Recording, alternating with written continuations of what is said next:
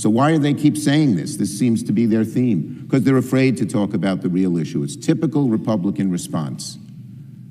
Have a diversion, try to scare people emotionally. But I'll tell you, to the average American family, that $1,000 a month increase or that $400 a month increase on their health care bills means a lot more than political crap put in the air, lies, by our Republican colleagues. So I was very glad this morning that some of the commentators on TV said that.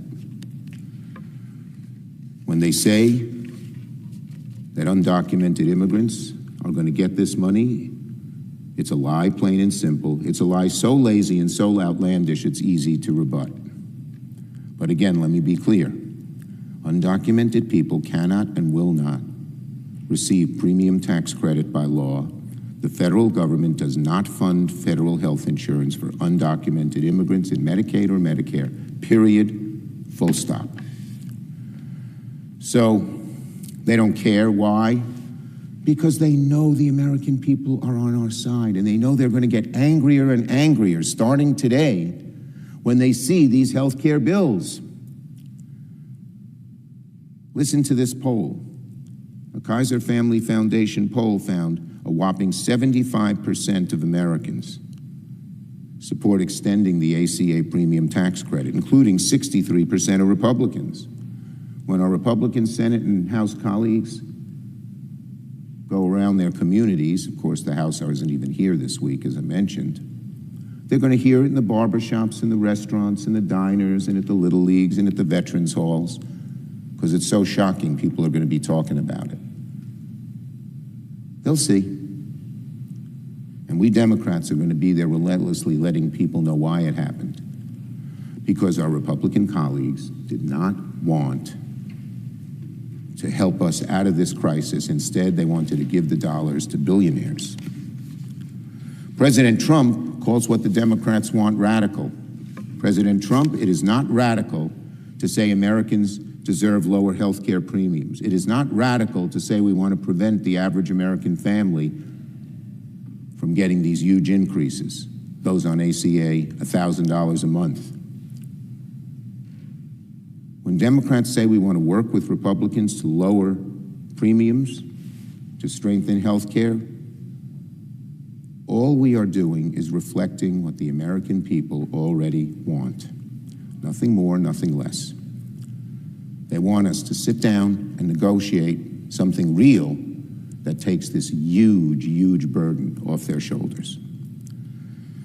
And Donald Trump, instead of acting like an adult, he's the most immature president we have ever had.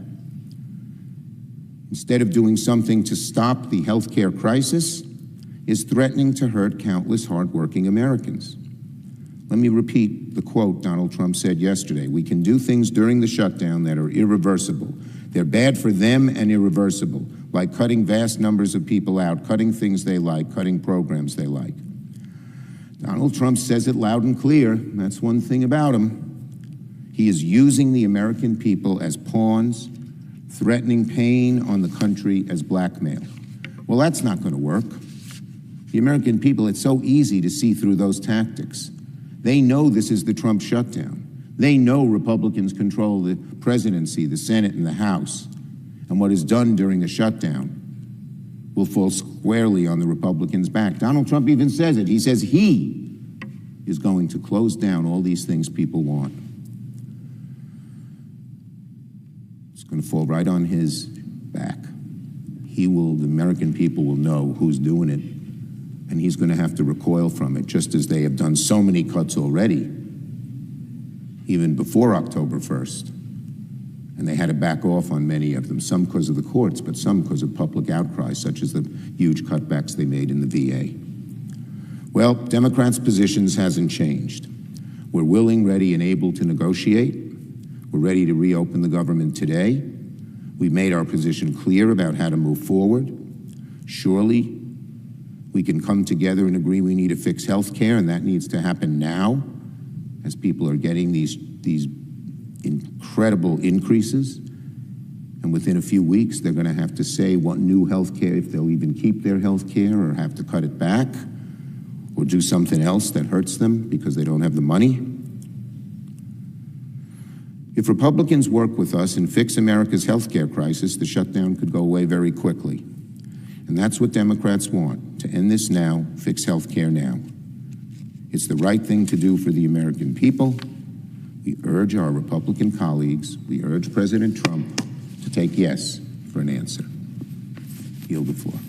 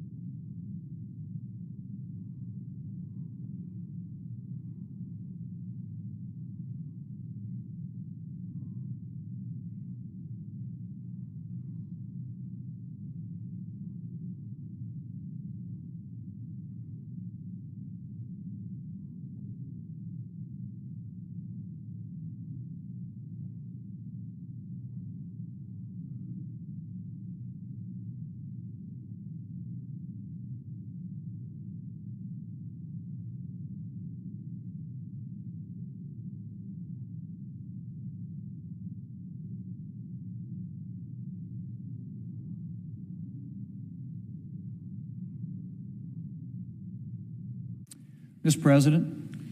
Republican Leader. Thank you, Mr. President. Mr. President, here we are.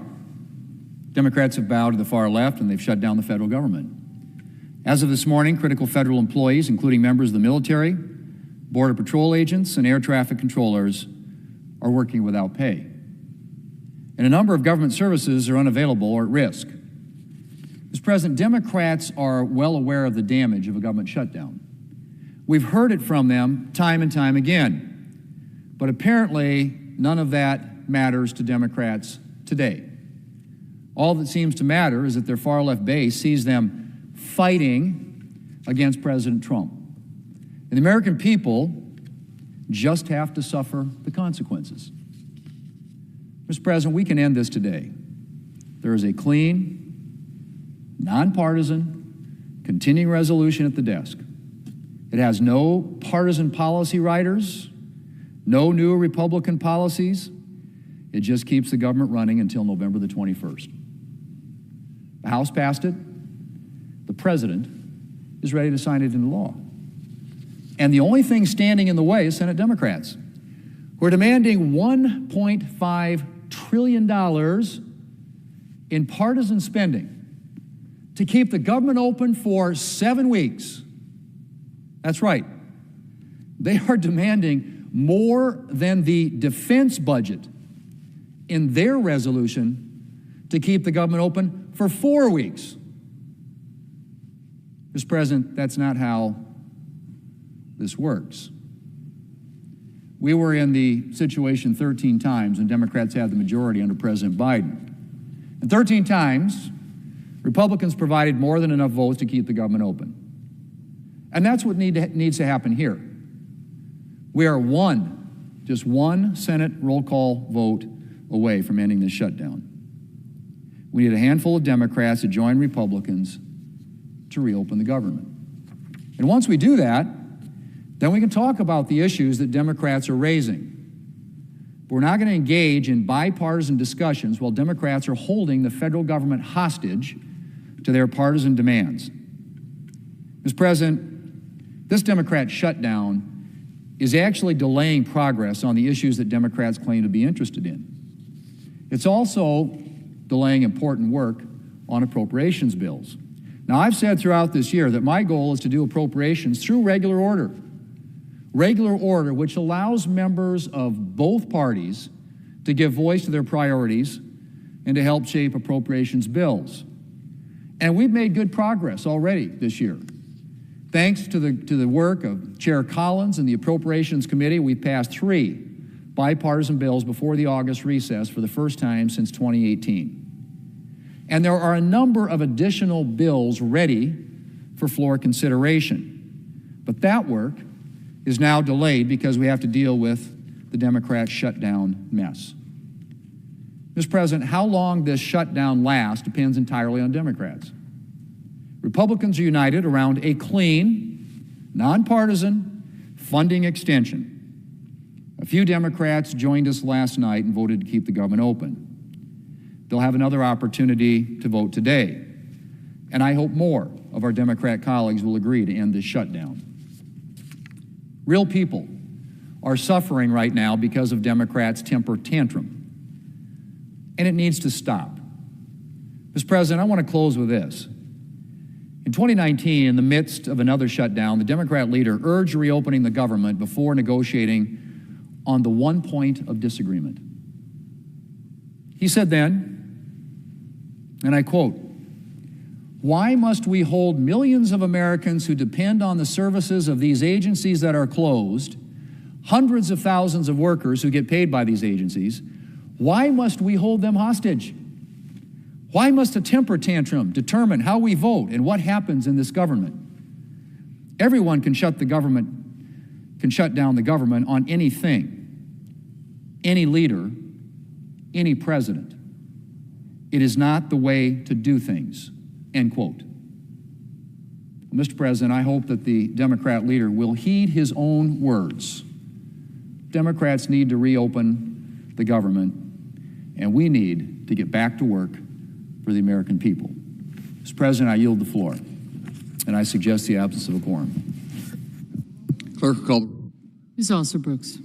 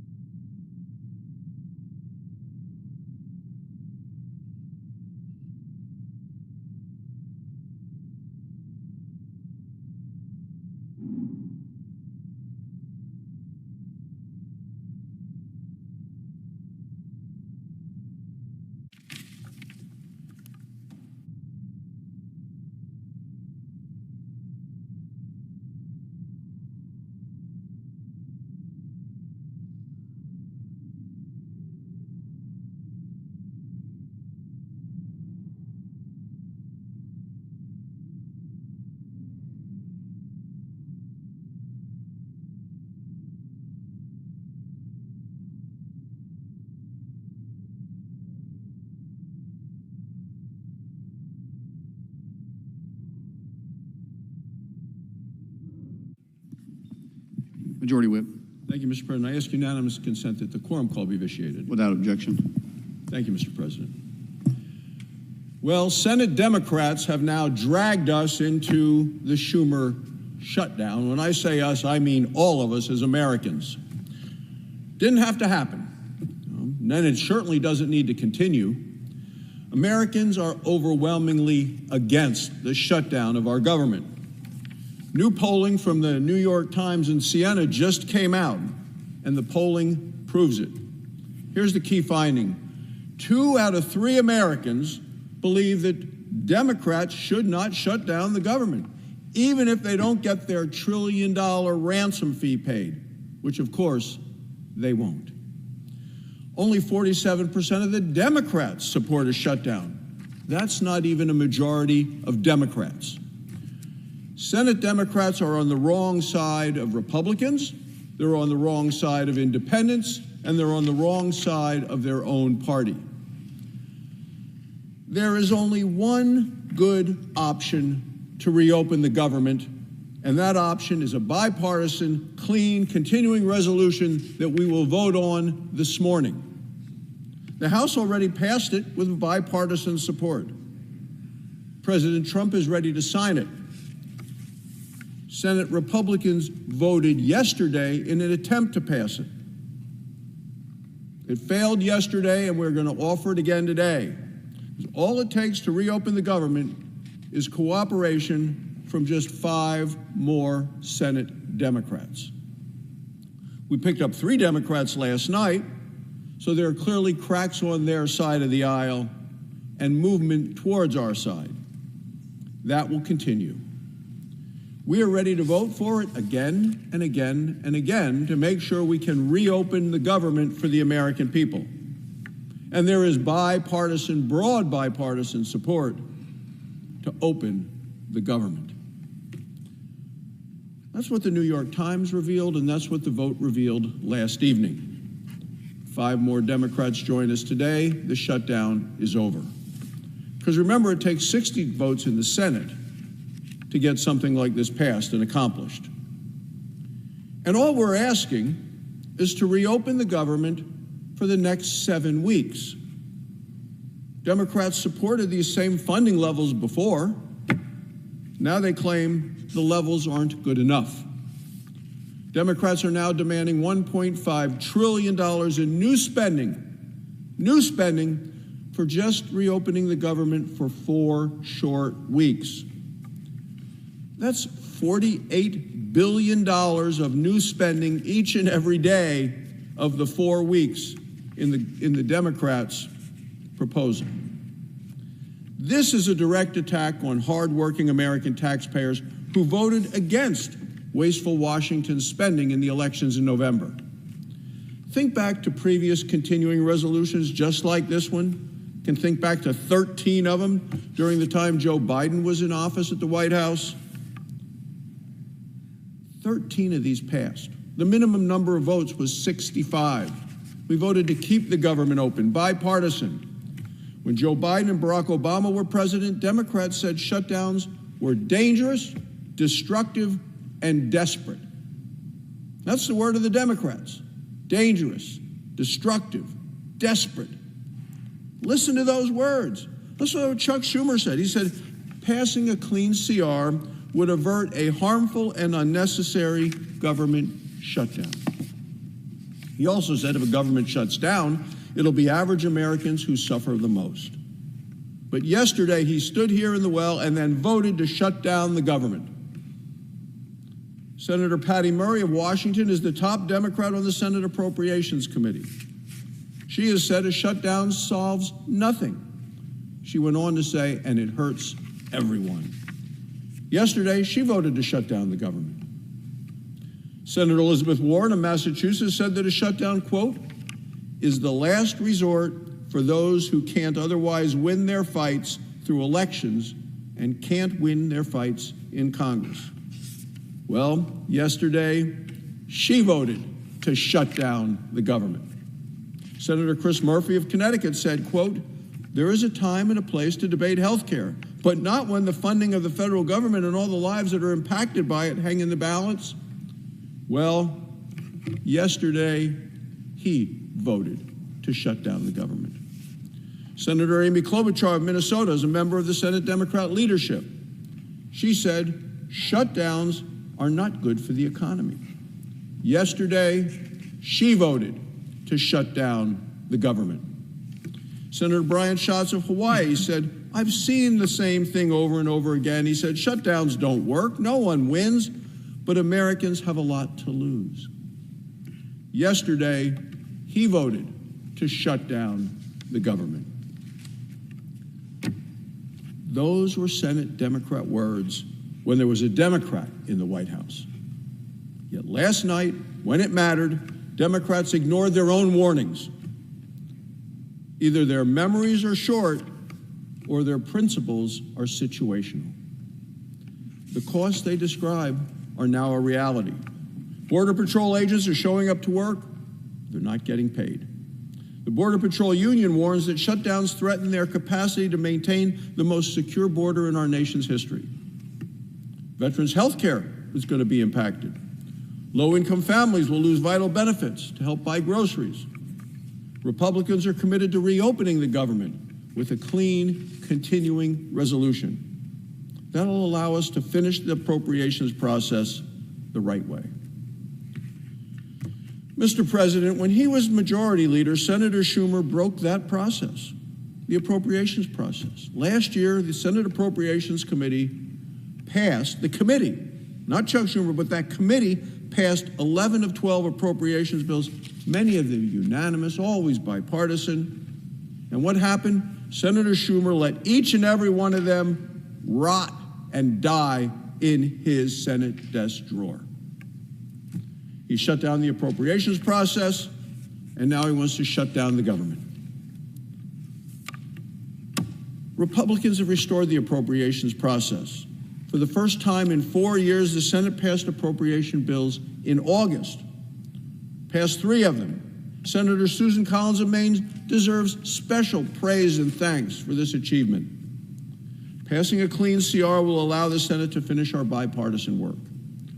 The American people want their government open. They want it reopened. They want it to remain open. They want it working. So today, Democrats are facing a clear choice.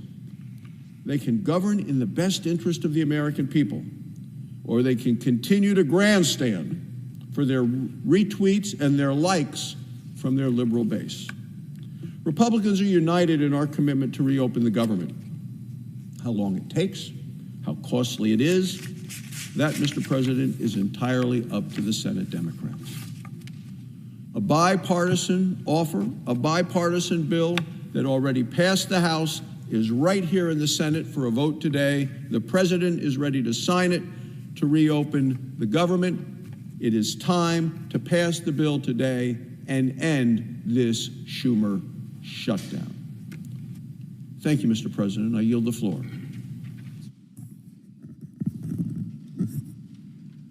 Mr. President, I ask unanimous consent to waive the mandatory quorum calls with respect to calendar number 167, S2882, calendar 168, HR 5371. Without objection. I yield the floor.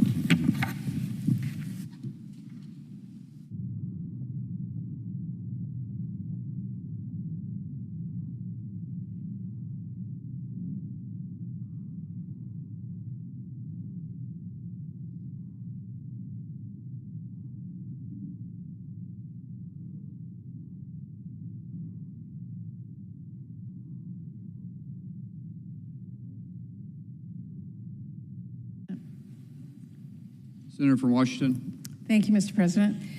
Well, it's not even one day after Republicans chose to shut down the government instead of making any sort of progress on stopping health care premiums from skyrocketing. And it is already painfully clear that Republican leadership is not taking any of this seriously. Republican leadership doesn't care if millions of Americans lose their health insurance. Republican leadership does not care if your health care costs go through the roof. And despite a lot of showboating yesterday, Republican leadership obviously doesn't care how long this shutdown goes on.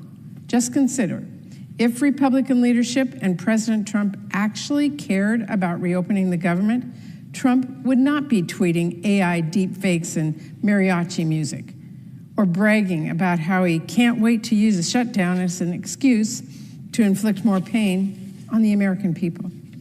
If they actually cared about reopening the government, Russ Vought wouldn't be saying he'll fire everyone he can, no matter if firing them is necessary or not, and no matter how harmful it is or not. If they actually cared about reopening the government, Republican leaders would not be pressing ahead with the same failed bill as yesterday and refusing to finally work with Democrats to finalize a solution. If Republican leadership actually cared about reopening the government, House Republicans would actually be here. Let me say that again. House Republicans are not even here. Are we supposed to believe they are taking this seriously? I guess not. And if Republican leadership actually cared about reopening the government, they would be talking with us about how the actual issues we want to address, how to stop skyrocketing health prices, hospital closures, millions of patients from losing their health insurance. Instead, they are screaming illegal immigration and telling bold-faced lies about Democrats' proposal to try and talk about anything but health care. That really gives away the game Republican leaders are playing with the American people, doesn't it? Democrats want Republicans to sit down at the table for a serious negotiation about really serious issues. But Republican leadership is off playing make-believe in la-la land. How are we supposed to negotiate with President Trump when he's busy frying his mind in an AI fantasy world of mariachi bands and science fiction medbeds and who knows what next? And how are we supposed to negotiate with Republican leaders when they are refusing to work on a bipartisan path out and just making lies up about our Democratic proposal?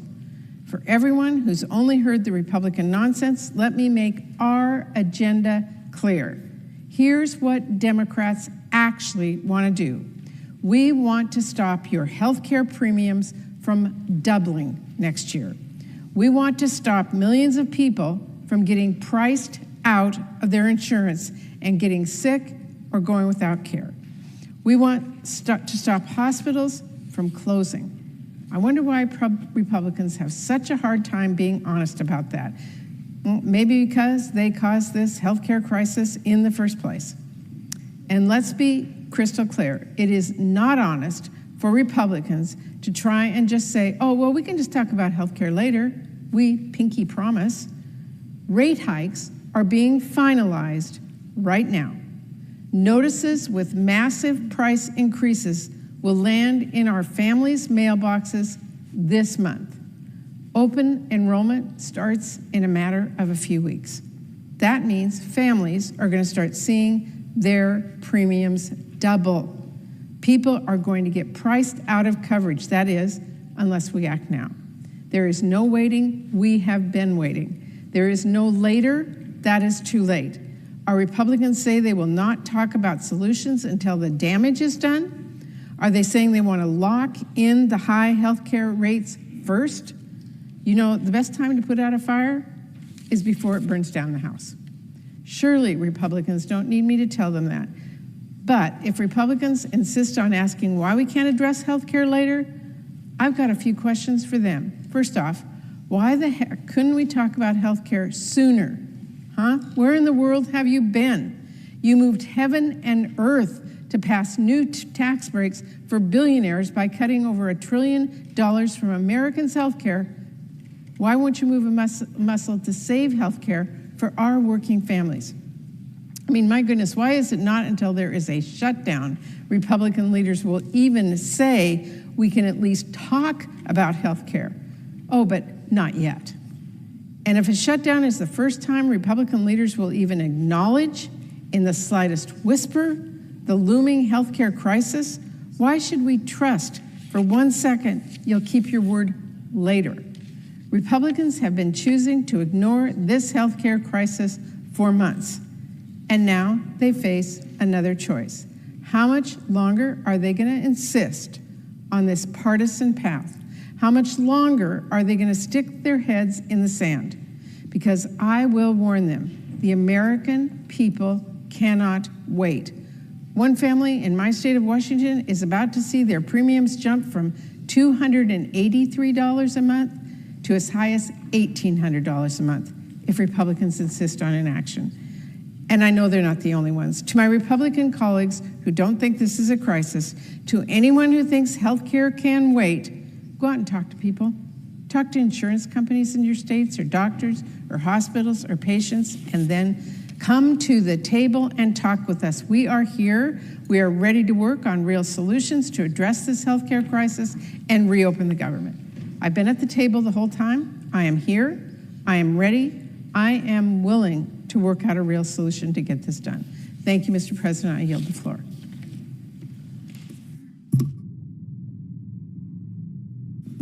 The clerk will report the motion to invoke cloture. Cloture motion. We, the undersigned senators, in accordance with the provisions of Rule 22 of the Standing Rules of the Senate, do hereby move to bring to a close the debate on the motion to proceed to calendar number 167 S2882, a bill making continuing appropriations for the fiscal year ending September 30th, 2026, and for other purposes, signed by 17 senators. Under previous order, the mandatory quorum call under Rule 22 has been waived. The question is the sense of the Senate that debate on the motion to proceed to S2882, a bill making continuing appropriations for the fiscal year ending September 30th, 2026, and for the purpose shall be brought to close. The yeas and nays are mandatory under the rule. The clerk will call the roll. Ms. Alsobrooks, Ms. Baldwin, Mr. Banks, Mr. Barrasso, Mr. Bennett, Mrs. Blackburn, Mr. Blumenthal, Ms. Blunt Rochester, Mr. Booker, Mr. Bozeman, Mrs. Britt, Mr. Budd, Ms. Cantwell, Mrs. Capito.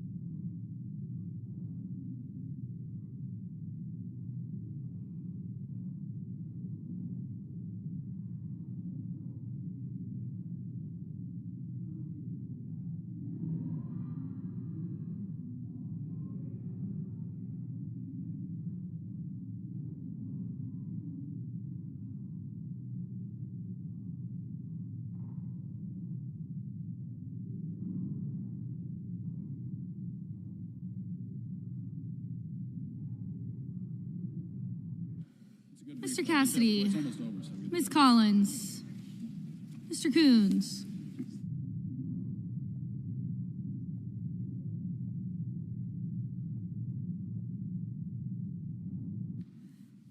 Mr. Cornyn, Ms. Cortez Masto, Mr. Cotton, Mr. Kramer, Mr. Crapo, Mr. Cruz, Mr. Curtis, Mr. Daines, Ms. Duckworth, Mr. Durbin, Ms. Ernst, Mr. Fetterman, Mrs. Fisher, Mr. Gallego, Mrs. Gillibrand, Mr. Graham, Mr. Grassley, Thank you. Mr. Haggerty, Ms. Hassan, Mr. Hawley, Mr. Heinrich, Mr. Hickenlooper, Ms. Hirono, Mr. Hoven, Mr. Husted, Mrs. Hyde-Smith, Mr. Johnson, Mr. Justice.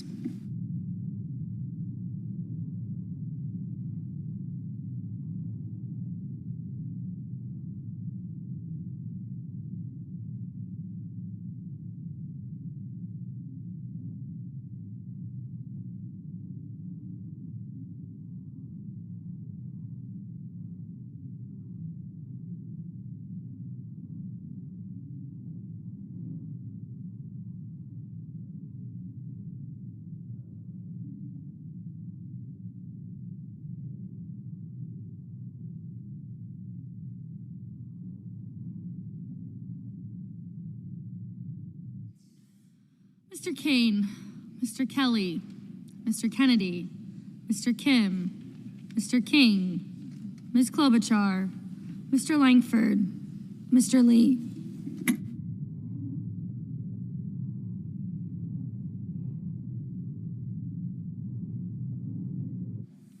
Mr. Lujan, Ms. Lummis.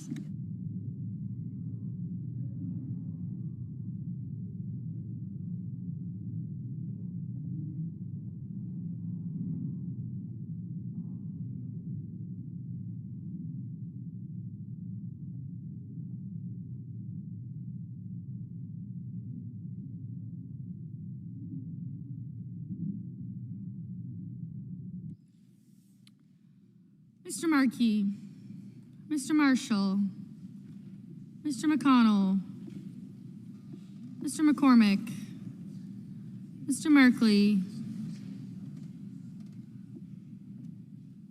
Mrs. Moody, Mr. Moran, Mr. Marino, Mr. Mullen, Ms. Murkowski, Mr. Murphy, Mrs. Murray, Mr. Ossoff, Mr. Padilla, Mr. Paul, Mr. Peters, Mr. Reed, Mr. Ricketts, Mr. Risch, Ms. Rosen, Mr. Rounds, Mr. Sanders, Mr. Schatz, Mr. Schiff, Mr. Schmidt, Mr. Schumer, Mr. Scott of Florida, Mr. Scott of South Carolina.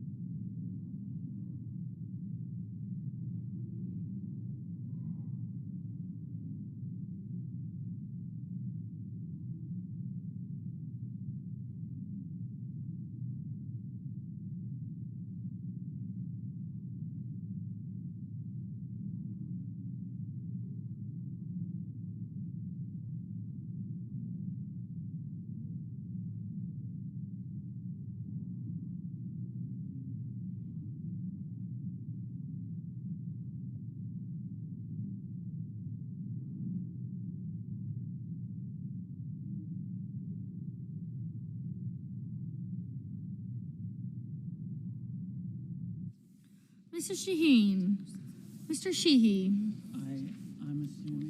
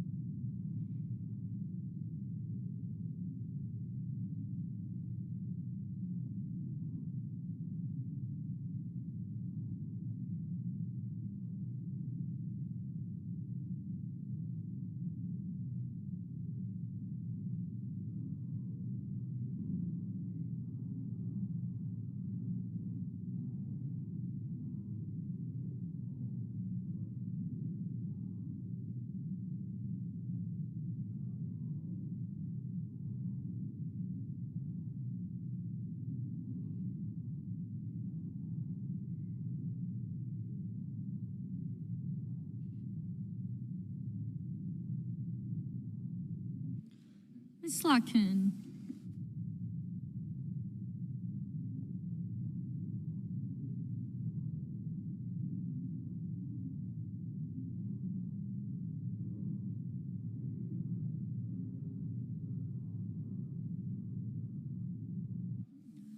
Ms. Smith.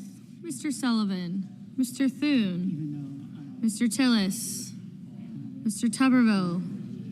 Mr. Van Hollen.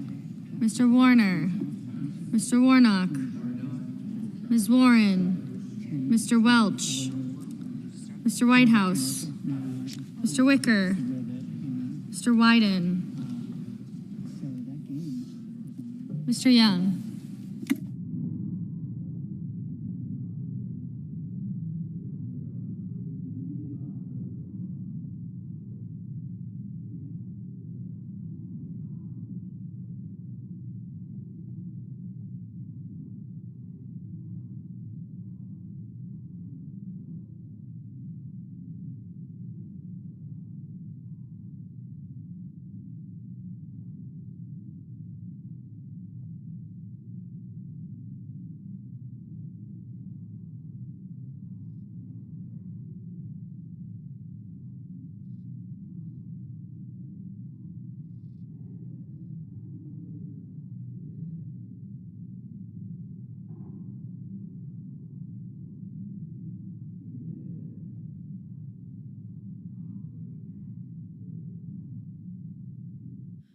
Senators voting in the affirmative: Cantwell, Hassan, Murray, Padilla, Peters, Rosen, Shaheen, Smith, and Whitehouse. Senators voting in the negative: Barrasso, Bozeman, Capito, Cornyn, Cotton, Fisher, Graham, Haggerty, Heidsmith, Kennedy, Lemus, Marino, Mullen, Murkowski, Paul, Scott of Florida, Sheehy, and Tuberville. Mr. Schmidt, no.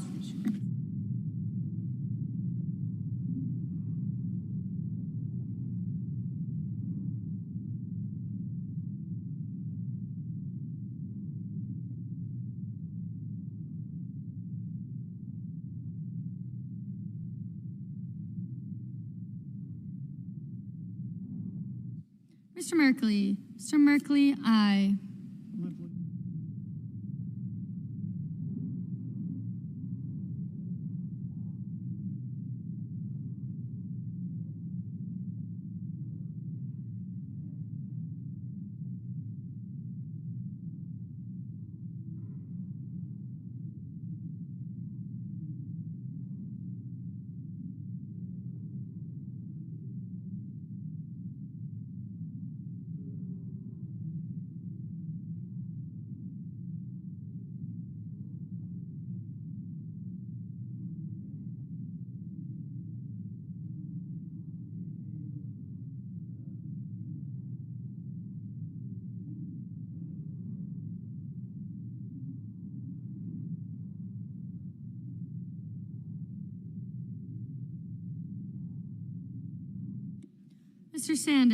Mr. Sanders, aye. Mr. Wyden, aye.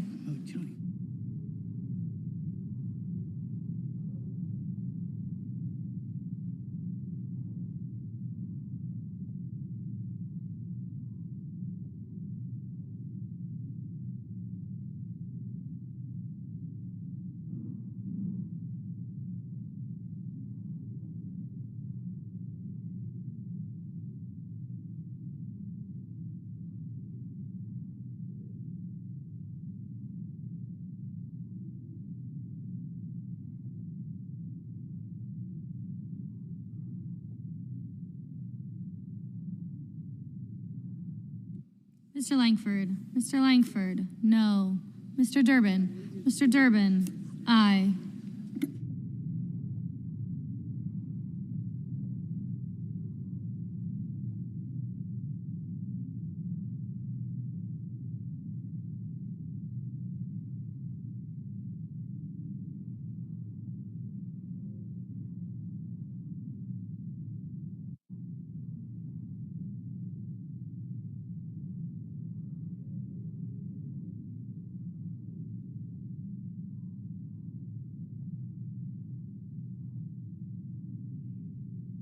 Mr. McCormick. Mr. McCormick, no.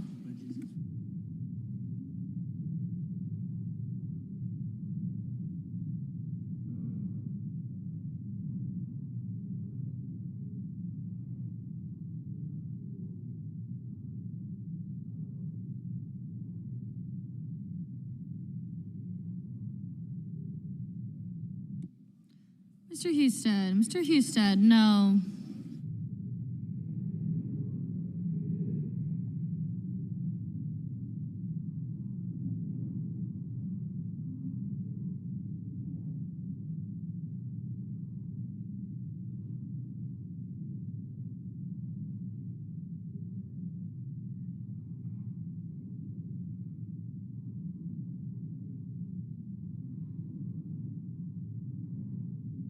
Mr. Ricketts.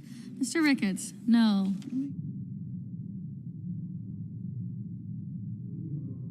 Mr. Curtis. Mr. Curtis, no.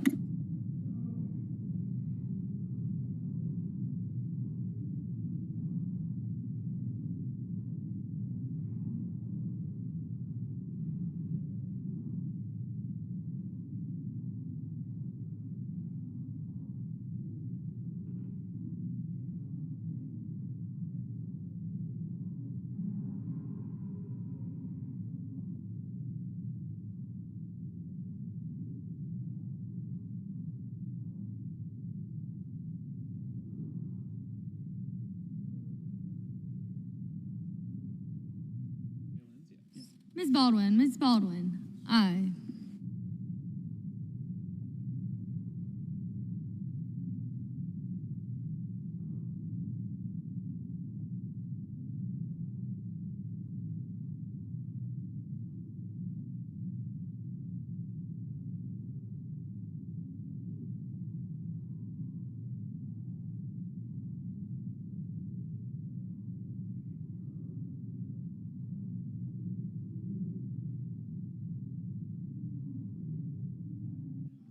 Mr. Tillis. Mr. Tillis, no.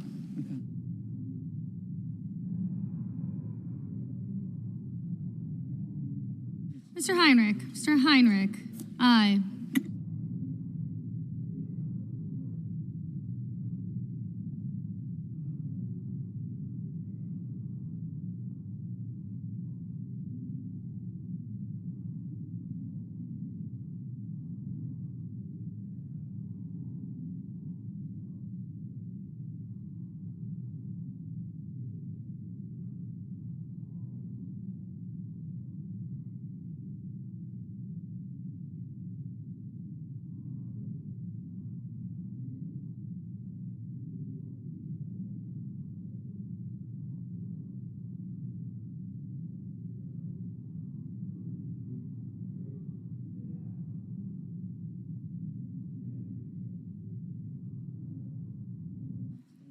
Mr. Risch. Mr. Risch, no.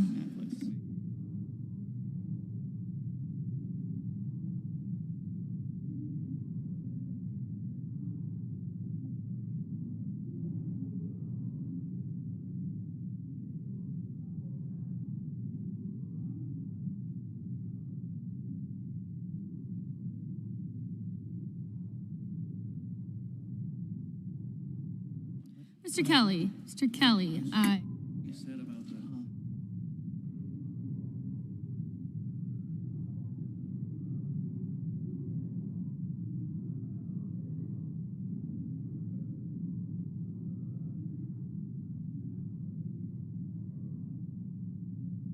Mr. Warnock. Mr. Warnock, aye. Ms. Warren. Ms. Warren, aye.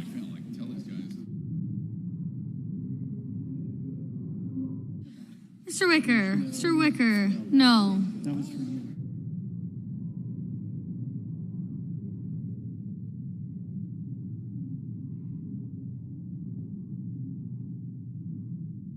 Ms. Collins, no. Ms. Blunt Rochester, aye.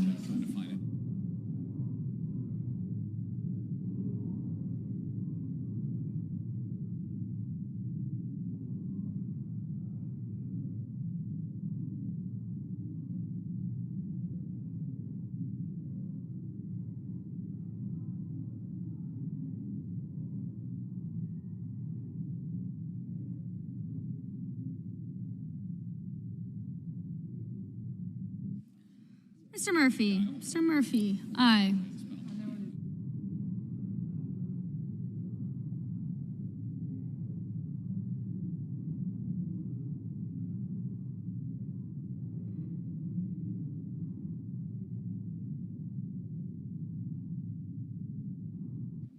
Mr. Reed, aye. Mr. Grassley, no.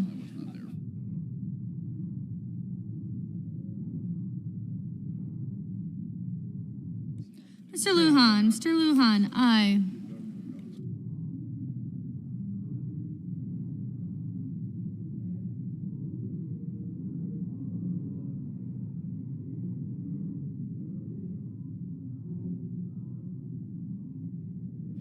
Mr.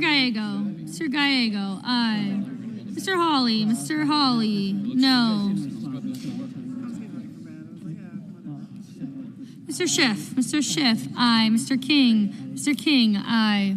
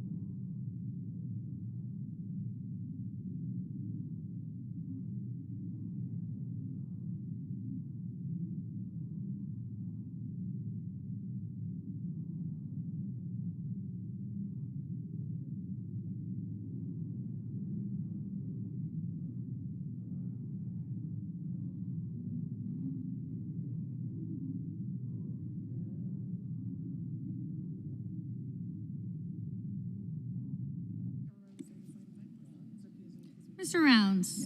Rounds, no. Mrs.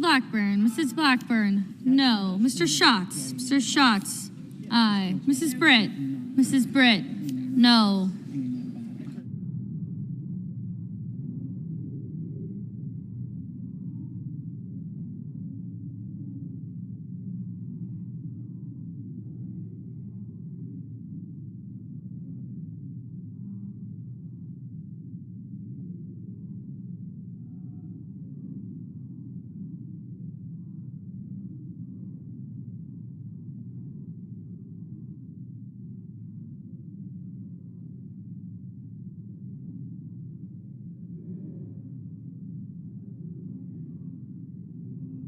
Mr. Kane, aye.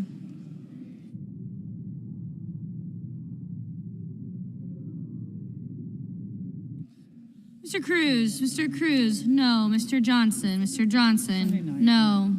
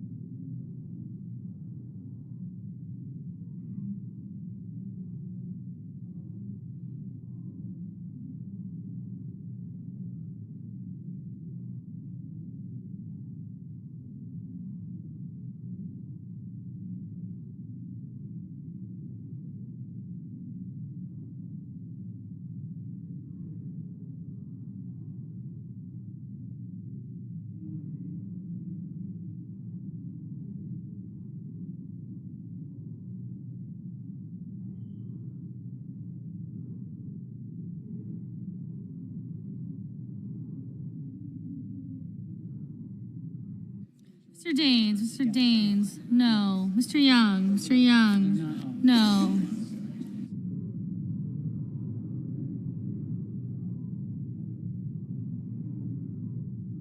Mr. Banks, no. Mr. Marshall, no.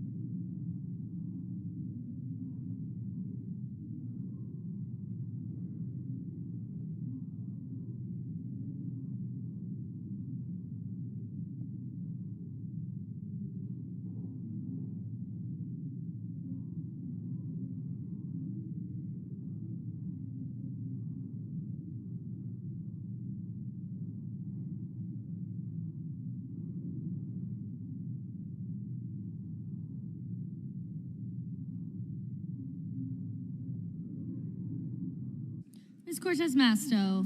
Ms. Cortez Masto, aye. Ms. Hirono. Ms. Hirono, aye.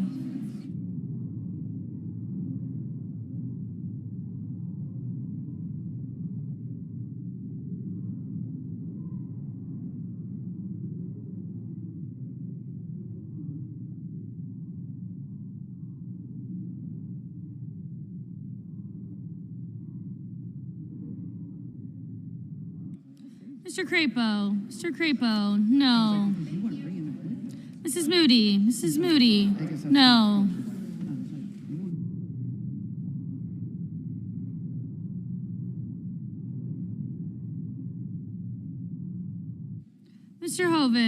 Mr. Hoven, no.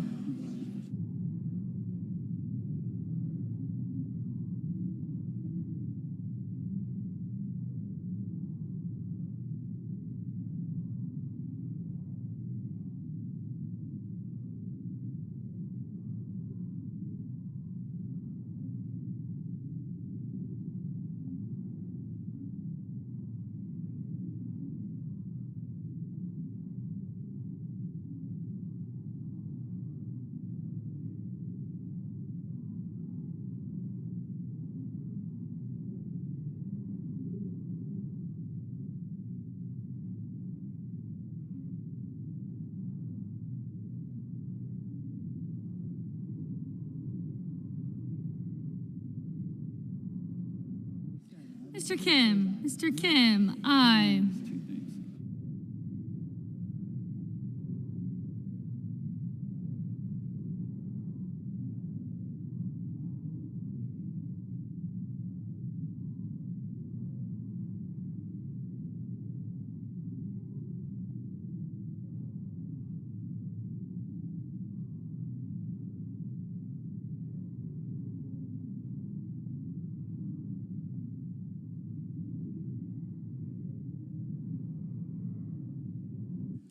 Mr. Warner, aye.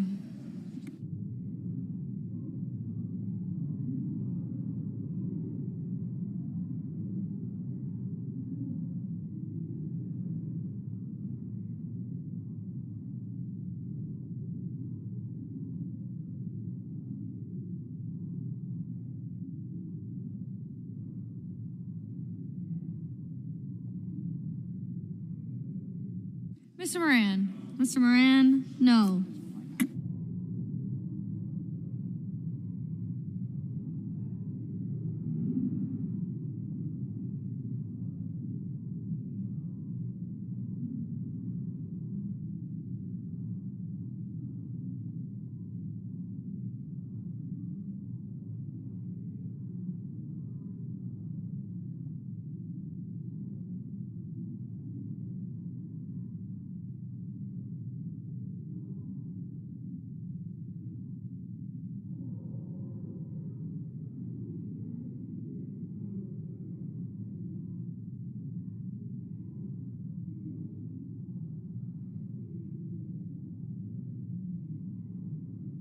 Mr. Justice, no.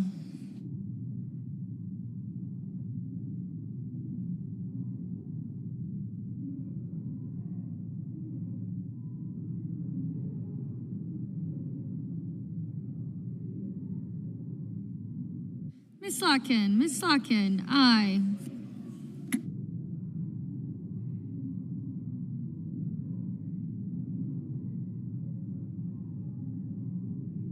Mr. Lee, no. Mr. Fetterman, aye. Mr. Cassidy, no.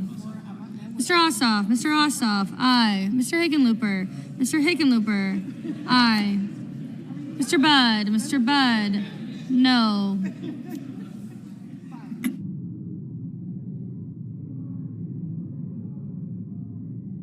Mr. Scott of South Carolina, no.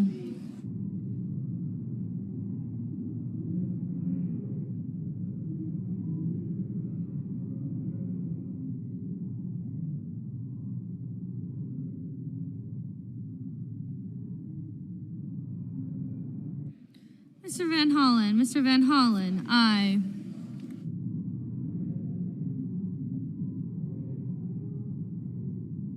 Mr. Markey, aye.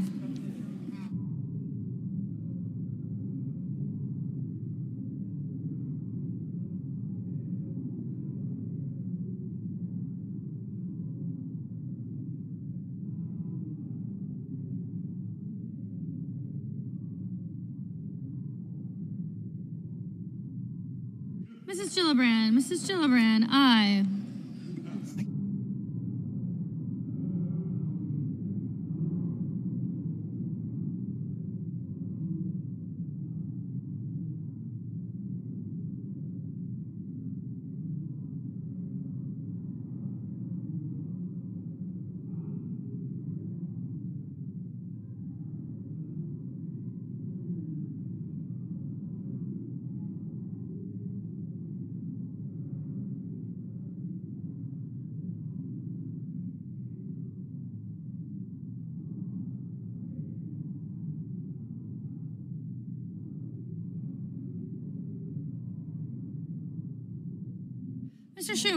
Mr. Schumer, aye.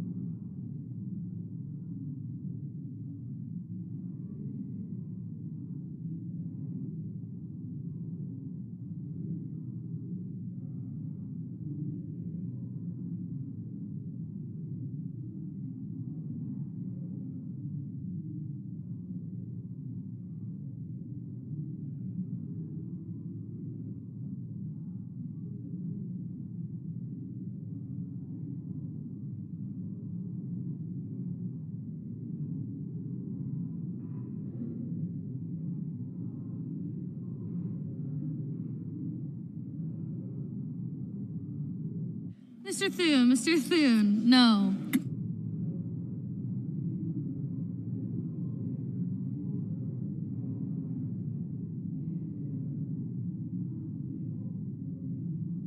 Ms. Alsobrooks, aye. Mr. Blumenthal, aye. Mr. Sullivan, no.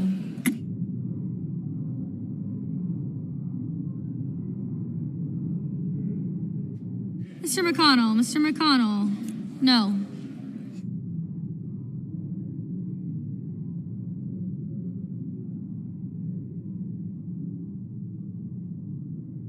Mr. Booker, aye. Mr. Coons, aye. Ms. Klobuchar, aye.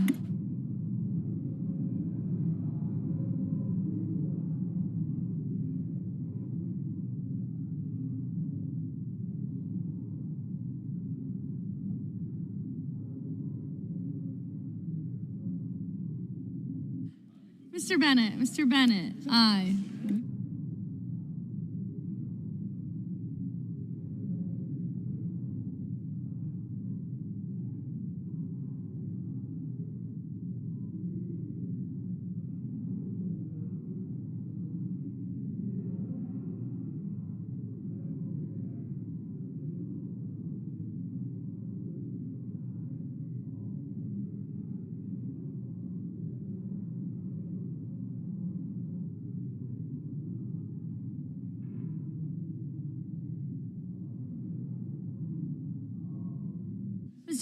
Ms. Duckworth, aye.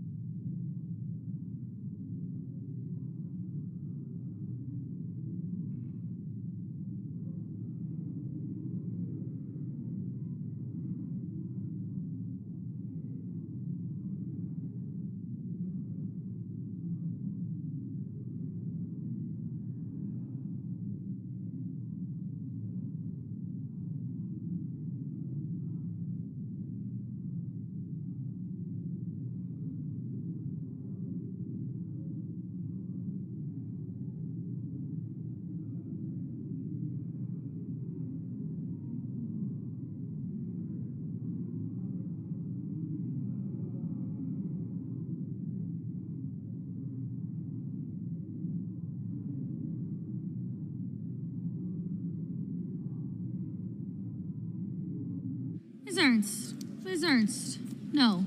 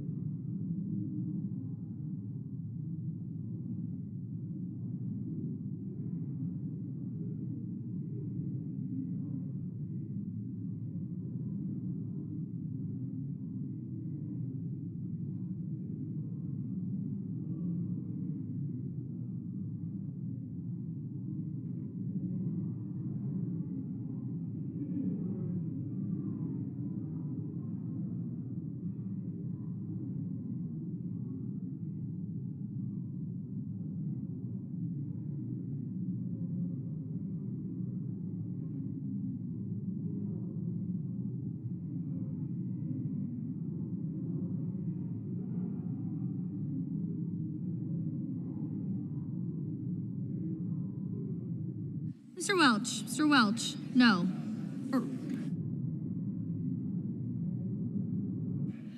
Mr. Welch, aye. Looking out for you. Looking out.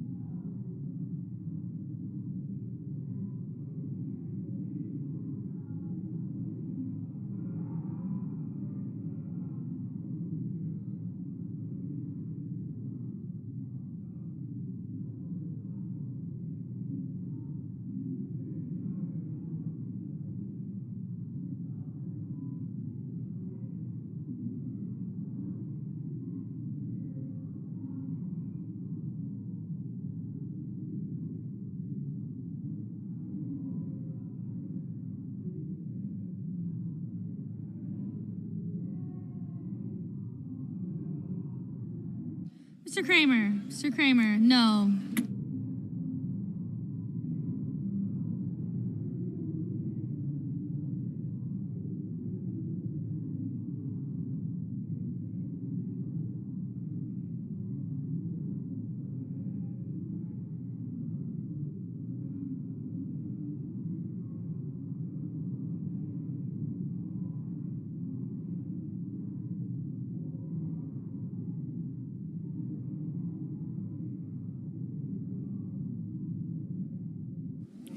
On this vote, the yeas are 47, the nays are 53. 3/5 of the senators duly chosen and sworn not having voted in the affirmative. The motion is not agreed to.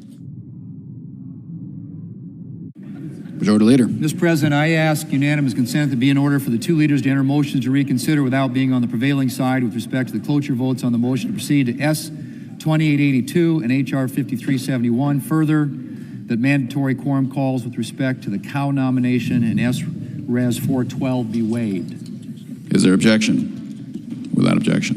Mr. President. Minority Leader. I enter a motion to reconsider the vote on the motion to invoke cloture on the motion to proceed to S 2882. The motion is entered. The clerk will report the motion to invoke cloture. Cloture motion. We, the undersigned senators, in accordance with the provisions of Rule 22 of the Standing Rules of the Senate, do hereby move to bring to a close debate on the motion to proceed to calendar number 168, HR 5371, an act making continuing appropriations and extensions for the fiscal year 2026 and for other purposes, signed by 17 senators.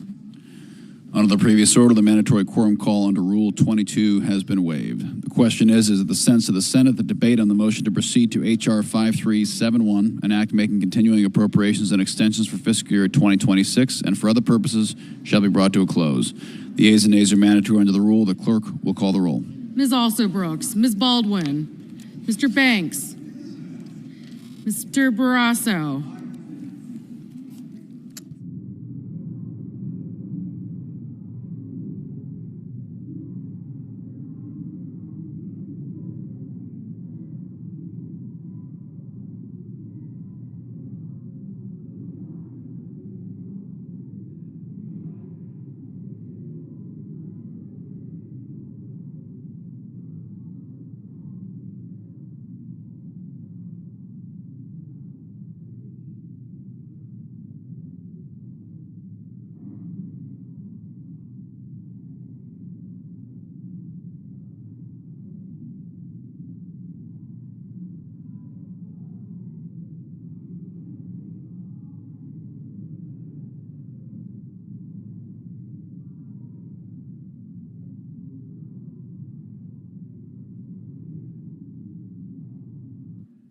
Mr. Bennett, Mrs. Blackburn, Mr. Blumenthal,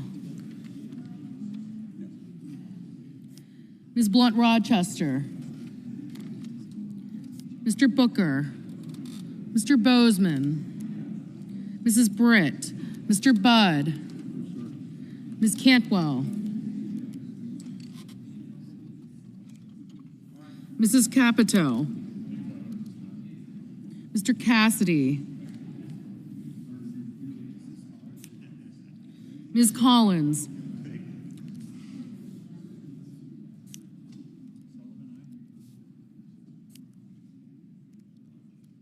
Mr. Coons, Mr. Cornyn, Ms. Cortez Masto, Mr. Cotton, Mr. Kramer, Mr. Crapo, Mr. Cruz, Mr. Curtis, Mr. Daines, Ms. Duckworth, Mr. Durbin, Ms. Ernst, Mr. Fetterman, Mrs. Fisher, Mr. Gallego, Mrs. Gillibrand, Mr. Graham, Mr. Grassley, Mr. Haggerty, Ms. Hassan, Mr. Hawley, Mr. Heinrich, Mr. Hickenlooper, Ms. Hirono, Mr. Hoven,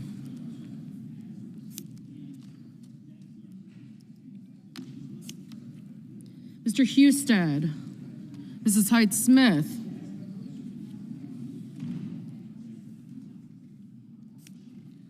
Mr. Johnson, Mr. Justice, Mr. Kane, Mr. Kelly, Mr. Kennedy, Mr. Kim, Mr. King, Ms. Klobuchar, Mr. Langford, Mr. Lee, Mr. Lujan, Ms. Lummis, Mr. Markey, Mr. Marshall, Mr. McConnell, Mr. McCormick, Mr. Merkley, Mrs. Moody, Mr. Moran, Mr. Marino,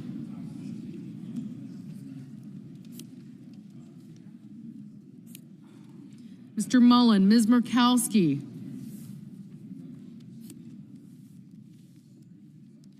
Mr. Murphy, Mrs. Murray, Mr. Ossoff,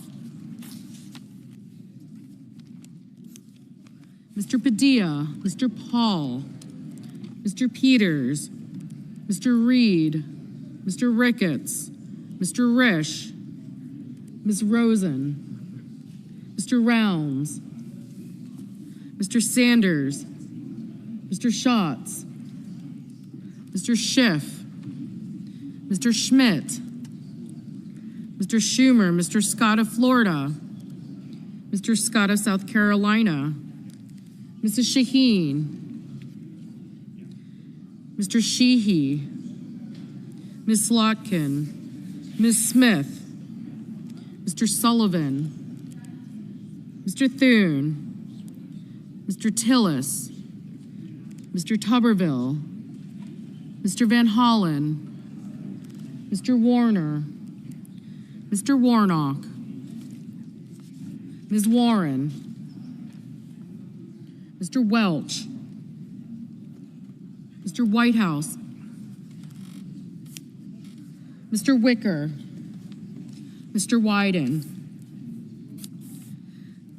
Mr. Young.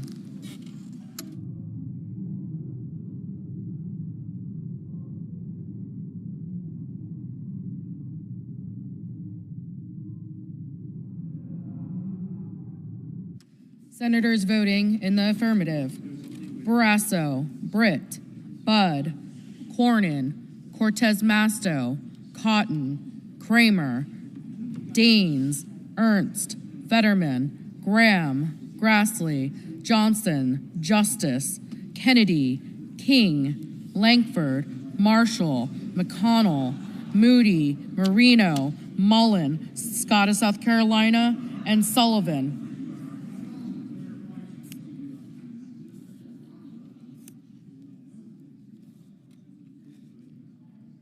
Ms. Collins, aye. Senators voting in the negative: Mr. Moran, aye. Senators voting in the negative: Blumenthal, Blunt Rochester, Coons, Heinrich, Hickenlooper, Kane, Kim, Merkley, Murray, Ossoff, Padilla, Reed, Sanders, Schumer, Slotkin, Warnock, and Welch.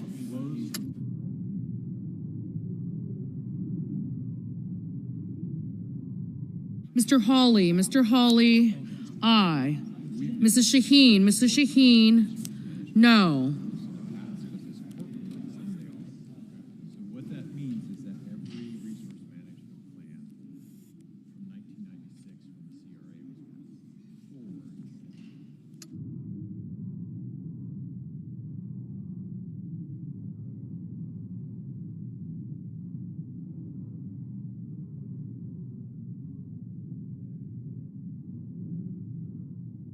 Ms. Klobuchar, no.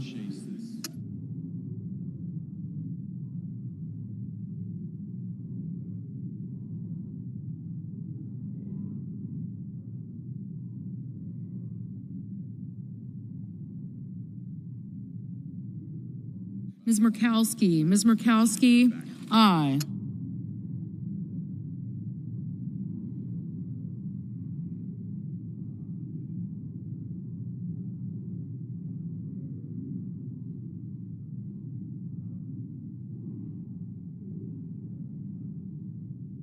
Ms. Also Brooks. Ms. Also Brooks, no. Ms. Duckworth. Ms. Duckworth, no.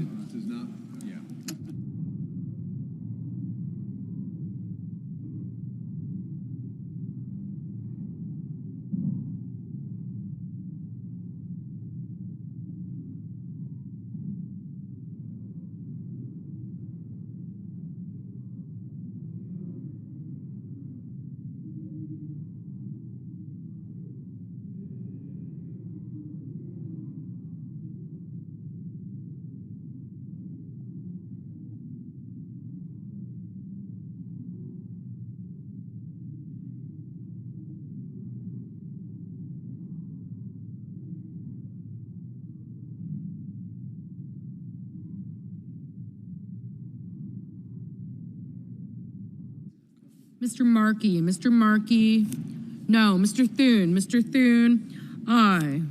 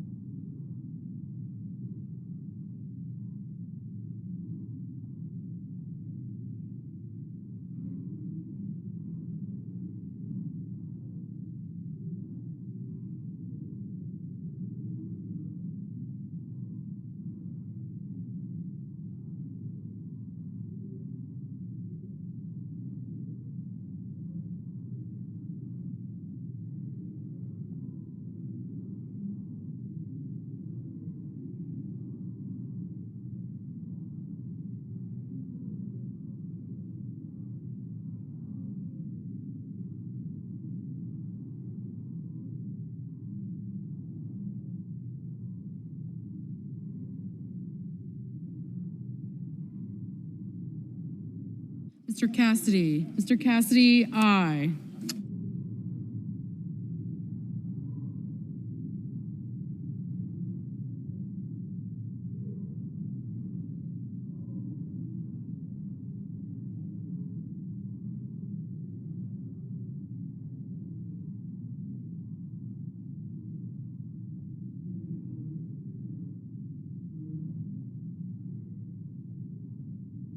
Mr. Durbin. Mr. Durbin, no.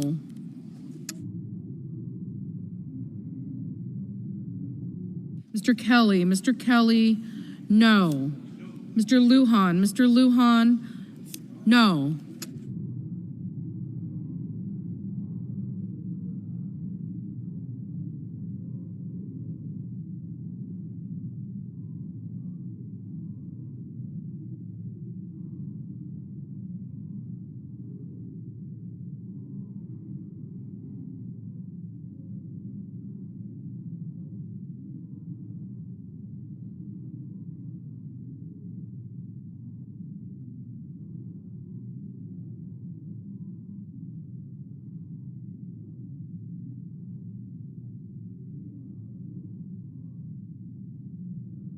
Ms. Hassan. Ms. Hassan, no.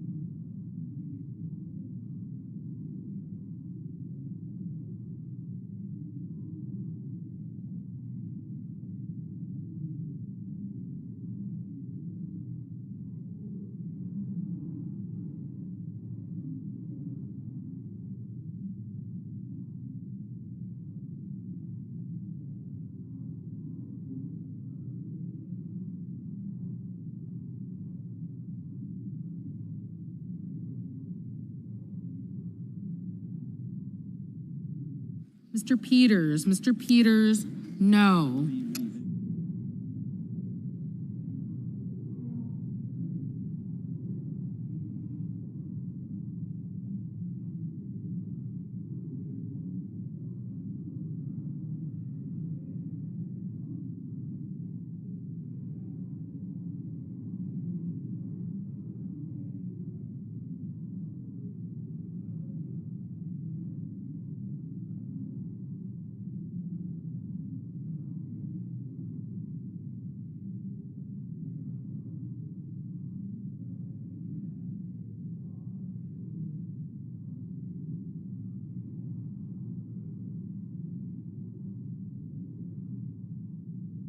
Ms. Cantwell, Ms. Cantwell, no.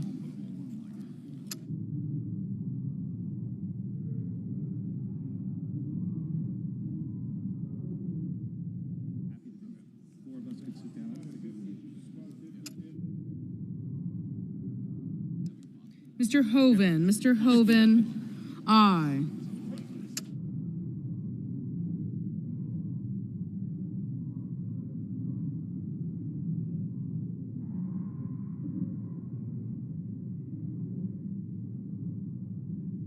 Mr. Ricketts, aye.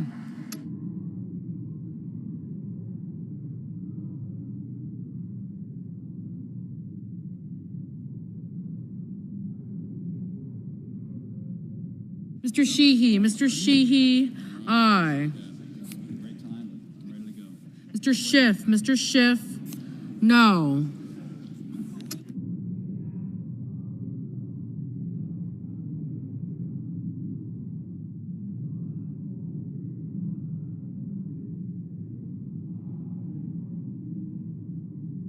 Mr. Lee, aye. Mr. Crapo, aye.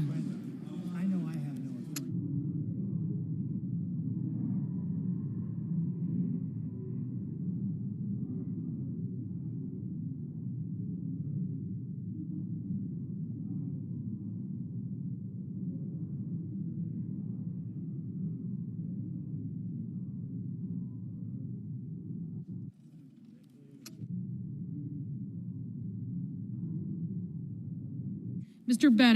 Bennett, no. Mr. Tuberville, aye. Ms. Warren, no.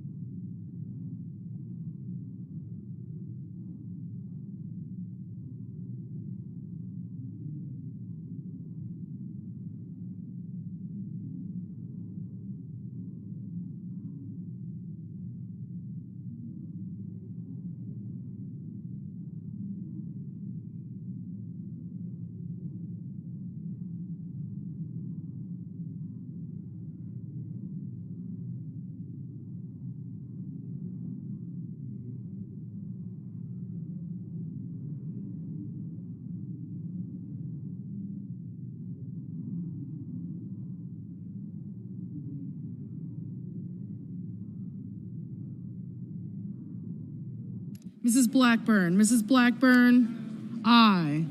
Mr. Bozeman, aye.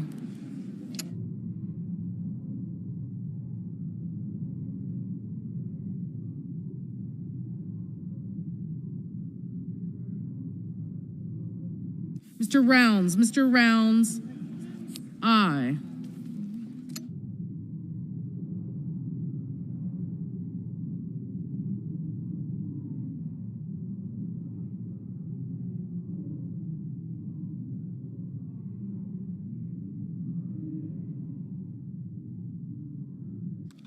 Mr. Haggerty, aye. Ms. Baldwin, no.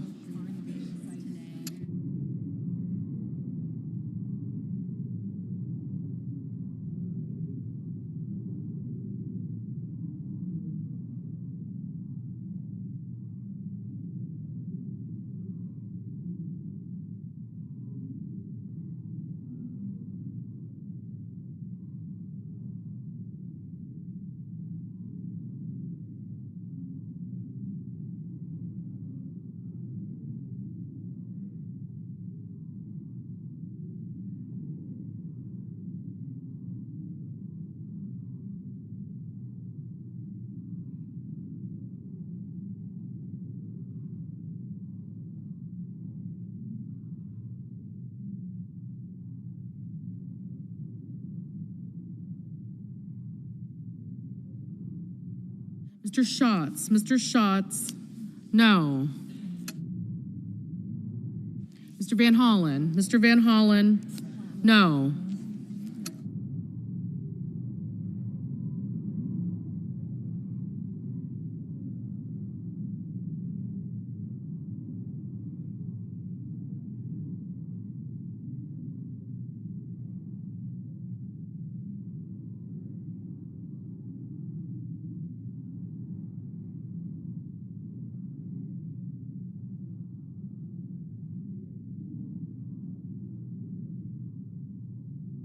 Ms. Rosen, no.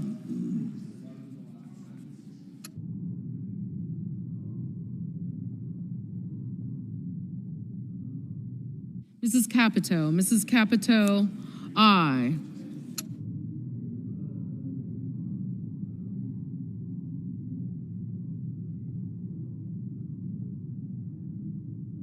Mr. Husted, aye.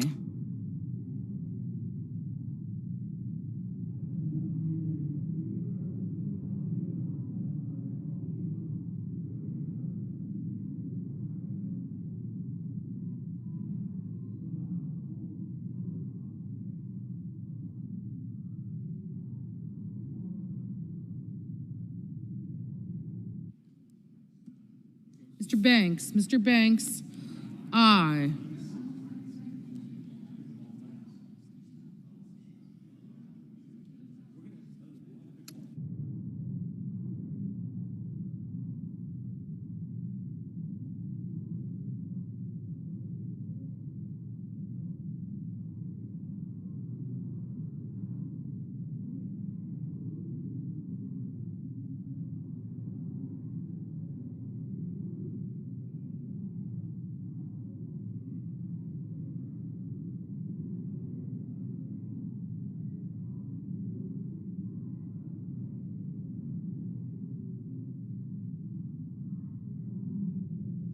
Mr. Wyden, no.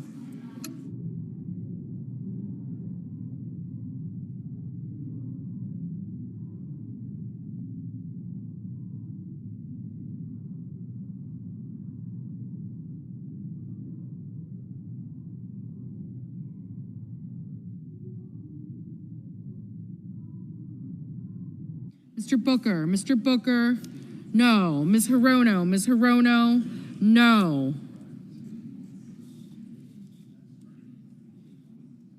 Mr. McCormick, aye. Mr. Curtis, aye.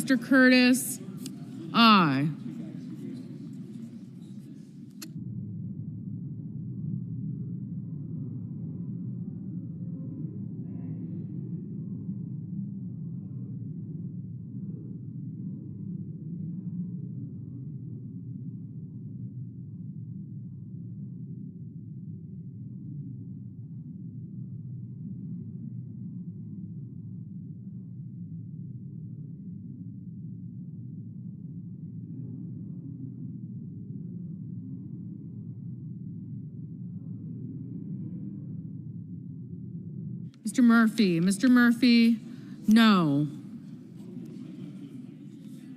Mrs. Gillibrand, no.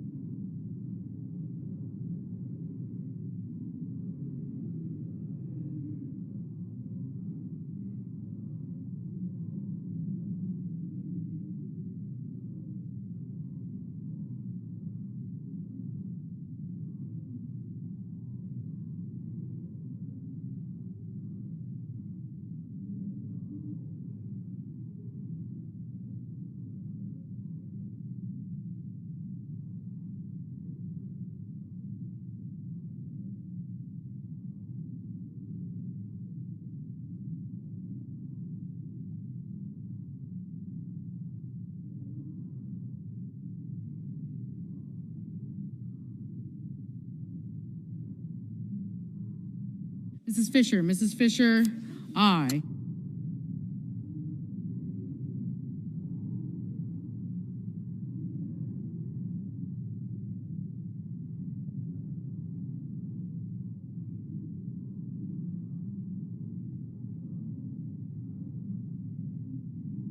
Ms. Smith, no.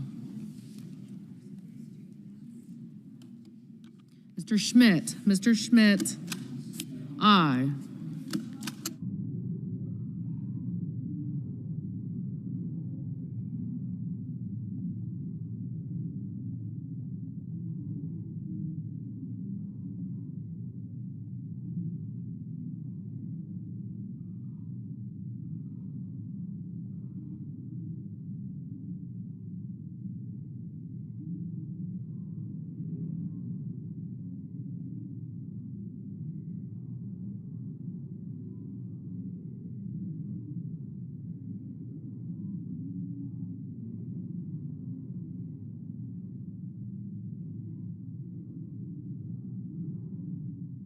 Ms. Lummis, aye. Mr. Tillis, aye.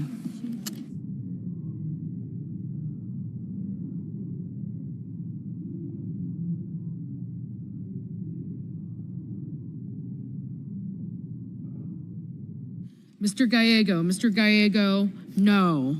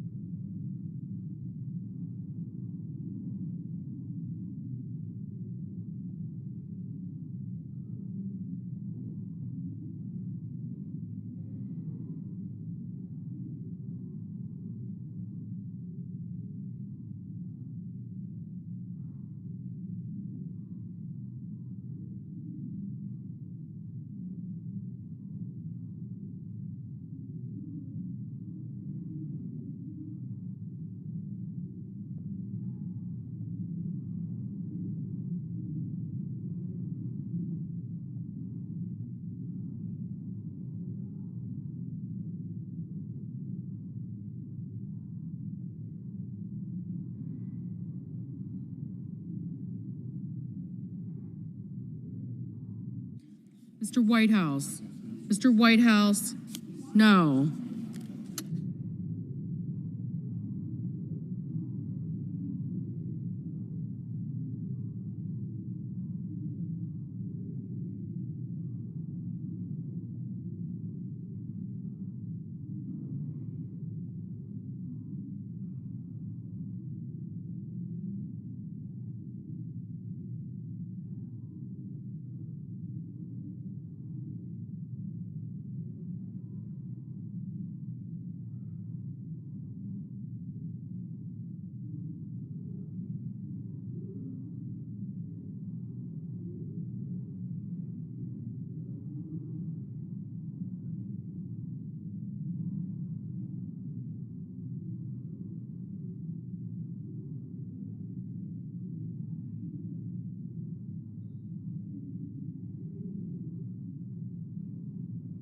Mr. Risch, aye.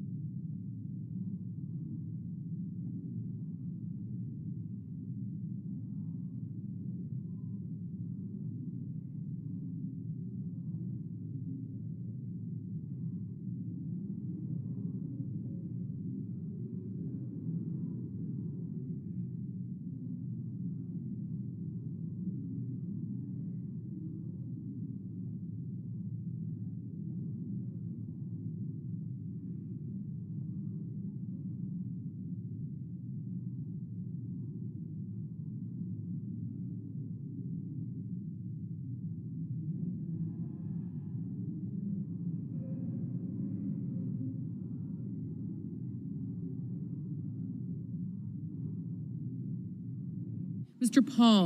Paul, no.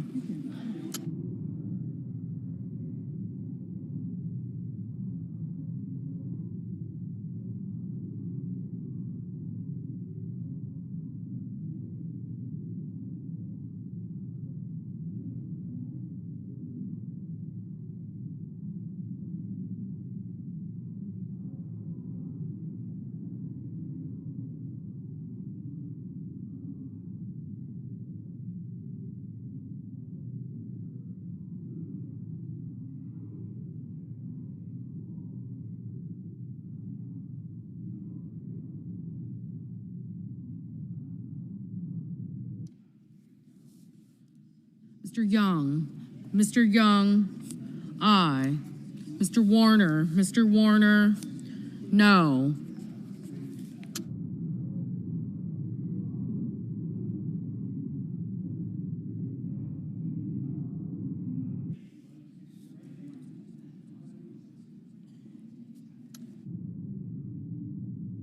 Mr. Cruz, aye.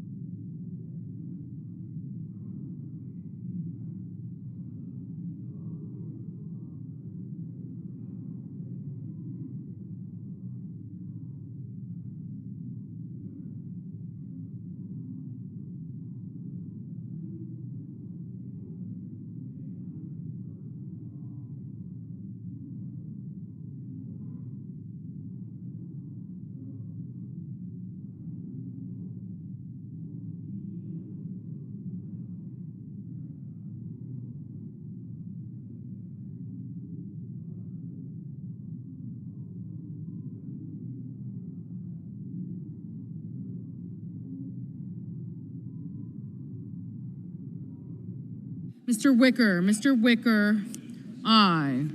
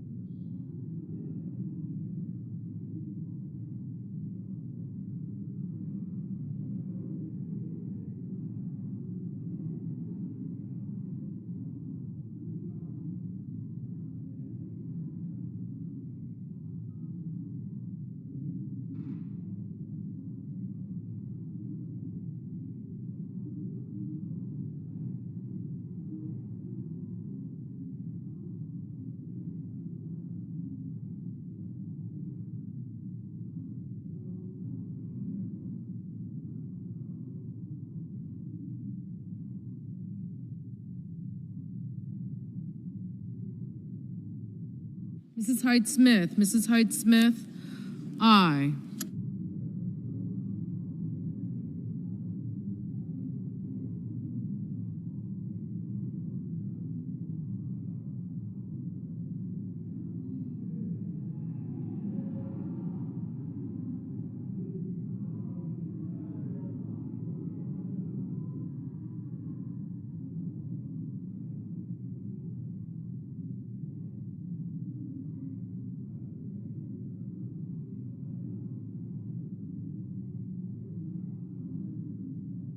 Hello, Lindsay. How are you?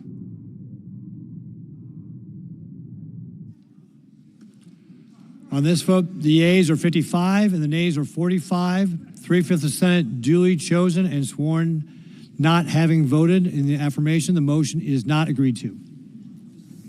Mr. President, Majority Leader. I enter a motion to reconsider, Motion is entered. and I ask unanimous consent that if any nominations are confirmed during today's session of the Senate, the motion to reconsider be considered made and laid upon the table, and the President be immediately notified of the Senate's action. Without objection. The clerk will report the motion to invoke cloture. Cloture motion. We, the undersigned senators, in accordance with the provisions of Rule 22 of the Standing Rules of the Senate, do hereby move to bring to a close debate on the nomination of Hung Kao of Virginia to be Undersecretary of the Navy, signed by 17 senators.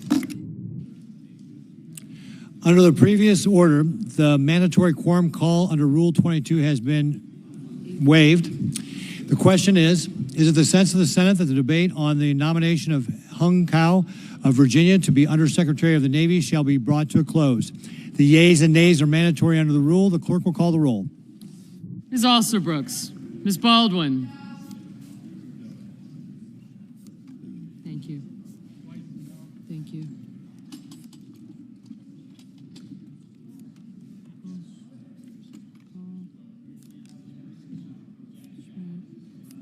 I got you.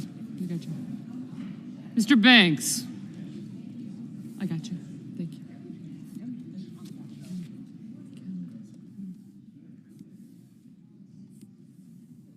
Mr. Barrasso.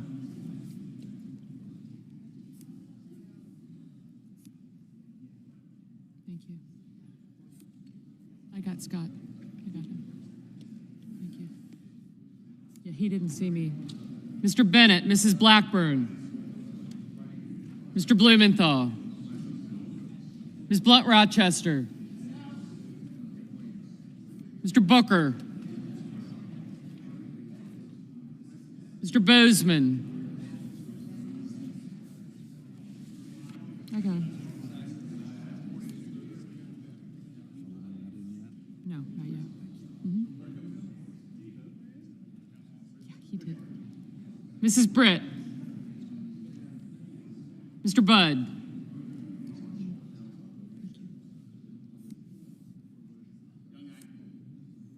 Thank you.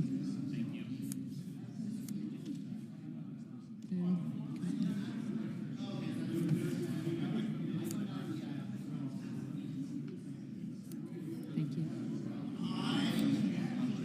Okay.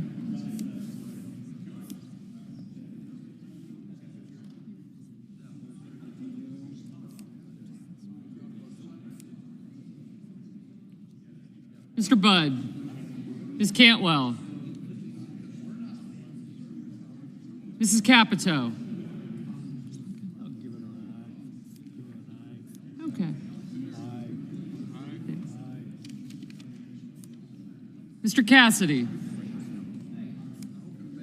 Thanks. Ms. Collins. Mr. Coons.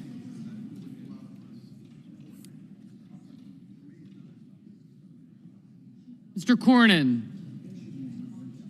Ms. Cortez Masto. Mr. Cotton, Mr. Kramer. I got you. I did. Perfect. Yes, sir. Thank you. Thank you. Mr. Crapo, Mr. Cruz, Mr. Curtis. Thank you. Mr. Daines. Ms. Duckworth. Mr. Durbin. Ms. Ernst.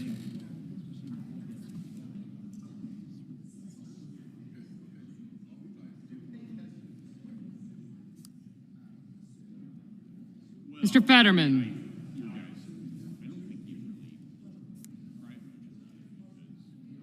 Mrs. Fisher. Mr. Gallego, Mrs. Gillibrand.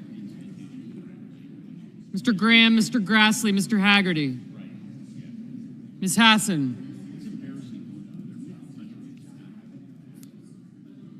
Mr. Hawley, Mr. Heinrich. Mr. Hickenlooper. Ms. Hirono. Mr. Hoven. Mr. Husted, Mrs. Hyde-Smith. Mr. Johnson. Mr. Justice. Mr. Kane. Mr. Kelly. Mr. Kennedy.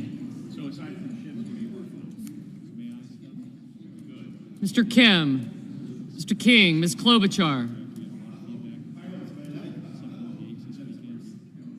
Mr. Langford. Mr. Lee.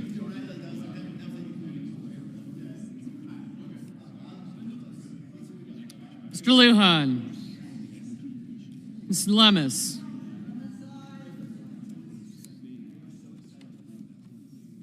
Mr. Markey. Mr. Marshall. Mr. McConnell. Mr. McCormick. Mr. Merkley. Mrs. Moody.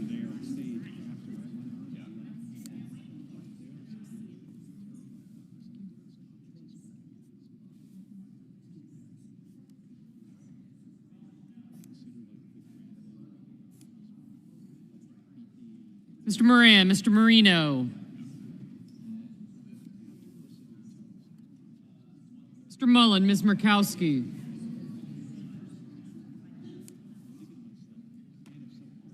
Mr. Murphy.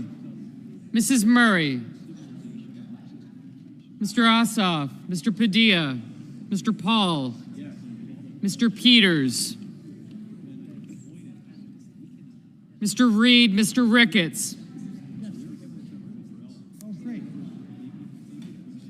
Mr. Risch. Ms. Rosen, Mr. Rounds. Mr. Sanders, Mr. Schatz. Mr. Schiff.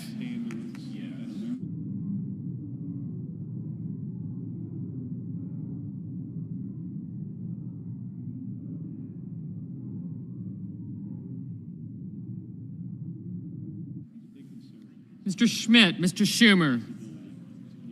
Mr. Scott of Florida, Mr. Scott of South Carolina. Mrs. Shaheen. Mr. Sheehy.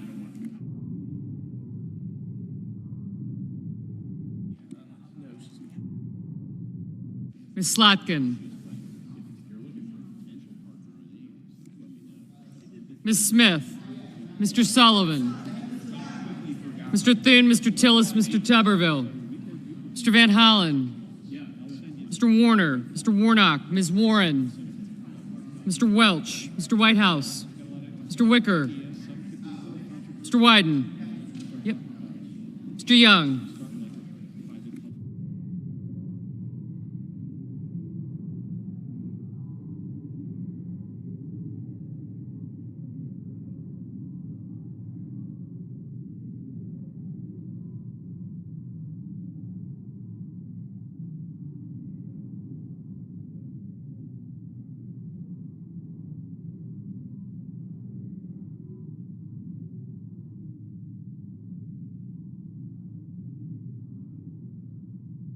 Senators voting in the affirmative: Barrasso, Bozeman, Capito, Cassidy, Collins, Cornyn, Cotton, Crapo, Cruz, Curtis, Graham, Grassley, Hawley, Husted, Hyde-Smith, Lankford, Lee, Lummis, McConnell, Moran, Mullen, Paul, Ricketts, Rounds, Schmidt, Scott of Florida, Scott of South Carolina, Sheehy, Thune, Tillis, Wicker, and Young. Mrs. Fisher, aye. I had you.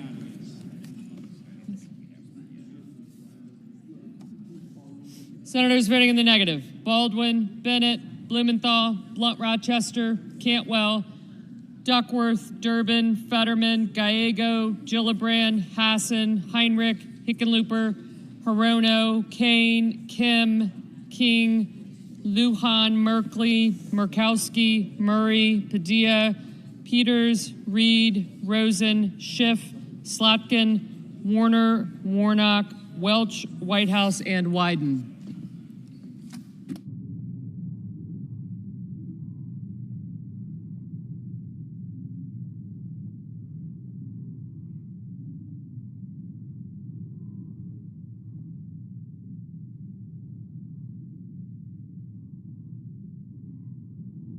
Mr. Booker, no.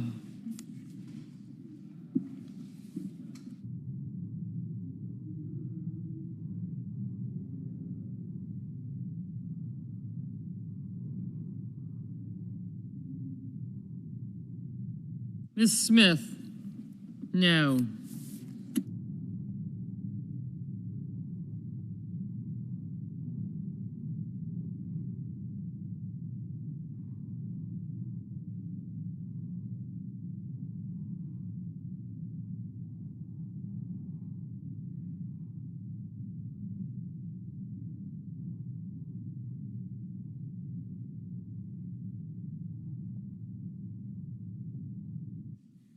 Ms. Warren? No.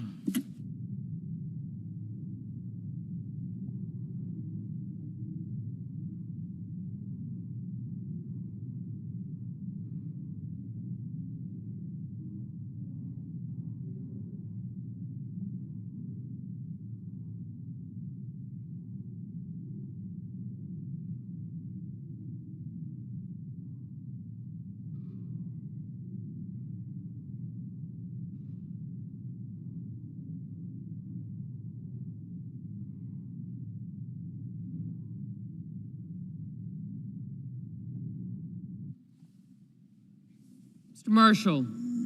Aye.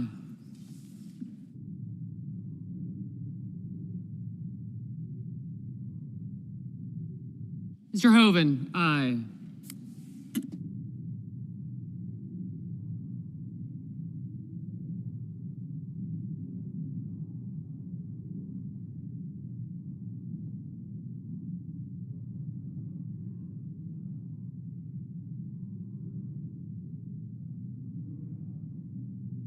Mr. Sullivan, aye.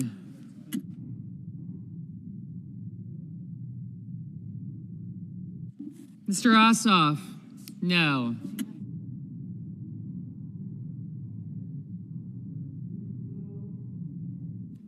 Mr. Banks, aye. Mr. Schatz?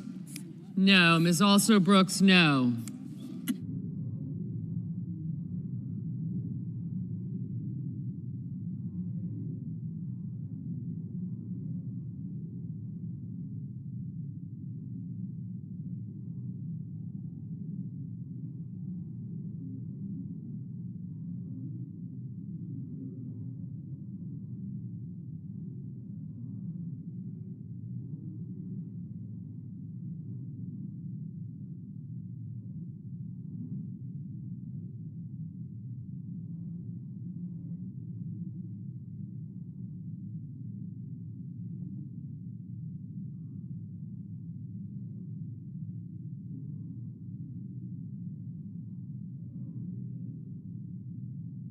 Mrs. Shaheen, no.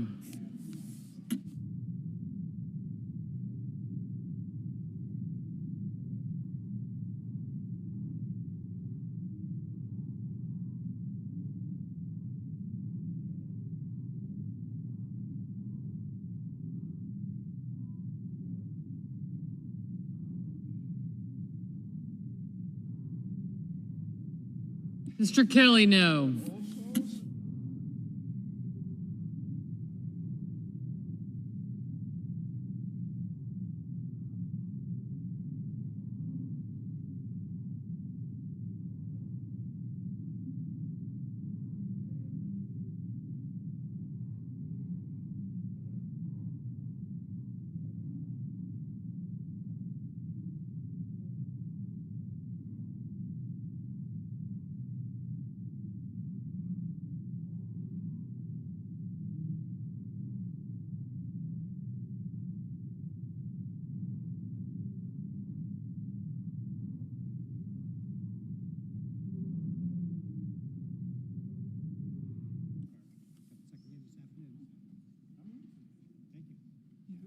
Mr. Daines, aye.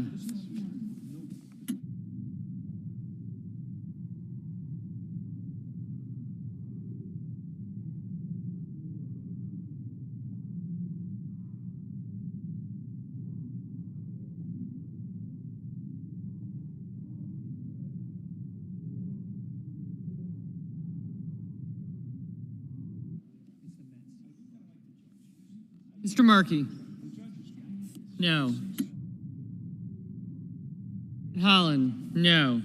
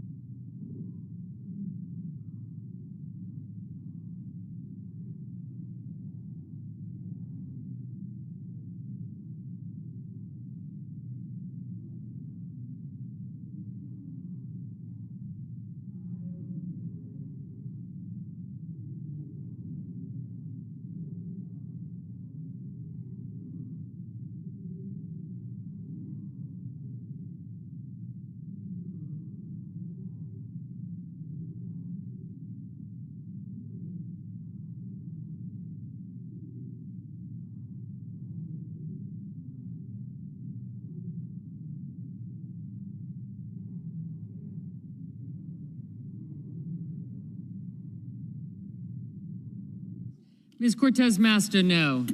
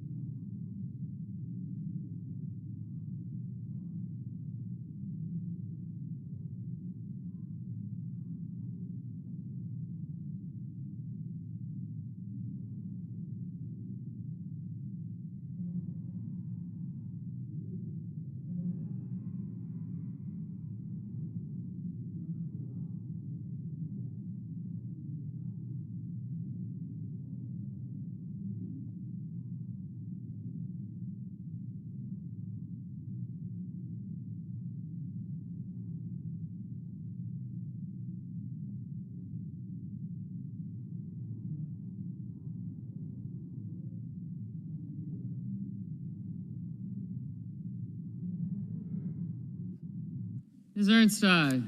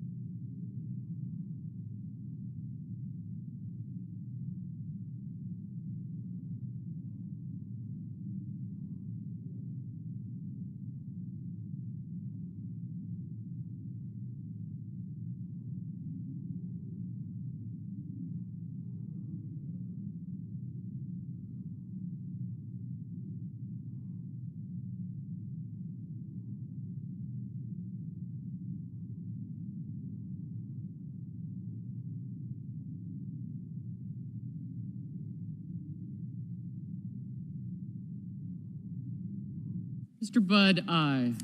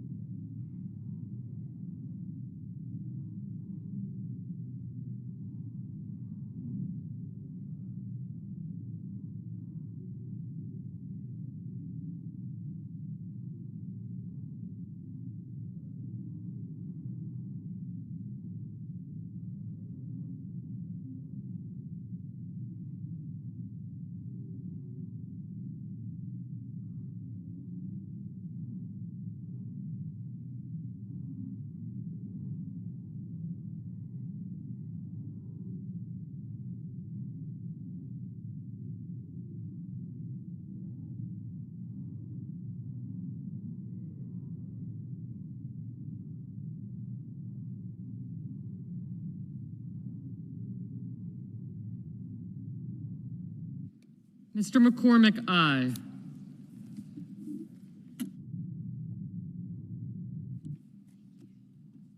Ms. Klobuchar, no. Mr. Marino, aye.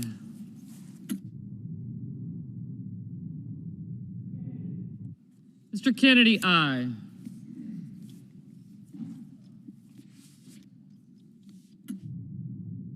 Mrs. Moody, aye.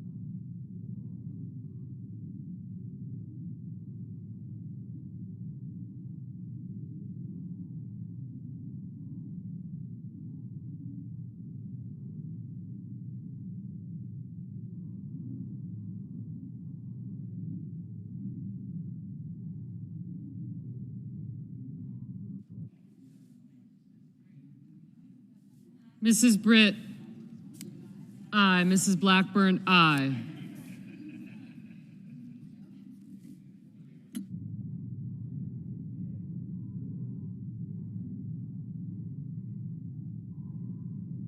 Mr. Johnson, aye.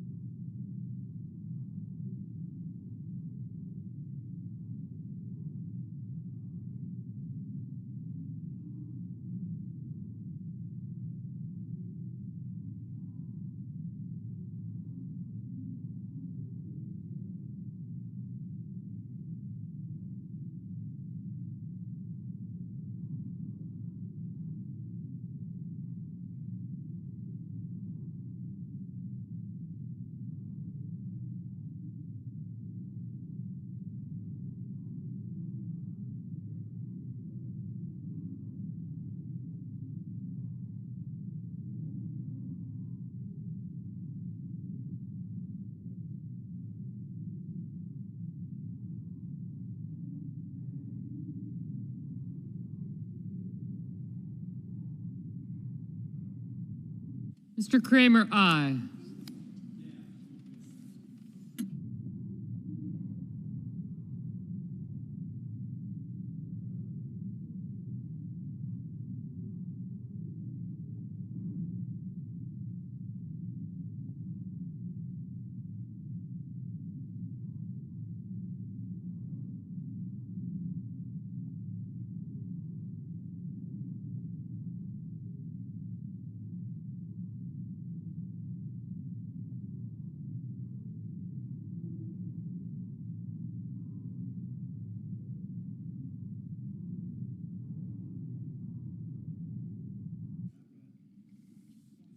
Mr. Schumer, no.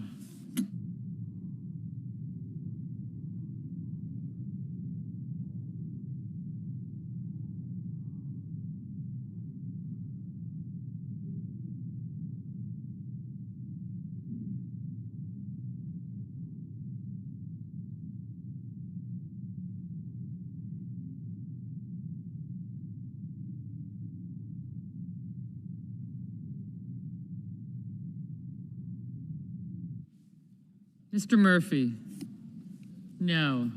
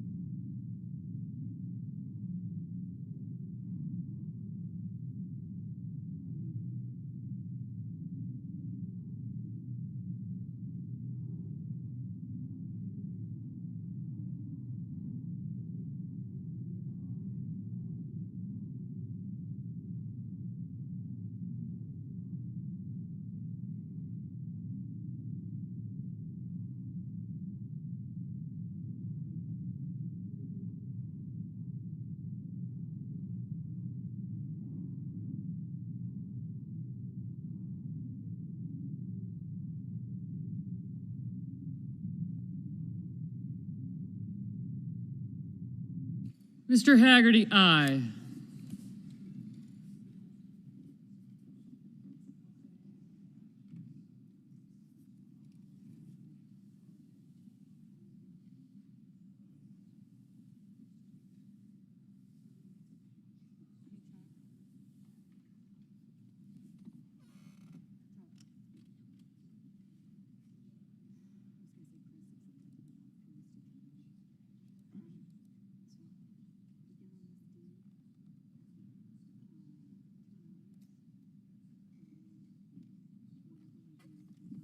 Mr. Coons, no.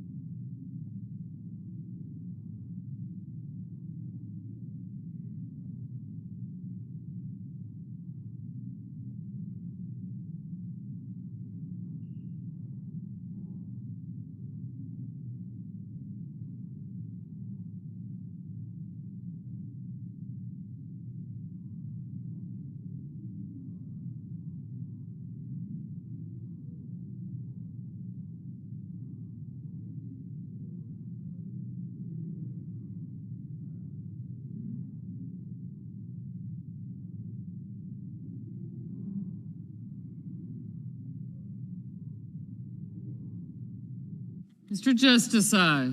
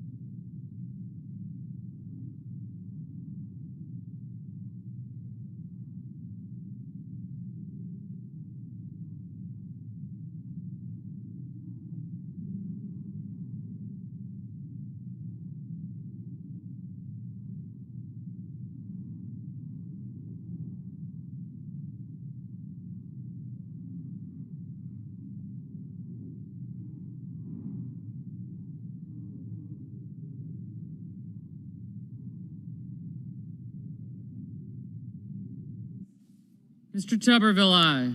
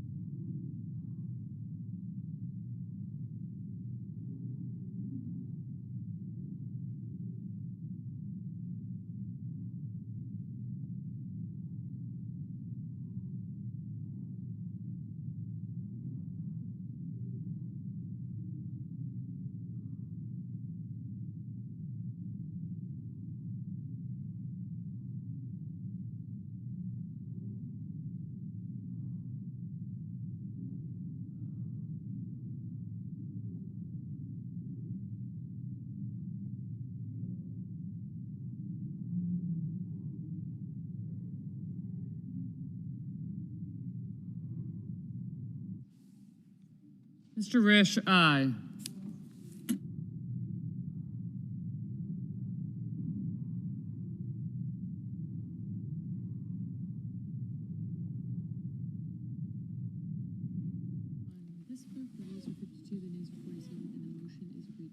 On this vote, the yeas are 52, the nays are 47, and the motion is agreed to. Cloture having been invoked, the Senate will proceed to executive session to consider the following nomination, which the clerk will report. Cloture, Nomination, Department of Defense, Hung Cow of Virginia to be Undersecretary of the Navy. Okay. Now we got a 2-hour clock.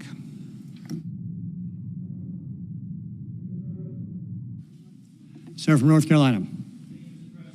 President, on Saturday, I was in Western North Carolina for the day because that marked the 1-year anniversary of the landfall of Helene, and in a place that a hurricane's never really been before, about 200 miles inland, and the Smoky Mountain range. In North Carolina alone, Mr. President, it had an impact land-wise equivalent to the state of Massachusetts. About a dozen river basins were at historic 100-year flood levels, and the damage was tremendous. The loss of life, 108 people in North Carolina alone, more than 250 people by the storm. $59.6 billion in damages. It's actually the most expensive storm in North Carolina's history, breaking the previous record of $30 billion by Hurricane Florence back in 2018. 74,000 homes damaged or destroyed. 5,000 miles of roads damaged or destroyed, including major portions of I-40, which are still only one lane in each direction for about a 20-mile stretch between North Carolina and Tennessee. I-26 was damaged. Blue Ridge Parkway's just opened up.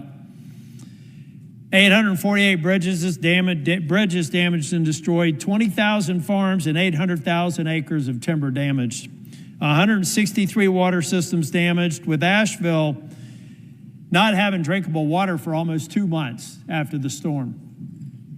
Mr. President, when I was in Western North Carolina, I heard someone say that the one community that I was in was back on its feet. But for every community that's back on its feet, there are still several communities that are on its knees or flat on its back. In fact, there are some communities that we wonder whether or not they ever will come back.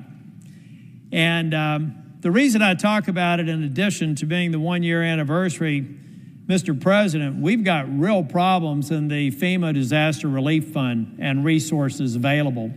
The President rightfully acknowledged that there was a release of money about a month ago, but all of that is money that's already, those are reimbursements. Those are costs that have already been incurred. We haven't even gotten to a point to where we're trying to become more resilient or to prepare for the next storm. We're still, when I was riding from Old Fort to Chimney Rock, I was going down a stretch of highway, or not a stretch of highway, a stretch of state road. There are still cars in the creek beds. There are roads that are in the creek bed because they're trying to figure out where they're ultimately going to put it back on a hillside, when they can get stabilization there and actually have the funding to build the roads. I know a lot of people have moved on, Mr. President, but in Western North Carolina, we haven't moved on. We're suffering as much today as we were the day or 3 or 4 days after the storm last year. According to the latest FEMA Disaster Relief Fund monthly report, the major disasters account balance right now is at $1.4 billion. That is dangerously low. Last month, FEMA approved $7.5 billion from the major disasters account. In 2024, there were 90 FEMA-declared major disasters, nearly double the 30-year average, and 55 declarations per year, of 55 declarations per year. Already this year, and we're really ramping up in the hurricane season right now, we've had 40 major disaster declarations in 22 states.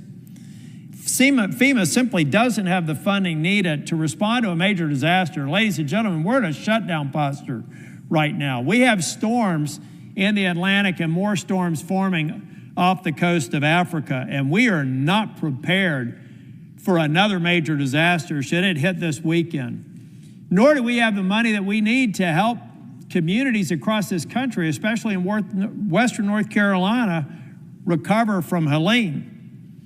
The House passed continuing resolution that we tried to vote on this week had $22.5 billion for the FEMA Disaster Relief Fund.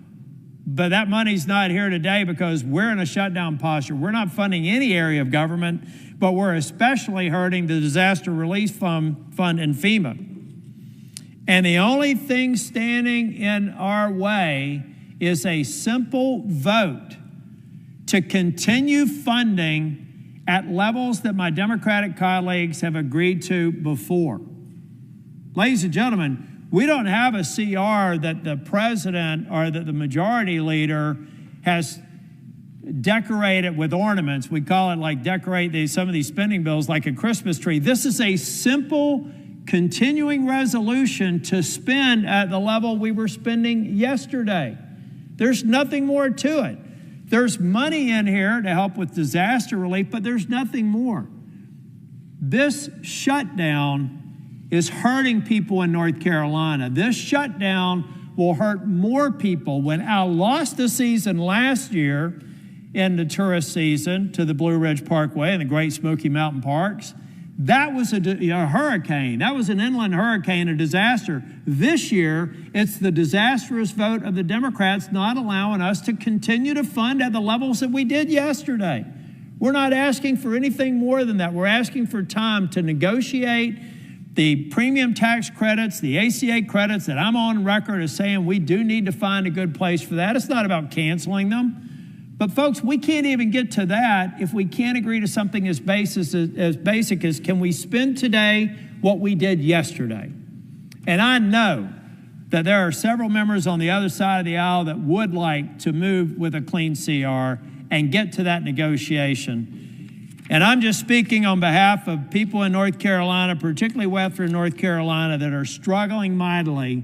I hope that we can get back to funding the government, that we can plus up the disaster relief fund, and that I won't have to come to the floor next week to see who's going to be against this unanimous consent for doing just that. Let's do our job. Let's get back in business. Let's get the government funded, and let's help the people in North Carolina and dozens of disaster-declared places all across this country. Thank you, Mr. President. President. Senator from Massachusetts. Mr. President, in July, when Republicans voted on the first spending bill for 2026 with cuts that would knock 15 million people off health care, I stood right here and I asked my Republican colleagues in the Senate to grow a spine and stand up for Americans. We are here today because the Republicans refused. Instead, Republicans bowed down to Trump, and now people all across this country will suffer. Let's be clear. Republicans shut down the government because they rather make health care more expensive than keep the government running. That is literally where we are right now. Republicans control the House, Republicans control the Senate, Republicans control the White House. They are in power. It is their job to keep the government running for the American people, and they have failed. Donald Trump and the Republicans own this shutdown. And don't take it from me. Listen to Donald J. Trump.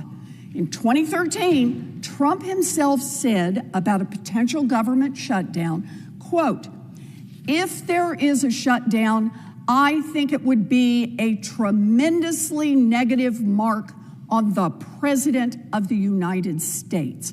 He's the one that has to get people together." That's Donald J. Trump. Now, at the same time, Trump said, quote, "The president has to lead. You have to get people in a room, and you have to just make deals for the good of the country." Donald Trump today should listen to Donald Trump from yesterday. Instead, Trump, Mr. Art of the Deal, hasn't been able to cut a deal for the most basic government functions. Wow. As Trump said, that is a tremendously negative mark on the President of the United States. Let me say it again. Democrats are fighting to roll back the Republican cuts that will take away health care from millions of people and raise health insurance premiums for millions more. That's it. That's what we're asking for. We have been asking for months to negotiate over this. and the Republicans have said no. What are they doing right now? Are they making counteroffers? Are they saying we could go this far but not this far? Nope. They are simply saying no. So now, when a family is forced to the brink of bankruptcy from one bad medical diagnosis, Trump and the Republicans own it. Republicans insist that those health care cuts go through. When community hospitals have to shut down, Trump and Republicans own it. When kids with cancer can't get treatment because potentially life-saving research grants come to a screeching halt, Trump and Republicans own it. When insurance premiums skyrocket, Trump and Republicans own it. Healthcare in America was already broken, but Trump and Republicans are making it much, much worse. They ripped away money that covers mamas giving birth and neighbors who need wheelchairs and home health aides, and they handed it over to giant corporations and billionaire CEOs. Democrats believe that no one should go bankrupt because they got sick and needed to see a doctor. So Democrats are here to say, we are willing to fight for families who need health care. If Congress is going to pass a budget for the United States government, then Democrats want saving health care for millions of Americans just to be part of that deal. Democrats have made that clear, and Republicans have refused even to talk about it. Trump is already doing his best to shut down government, or at least to shut down the parts of government that he doesn't like. Since day one, Trump has been trying to illegally wipe away millions of dollars for programs that Congress already agreed to fund. Trump and his buddy Elon Musk have fired tens of thousands of federal workers. Trump is declaring American cities as war zones and sending troops to invade communities. Trump is playing king time and time again, and Republicans in Congress are bowing down and letting him do it. While all of that is going on, Republicans in Congress want Democrats just to sign a blank check and hand it over to Trump and let him continue to shut down whatever he doesn't like and to destroy our democracy. They want us to agree to a budget knowing full well that Trump will then turn around tomorrow and delete this part or that part or whatever he doesn't like, just like he has already done. Why would we play along with that farce? Why would we throw our support behind a deal that anytime, any day, Trump could just decide he doesn't feel like honoring it? And why would we do that without getting anything in return to help American families who are struggling with high costs, particularly the health care costs that Republicans are driving up? To do that would be a betrayal of the American people. Senate Democrats are holding the line for families.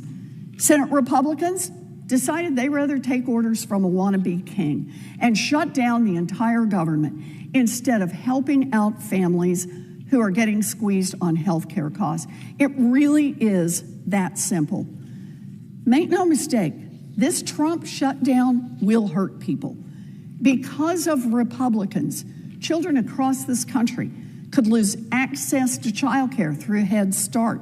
Because of Republicans, the National Institutes of Health Clinical Center will now stop enrolling patients in clinical trials that could be their only shot at treatment. Because of Republicans, air traffic controller hiring will stop at a time when we're already dealing with a dangerous shortage.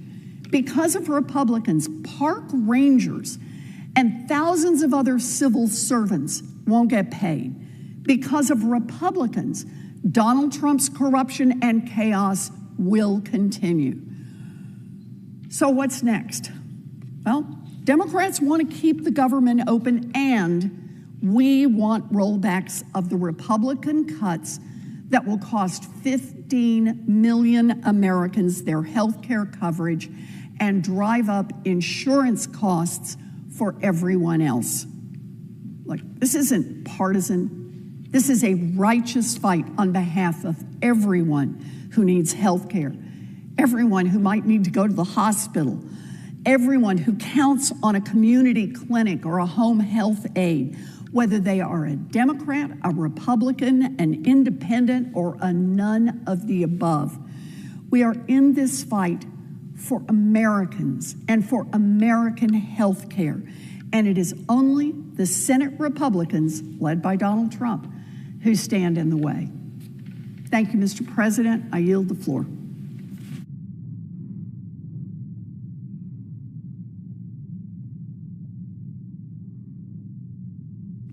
Mr. President. Senator of West Virginia. Mr. President, as I was sitting and listening, I feel like I'm living in an alternative universe here sometimes, and I'm sure the American people feel this way. Are people being hurt today? You're daggone right they are. They're being hurt because Senator Schumer and his following will not quite simply reopen the government so we can begin negotiations on some of the issues that are a part of this disagreement. So I'm a senior member of the Appropriations Committee, and one of my most important responsibility is to make sure that the government stays open and working for the people that we represent. That's why I'm so deeply disappointed to be standing here today in the midst of a totally avoidable government shutdown, all because the Senate Democrats refused to join us as Republicans in supporting a common sense, short-term, nonpartisan continuing resolution. And we've seen Leader Thune pick it up in his hands. Very simple. Let's just keep the government open till November the 21st, discuss these issues, finish the appropriations process, and move on. But let me be clear what that short-term continuing resolution was designed to do. It is not a gimmick. It is not a gimmick. It's the same legislation that the Senate Democrat leader brought before this body 13 times and had it passed. It's not a partisan maneuver. It's a straightforward measure to keep critical services in operation while giving Congress the time that we need to finish our work on appropriations through regular order the way that we used to do it. And some of our Democrat colleagues have agreed with us in the last several votes. So bottom line, we don't have to be where we are, and we really shouldn't be here because this position is untenable. We have a path forward. It's so easy. It's so easy. When people are watching this, they're hearing us try to, blame one person or the other. The easy thing is turn around and vote to reopen the government, and we can begin to have our conversations. We have a path forward. It requires the Democrats to come to their senses, quite frankly, and vote for this reasonable measure. The Senate has already passed 3 appropriations bills, which is 3 more than we passed under their leadership last year. And we have 5 more that have received heavy bipartisan support in committee and are ready for a full Senate vote. That would be CJS, Defense, Interior, Labor H, which I chair, and TTHUD, which is the Transportation, Housing, and Urban Development Bill. That's progress. That's responsibility. That's what we're here for. That's us doing our job. But in order to complete the process, we need time. And the continuing resolution is that bridge of time to keep the government open while we finish our work. So unfortunately, the Democrats have chosen a different path. They have chosen to shut down the government. That's where we are today. The government is shut down. They made a political calculation, all based on politics, appeasing their far-left base instead of doing the right thing for the American people.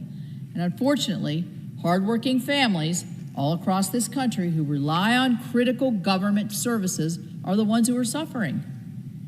Government shutdowns have real consequences. In West Virginia, our businesses and our federal workers face uncertainty about their pay. Families who rely on essential benefits are put in limbo. It's scary for people. Some people with children with disabilities or folks that rely on services daily are concerned about where this is going to lead. Small businesses are waiting on federal permits on loans. They're going to have to wait longer. And while so many others are told yet again, as we see, the politics of Washington is coming before the people. My state of West Virginia has the third largest amount of federal employees. We're situated quite close to the District of Columbia. So all of those public service who are bearing the brunt of this nonsense, please know how much I value your contribution every day, and that I'll work tirelessly to get you back to work, to get you back to that certainty that you need. You know, the shutdown is just so avoidable and it's so unacceptable. But you know what? As Republicans, we're not giving up because we never do. And as Leader Thune has indicated, we will continue bringing forward opportunities for the Democrats to join us in reopening the government. We'll keep voting to do the right thing and give them a chance to do the same. The American people expect Congress to be responsible stewards of their tax dollars. I know that's what my constituents in my home state of West Virginia want me to do. They expect us to keep the government functioning. I can't even believe I'm having to even say this because it's just such a given. They want the government open while we debate our differences. That's what we're supposed to be doing. We're supposed to be debating, not shutting down the government. And that's what the Republican CR would have allowed us to do. So I urge my colleagues across the aisle, quit playing the political games, end the shutdown, and join us in funding the government. Let's finish our work on the appropriations process, and let's return to the regular order process that we have begun at the beginning of the summer. Because it brings transparency, accountability, and bipartisanship back to the appropriations process. We have it in committee. We need to have it on this floor.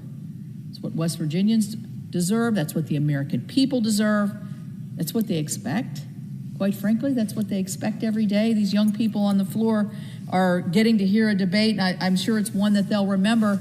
And I'm sure they're thinking to yourself, it's a simple thing, reopen the government. Reopen the government.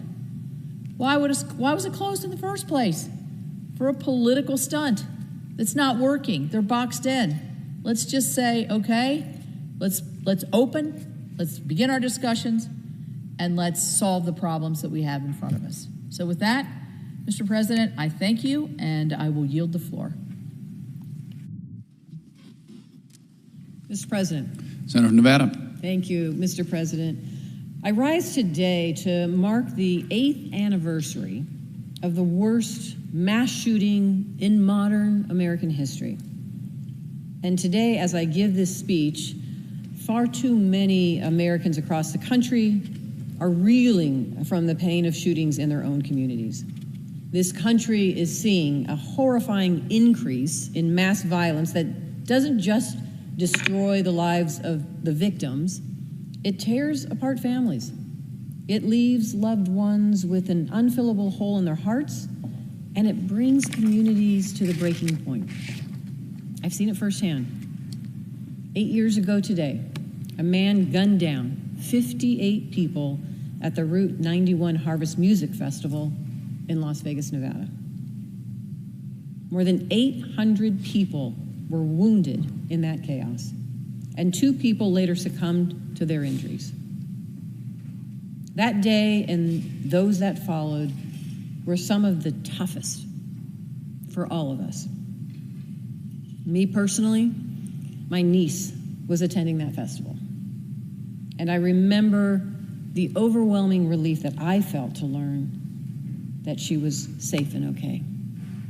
But I also remember spending time at the reunification center with the families of the missing festival attendees, praying with those families, crying with those families, watching them as they were hoping and praying that their loved ones would return to them.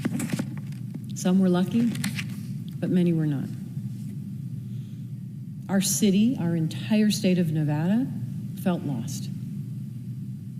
But I will tell you, out of this horror came something miraculous. In the aftermath of 1 October, Nevadans came together to support each other. People came out in droves to give blood. There were lines around the block. They donated money, food, clothing, and they lent a helping hand to those who had lost so much. I will tell you, businesses, community organizations, and law enforcement did what they could to ease the burden of the families who had been impacted. And I worked across the aisle with my colleague, Republican Senator at the time, Dean Heller, to get financial relief for the victims. Our city united in the face of this tragedy, and we came out of it Vegas strong. I am forever touched by those incredible efforts to shine a light in the darkness.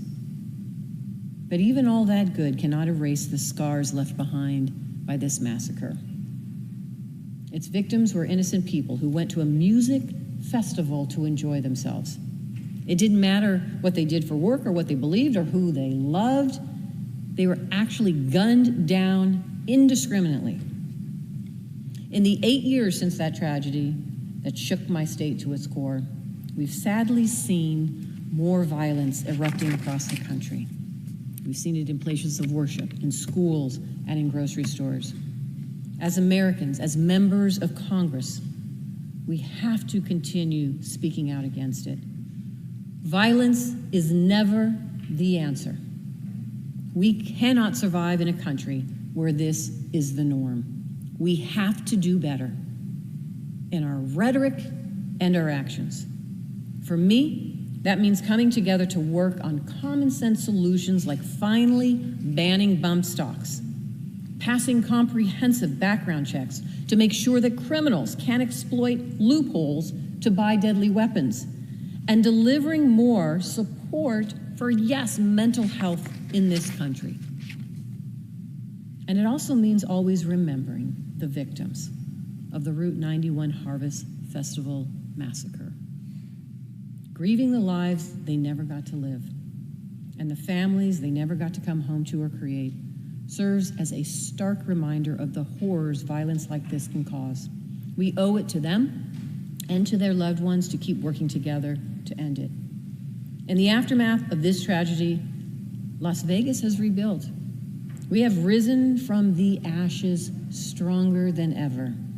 We will never forget the trauma inflicted on us that day. That pain must fuel us to work together toward a better future for our children, for our families, and for our country. Thank you, Mr. President. I yield the floor.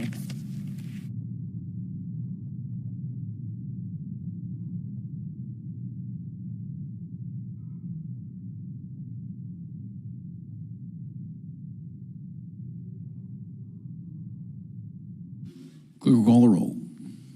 Ms. Also Brooks.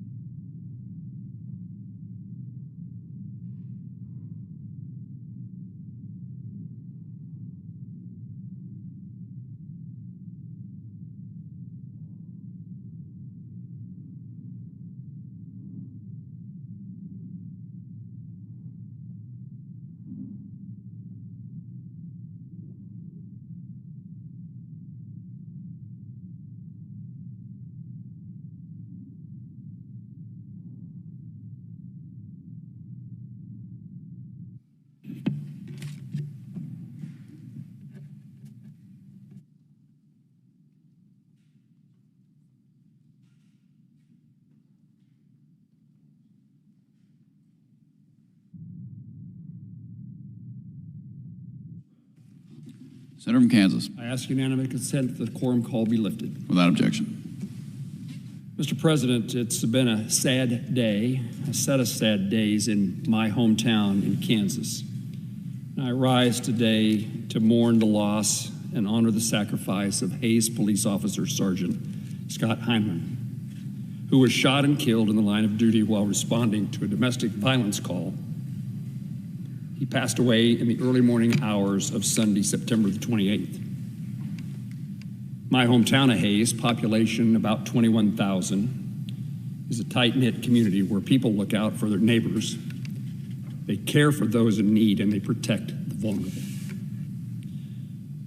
Sergeant Hyman embodied the best of small-town Kansas values, living a life of integrity, devotion, and courage, despite the dangers he faced each and every day. He too called, from a young age, Hayes his home. He grew up there and he graduated from Thomas More Prep Marian High School, our hometown Catholic school. He attended the University of Kansas before returning home to the place he was raised. Sergeant Hyman began his service with the Hayes Police Department in 2016, and after 9 years with the department, his watch ended way too soon. He was an Eagle Scout and a member of Immaculate Heart of Mary Catholic Church. He was a son, a father, a husband, and was devoted to his wife, Beth, and a loving dad to his children, Patrick and Victoria. Our prayers are with his family and his parents, Bill and Teresa Hyman. It's such a difficult time. Every day, law enforcement officers risk their safety, putting their lives on the line to protect and serve both their neighbors and strangers. And Kansas is a home to so many brave men and women who've answered the call to serve, and too many have given their lives to fulfill this mission.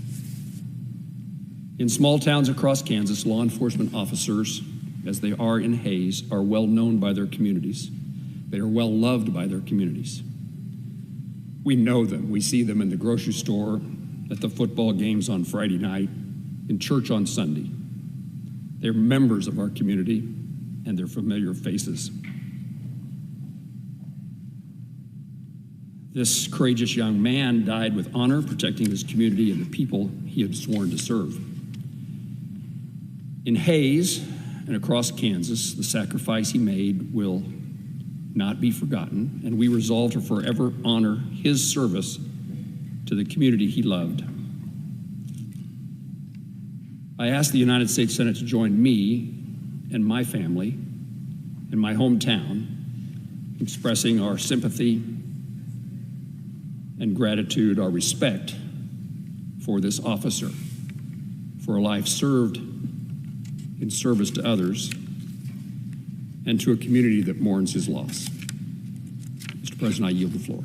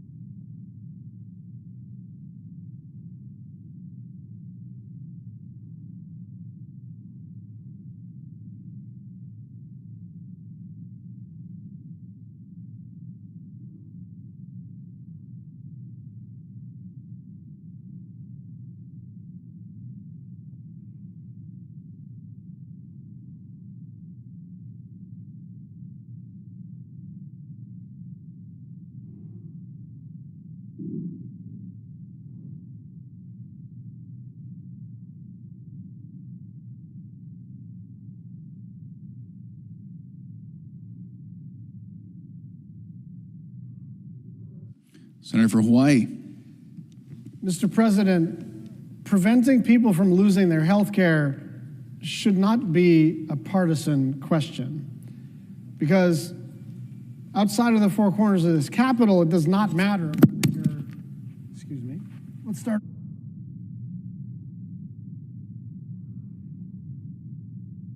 President, preventing people from losing their health care should not be a partisan issue, because outside of the four corners of this Capitol, it should not matter if you're a Democrat or a Republican or an independent. We should all not want people to have spikes in their health insurance costs. In a matter of days,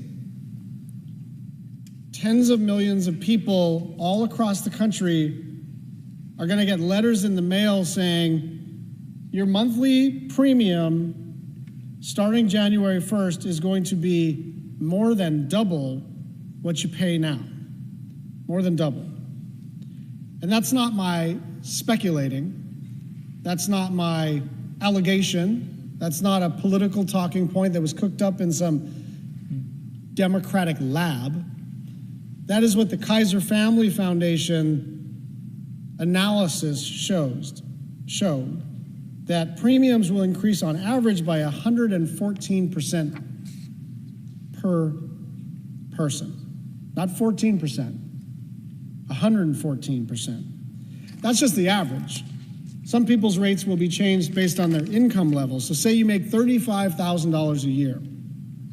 You're now going to be paying almost $1,600 more per year for coverage. And if you're a family of four making $75,000, you're going to be paying more than $3,000 extra dollars. I just encourage everybody who's watching, all of my colleagues, all of the staff, all of the members of the media, to talk to anyone in your hometown. Most people just don't have that kind of money lying around. If you're a family living paycheck to paycheck, if you're a young couple saving up to buy a home, if you're a small business owner already cutting back on costs because everything is more expensive now, what are you supposed to do? This is not a crisis the Democrats have cooked up to score political points. The reason for the urgency is that October 1 is the day that people are going to get letters from their insurance carriers telling them that this is happening. Open enrollment begins in exactly a month. People are scared about how they're going to pay for their health care, or if they are going to have it at all. There are a lot of people who just can't absorb this extra cost.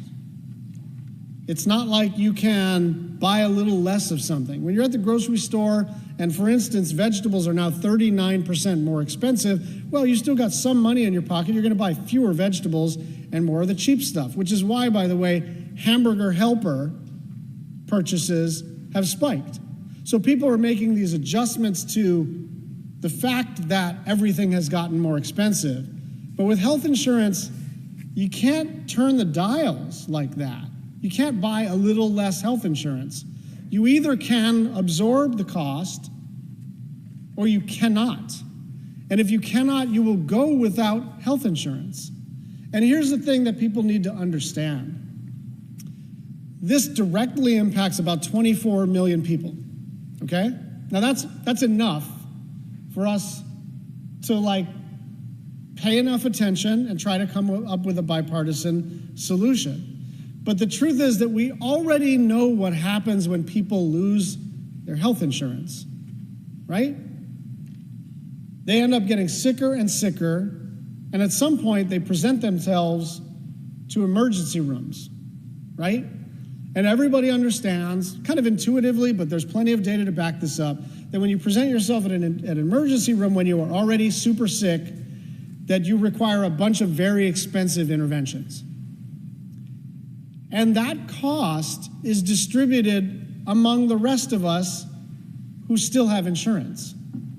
And so it's not just the 24 million Americans who are going to pay more for health insurance and some number of millions of those Americans who are just not going to have insurance at all. It's also a mathematical certainty that the increased stupidity of the system, the increased extent to which the system now makes even less sense than it does already, we're all going to eat the cost, whether you're on the so-called exchange or not.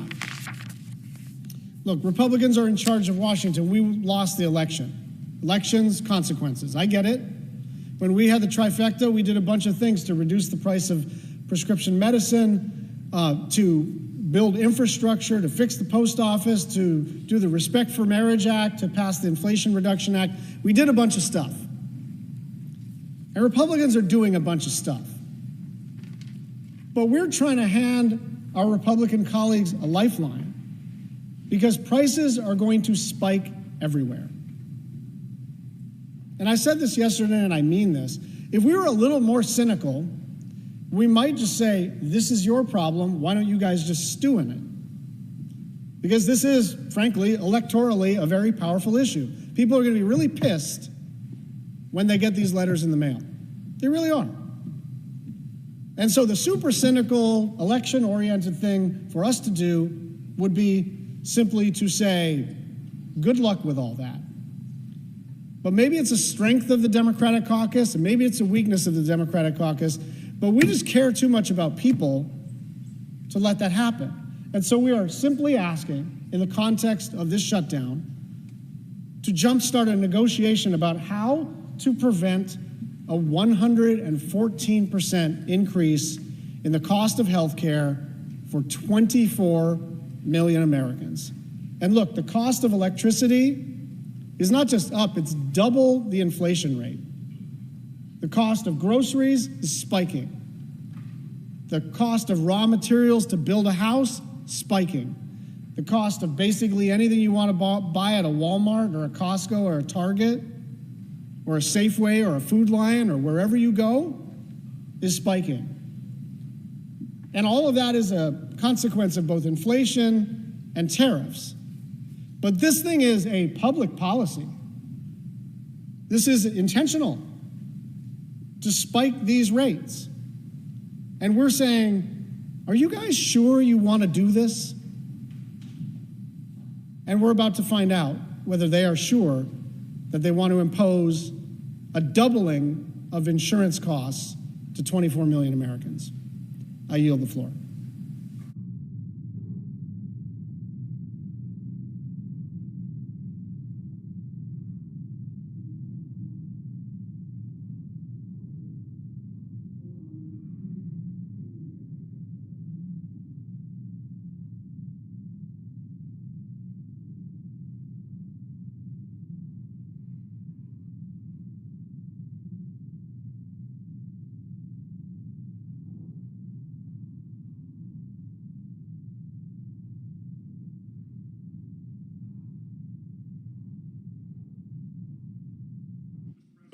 Senator from Michigan. Mr. President, yesterday I came to the floor to warn that a critical cybersecurity protection that has been in place for a decade was set to run out and expire at the end of the fiscal year. I urge my colleagues to pass a bipartisan, clean, 10-year extension to keep these important national security protections in place. Unfortunately, one of my colleagues, just one of my colleagues objected, and as of midnight, they have now expired. As a result, we are without this critical line of defense. Our economy, our infrastructure, and our government is exposed. It is now going to be a more challenging effort to protect businesses and critical infrastructure against cyber attacks. At a time, Mr. President, when you know that our adversary attacks continue to grow more aggressive and more sophisticated. This law was passed with strong bipartisan support, and the support remains strong in both chambers. Even the Trump administration agrees, and the White House and the Department of Homeland Security support a 10-year extension and want to see this bill passed.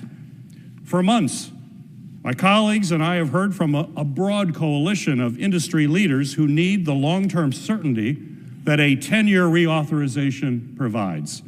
so we can protect our systems and they can protect their systems and customers.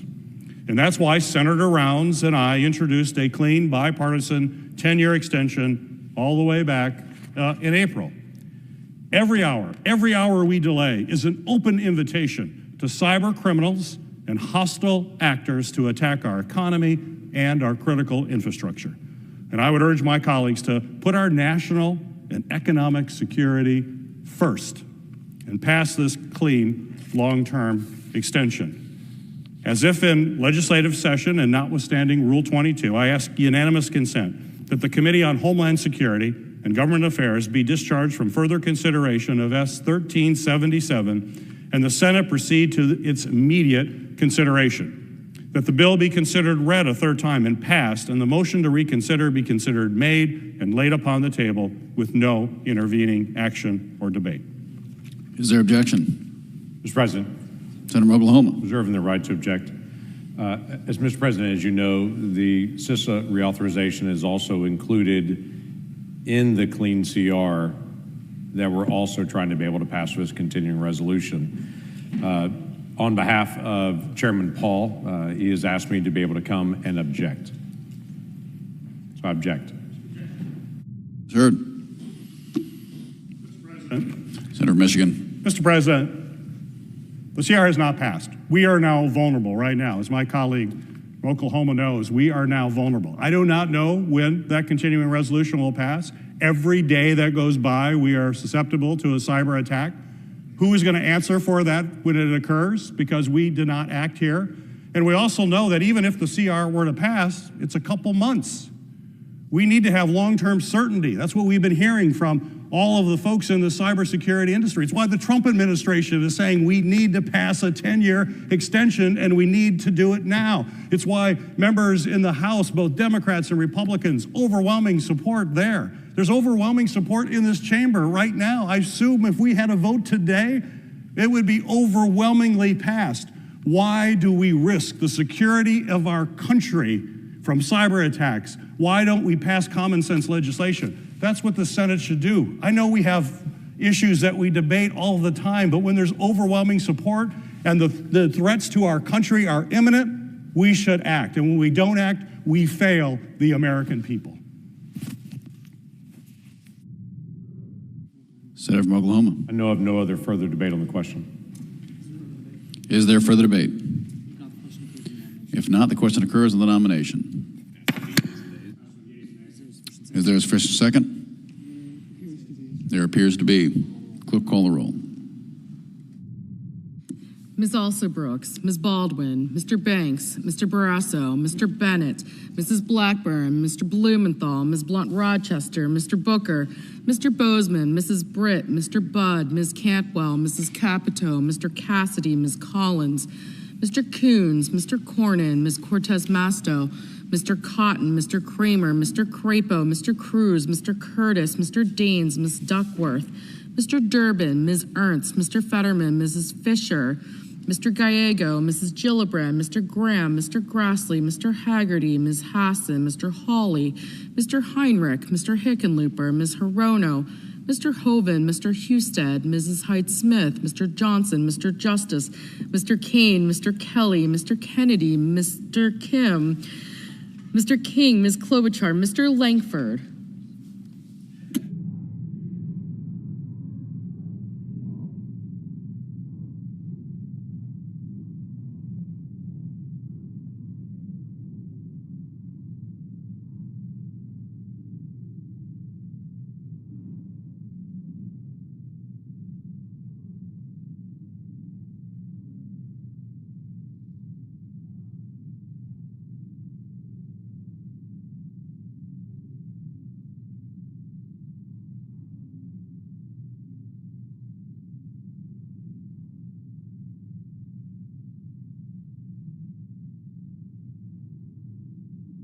Mr. Lee.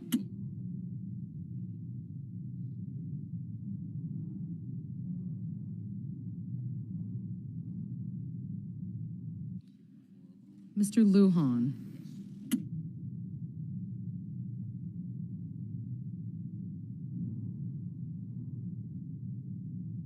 Ms. Lummis.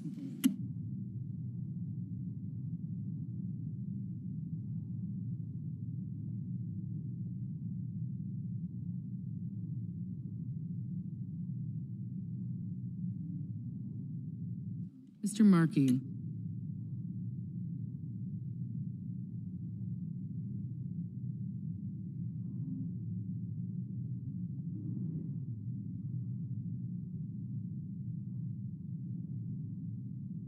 Mr. Marshall.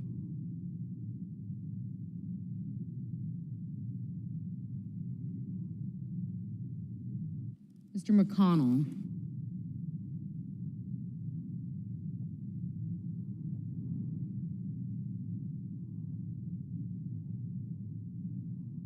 Mr. McCormick.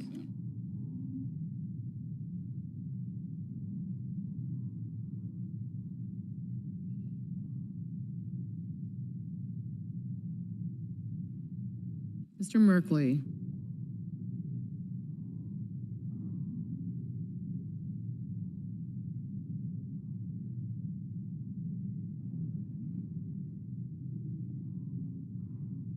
Mrs. Moody.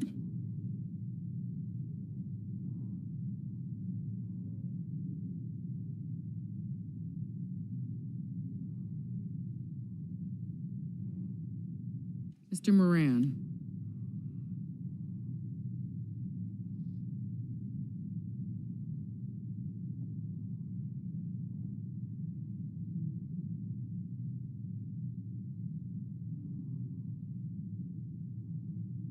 Mr. Marino.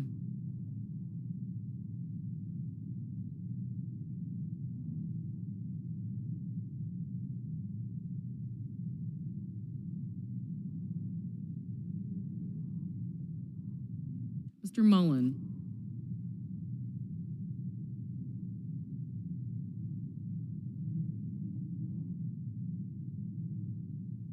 Ms. Murkowski.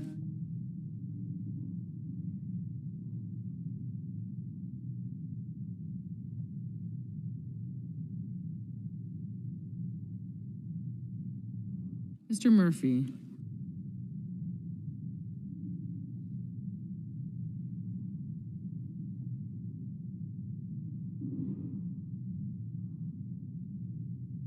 Mrs. Murray.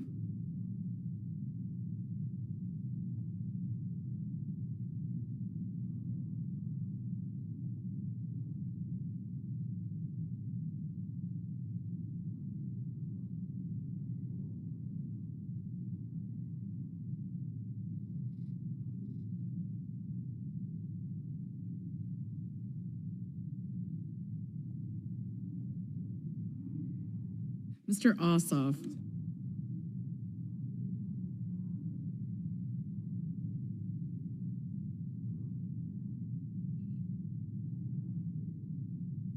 Mr. Padilla.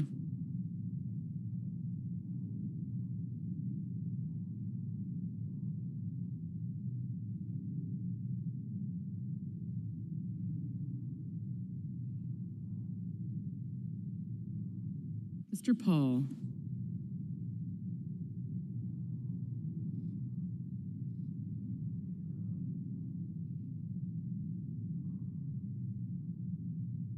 Mr. Peters.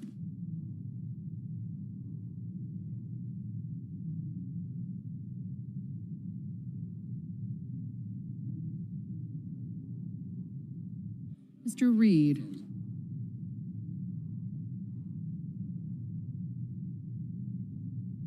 Mr. Ricketts. Mr. Risch. Ms. Rosen. Mr. Rounds.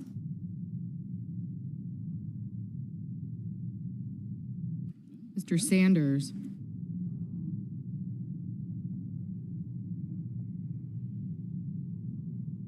Mr. Schatz.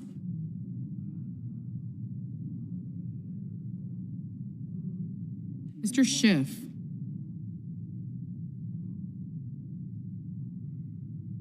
Mr. Schmidt.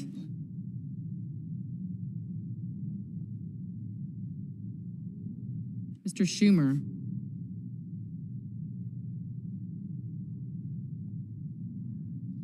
Mr. Scott of Florida.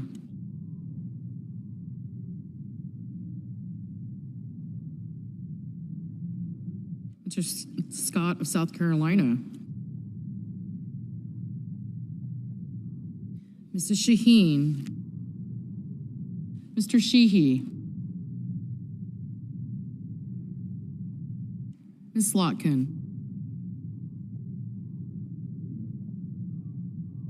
Ms. Smith. Mr. Sullivan.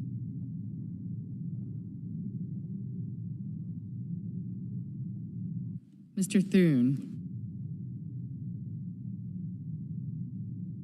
Mr. Tillis.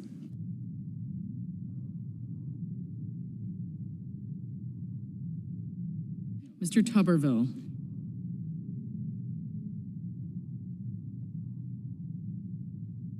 Mr. Van Hollen.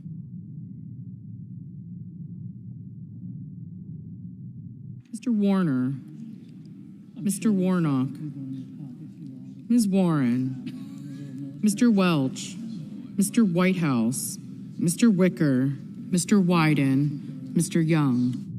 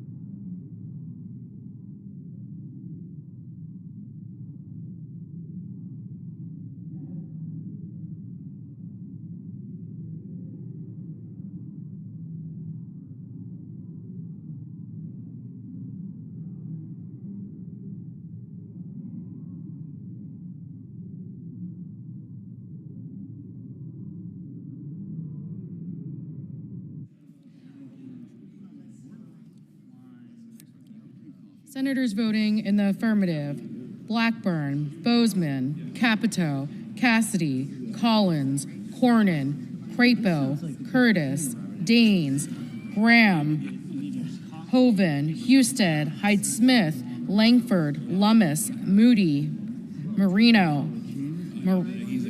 Paul, Ricketts, Risch, Sheehy, Tillis, Tuberville, and Wicker. Mrs. Fisher, aye. Mr. Marshall, aye. Senators voting in the negative: Baldwin, Cortez Masto, Duckworth, Hassan, Kane, Kim, Merkley, Murphy, Murray, Ossoff, Padilla, Schiff, Warren, and Whitehouse. Mr. Welch, no. Mr. Peters, no. Mr. Schmidt, aye.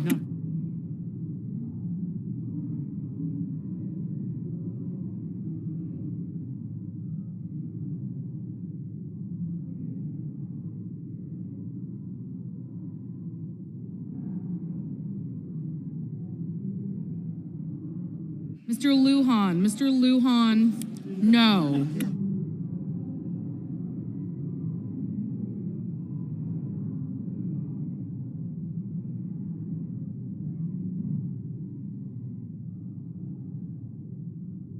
Ms. Hirono, no.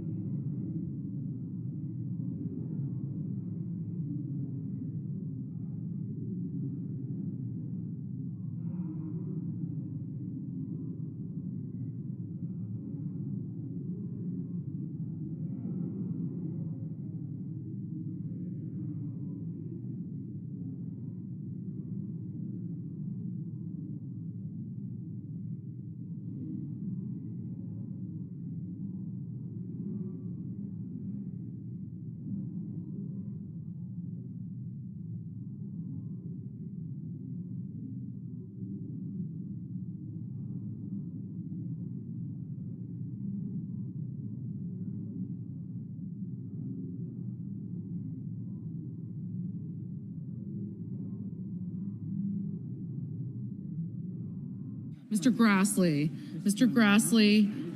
aye.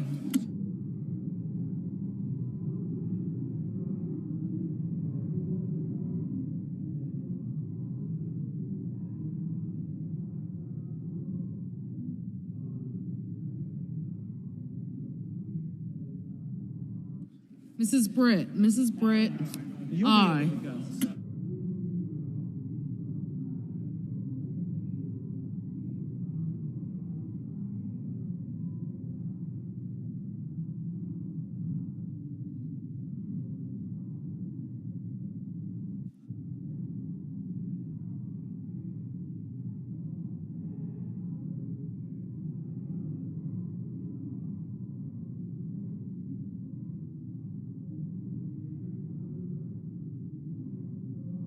Mrs. Shaheen, no.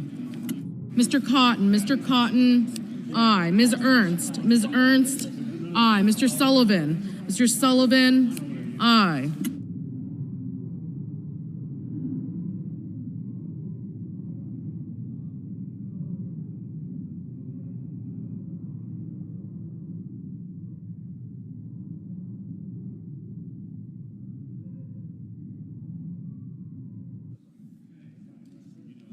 Mr. Young, aye. Mr. Kramer, aye.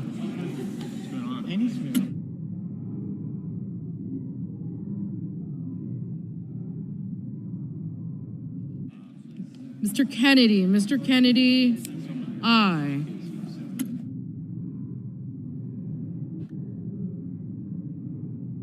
Mr. Scott of South Carolina, aye.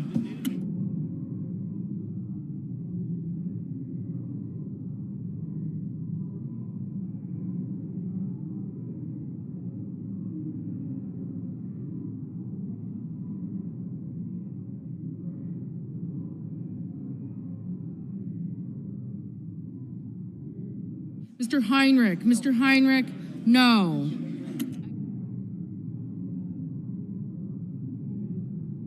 Mr. Fetterman, no. Mr. Barrasso, aye.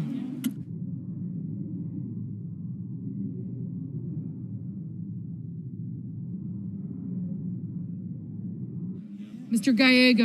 Gallego, no.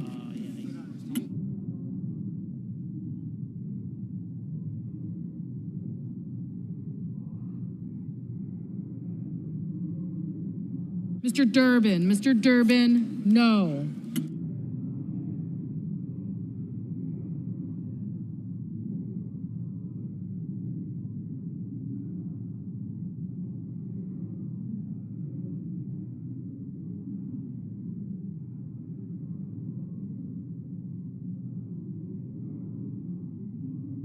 Mr. Lee, aye.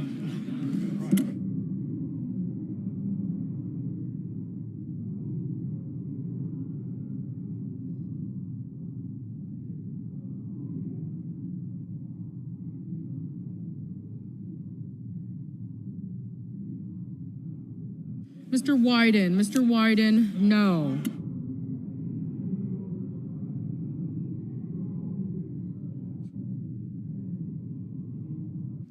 Mr.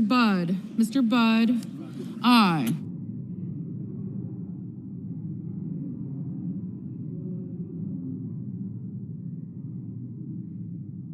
Mr. Banks, aye.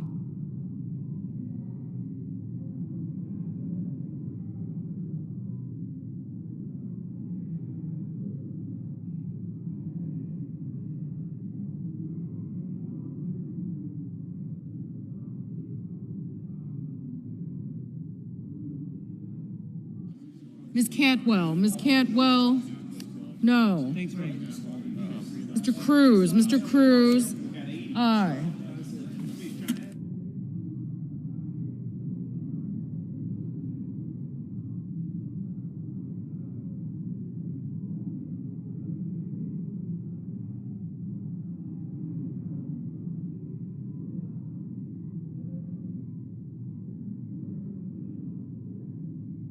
Mr.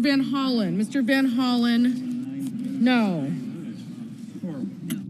Ms. Alsobrooks, no. Mr. Warnock, no. Mr. Mullen, aye. Mr. Scott of Florida, aye. Ms. Klobuchar, no. Ms. Murkowski, no. Mr. King, no.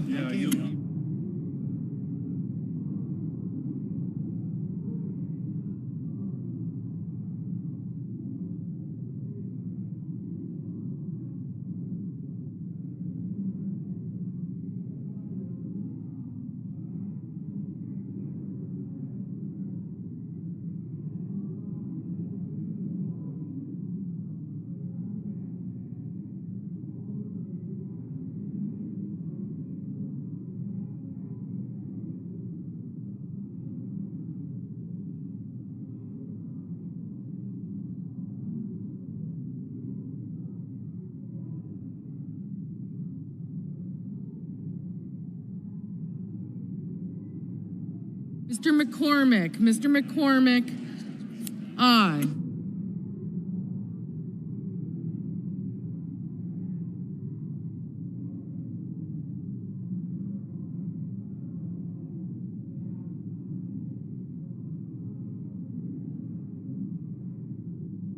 Mr. Blumenthal, no.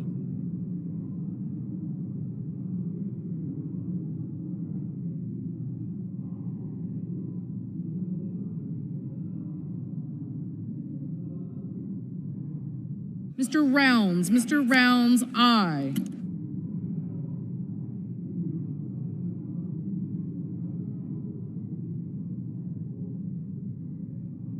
Mr. Moran, aye.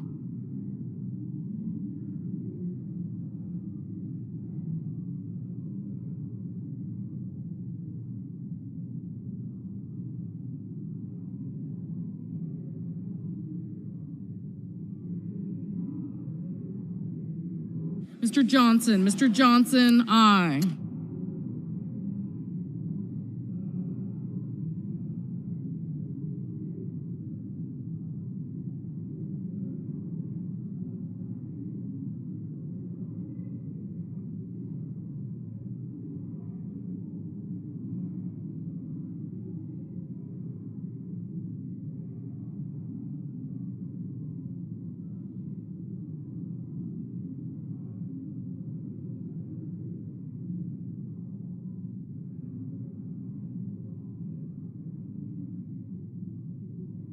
Mr. Thune. Mr. Thune, aye.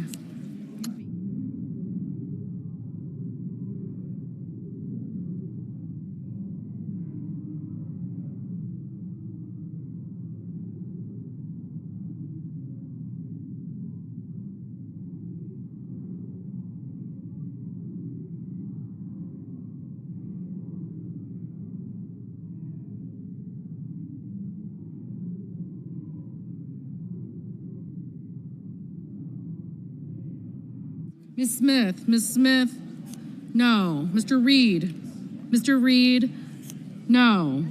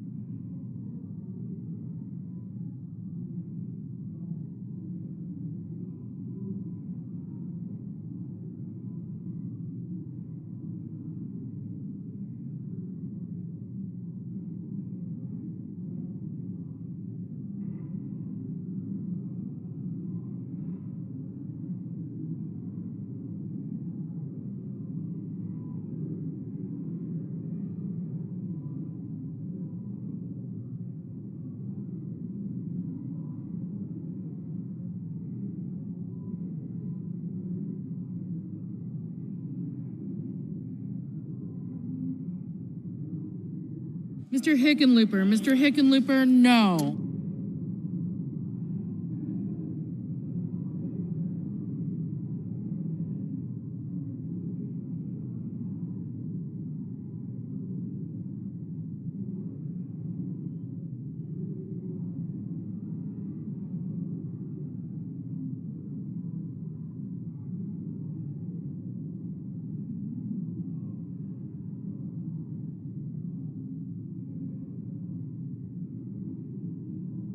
Mr. McConnell. Mr. McConnell, aye. Ms. Blunt Rochester. Ms. Blunt Rochester, no. Mr. Markey. Mr. Markey, no.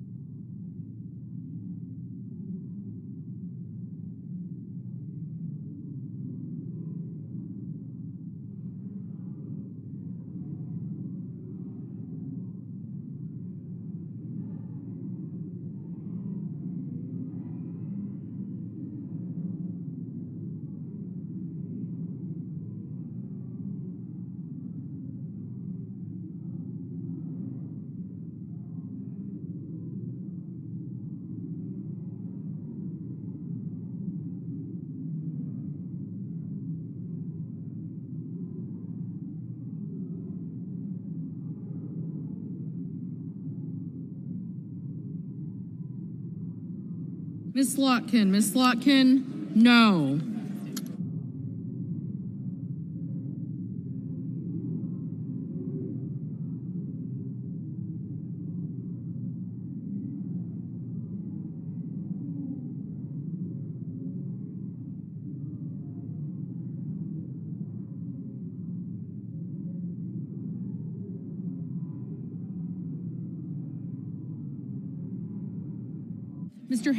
Mr. Haggerty, aye. Mr. Hawley, aye. Mr. Bennett, no.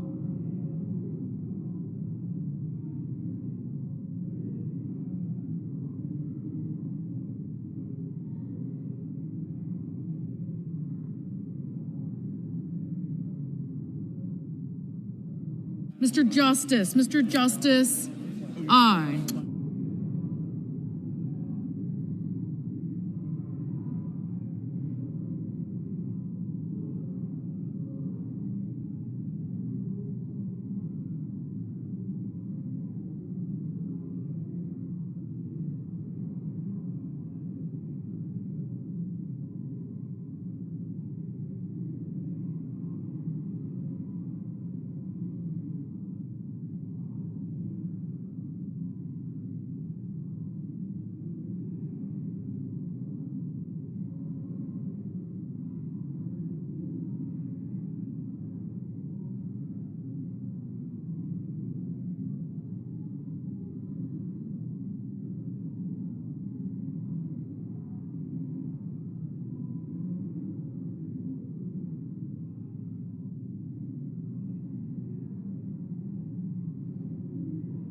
Mr. Warner, no.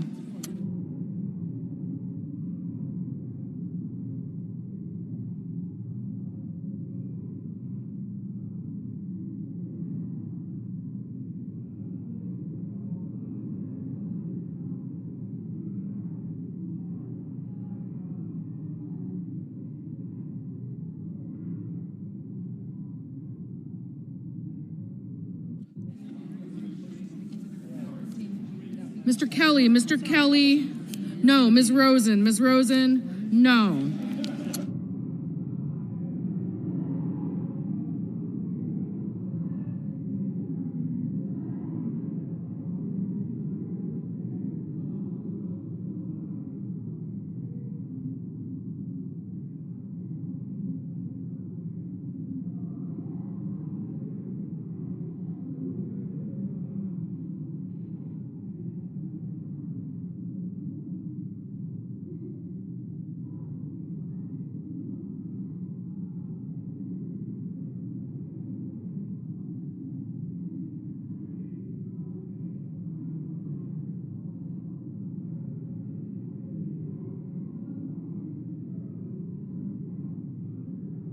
Mr. Sanders, no.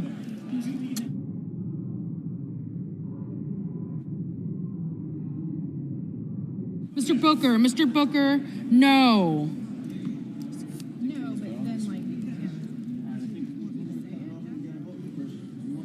Mr. Coons, no.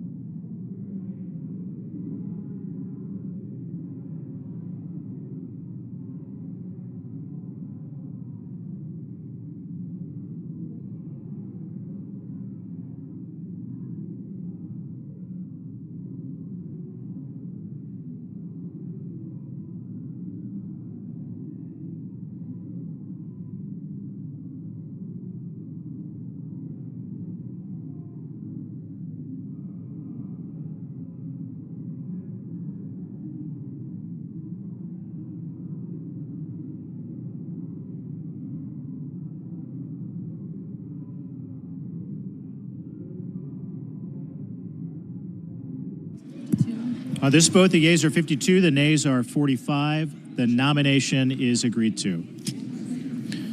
Under the previous order, the motion to reconsider is considered made, laid upon the table, and the president will be immediately notified of the Senate's actions.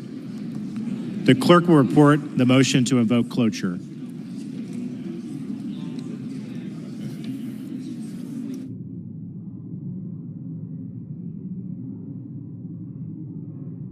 Cloture motion, we the undersigned senators, in accordance with the provisions of Rule 22 of the Standing Rules of the Senate, do hereby move to bring to a close debate on Executive Calendar Number 2, SRES 412, an executive resolution authorizing the en bloc consideration and executive session of certain nominations on the executive calendar, signed by 17 senators.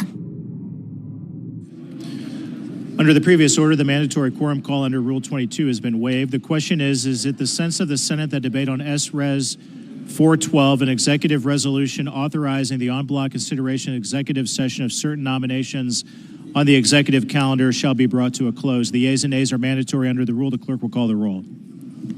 Ms. Alsobrooks, Ms. Baldwin, Mr. Banks, Mr. Barrasso. Okay, got you guys. Thank you. Thank you. Collins. Yep, got Young guy. McCormick. Thank you. Thank you. Cotton, aye. Thank you.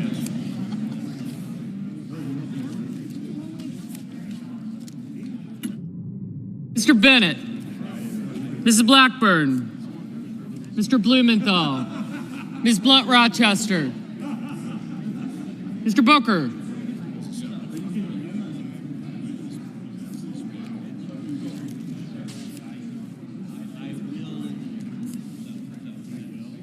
Mr. Bozeman.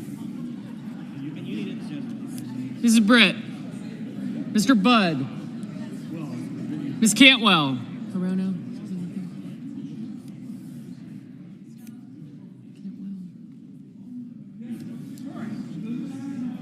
Hassan Smith. Sanders. Kelly. Thank you. Coons. I got you.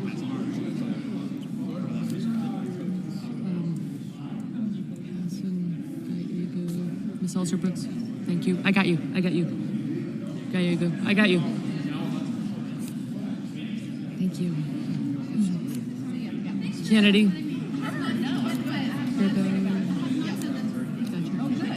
I got you.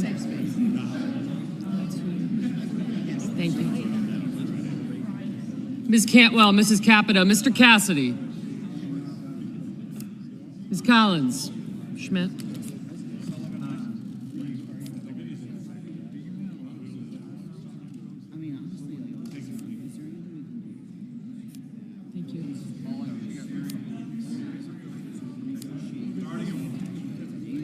Mr. Coons.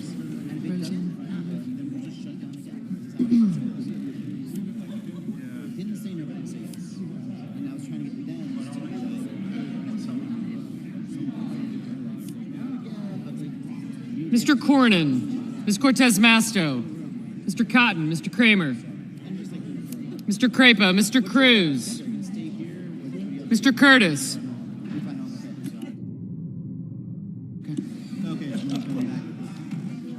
Thank you. Mr. Daines, Ms. Duckworth. Mr. Durbin. Ms. Ertz.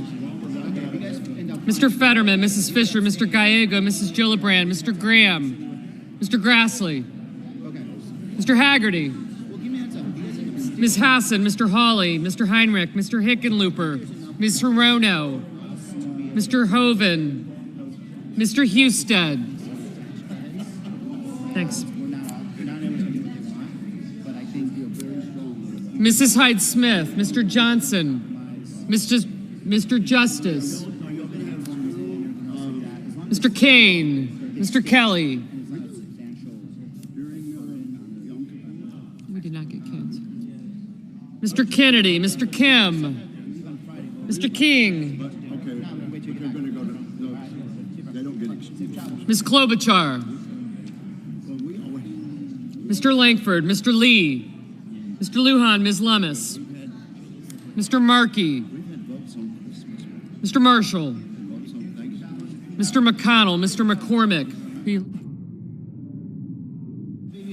Mr. Merkley, Mrs. Moody, Mr. Moran, Mr. Marino, Mr. Mullen, Ms. Murkowski, Mr. Murphy, Mrs. Murray, Mr. Ossoff, Mr. Padilla, Mr. Paul, Mr. Peters, Mr. Reed, Mr. Ricketts, Mr. Risch, Ms. Rosen, Mr. Rounds, Mr. Sanders, Mr. Schatz, Mr. Schiff, Mr. Schmidt, Mr. Schumer, Mr. Scott of Florida, Mr. Scott of South Carolina. Thank you. I did. Thank you. You too.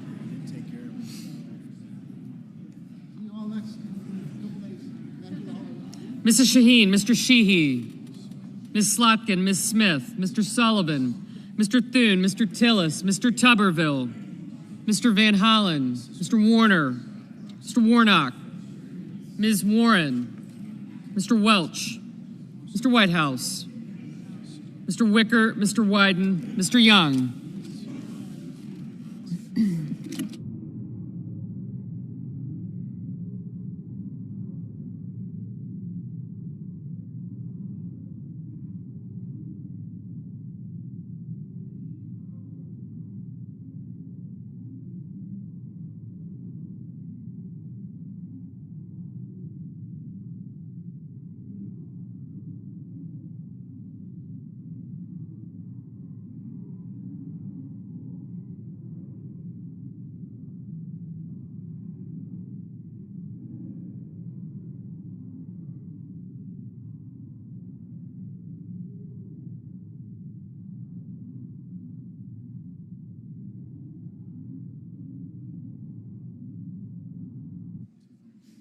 Senators voting in the affirmative: Banks, Barrasso, Bozeman, Britt, Budd, Capito, Collins, Cornyn, Cotton, Kramer, Cruz, Daines, Fisher, Graham, Hawley, Hoeven, Hyde-Smith, Johnson, Justice, Kennedy, Lankford, Lummis, McConnell, McCormick, Moody, Moran, Marino, Mullen, Murkowski, Rounds, Schmidt, Scott of Florida, Scott of South Carolina, Sullivan, Thune, Tillis, Tuberville, Wicker, and Young.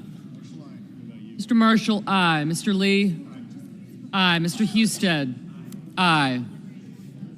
Senators voting in the negative: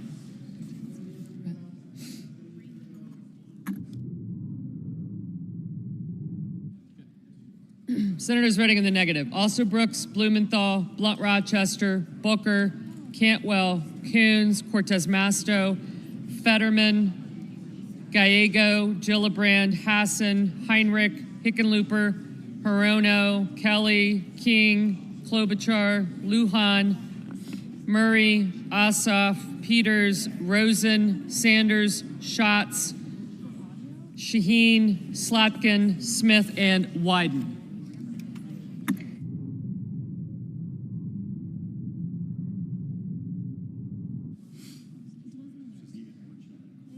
Mr. Van Hollen, no.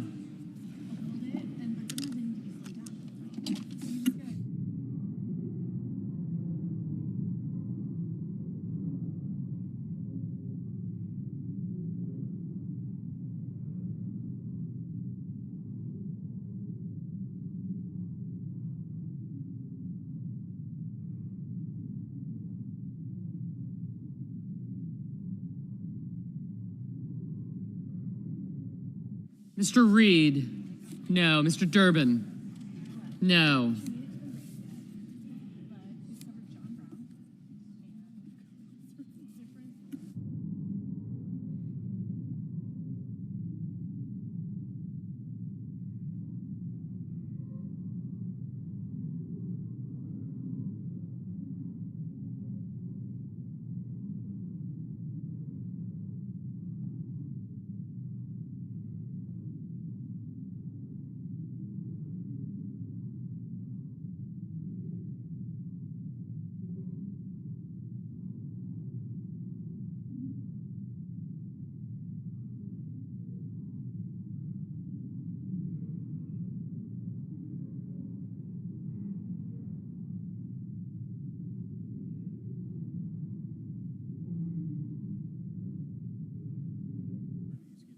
Mr. Merkley, no.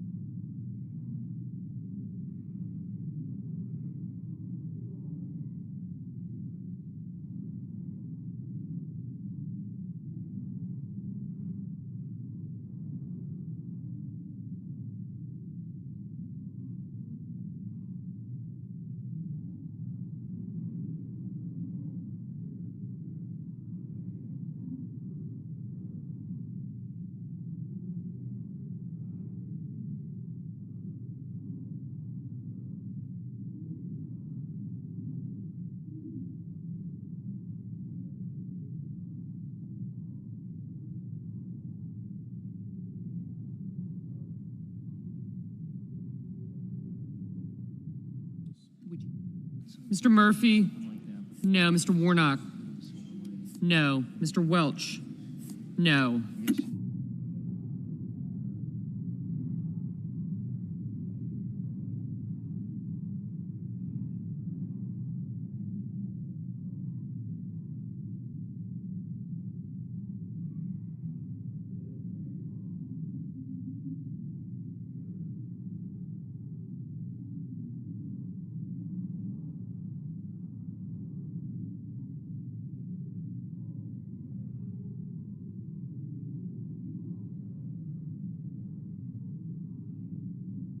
Mr. Paul, aye.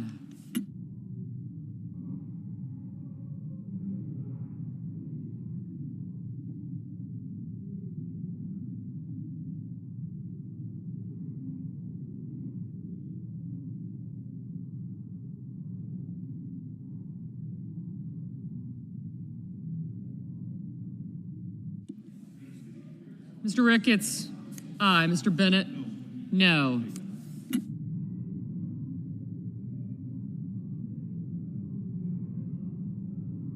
Mr. Kim, no.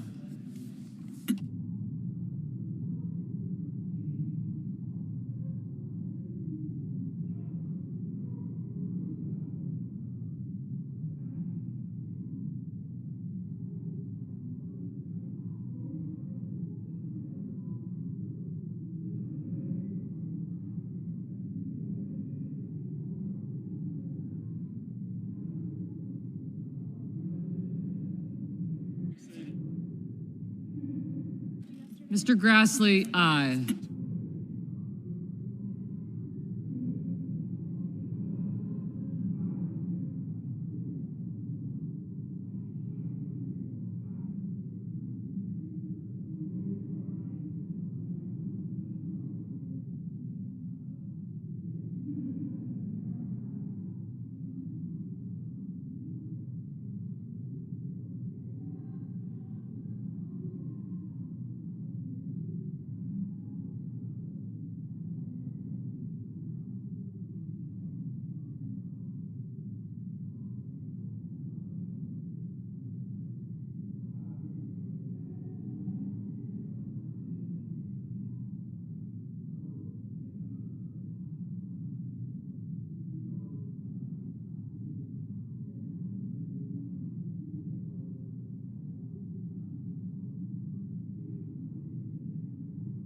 Ms. Duckworth, no.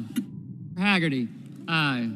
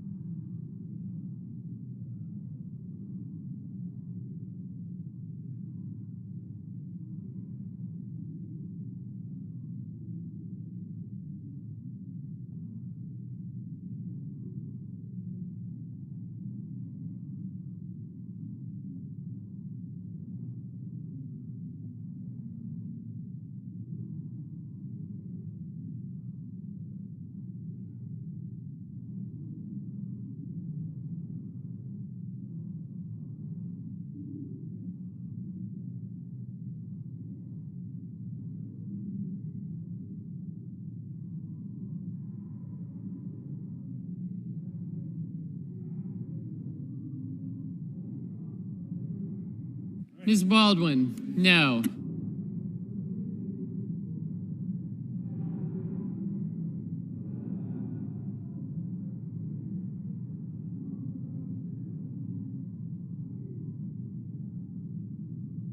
Thank you.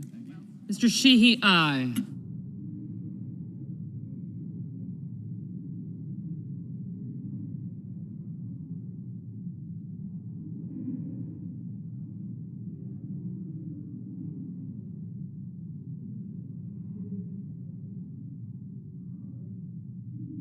Mrs. Blackburn, aye.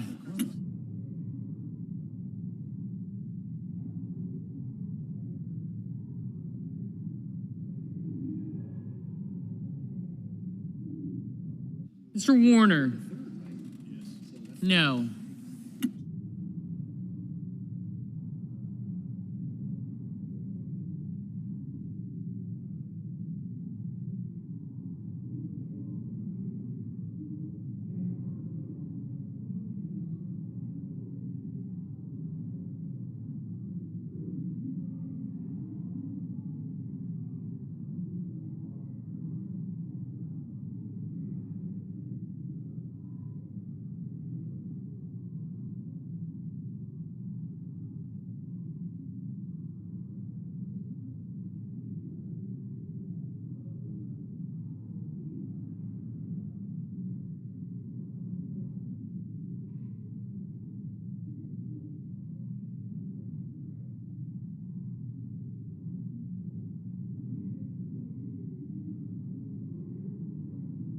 Mr. Curtis, aye.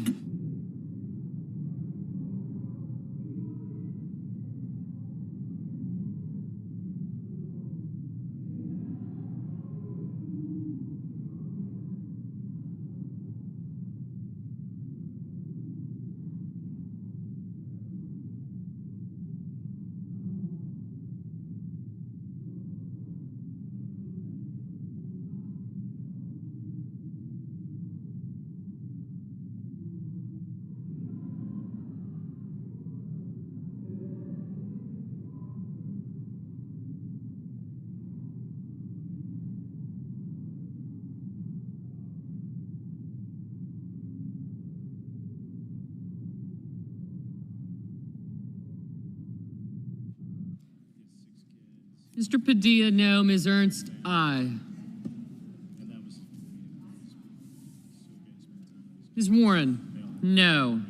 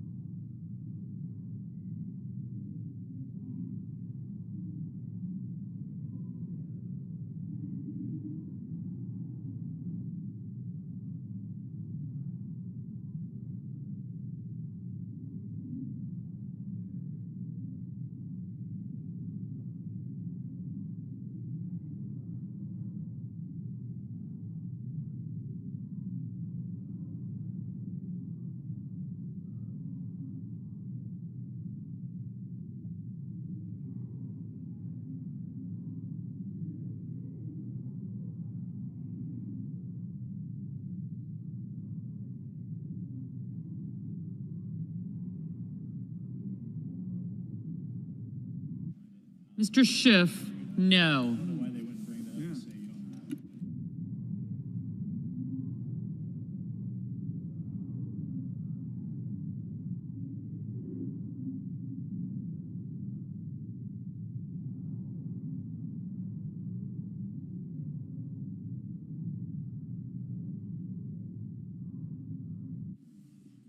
Mr. Whitehouse, no.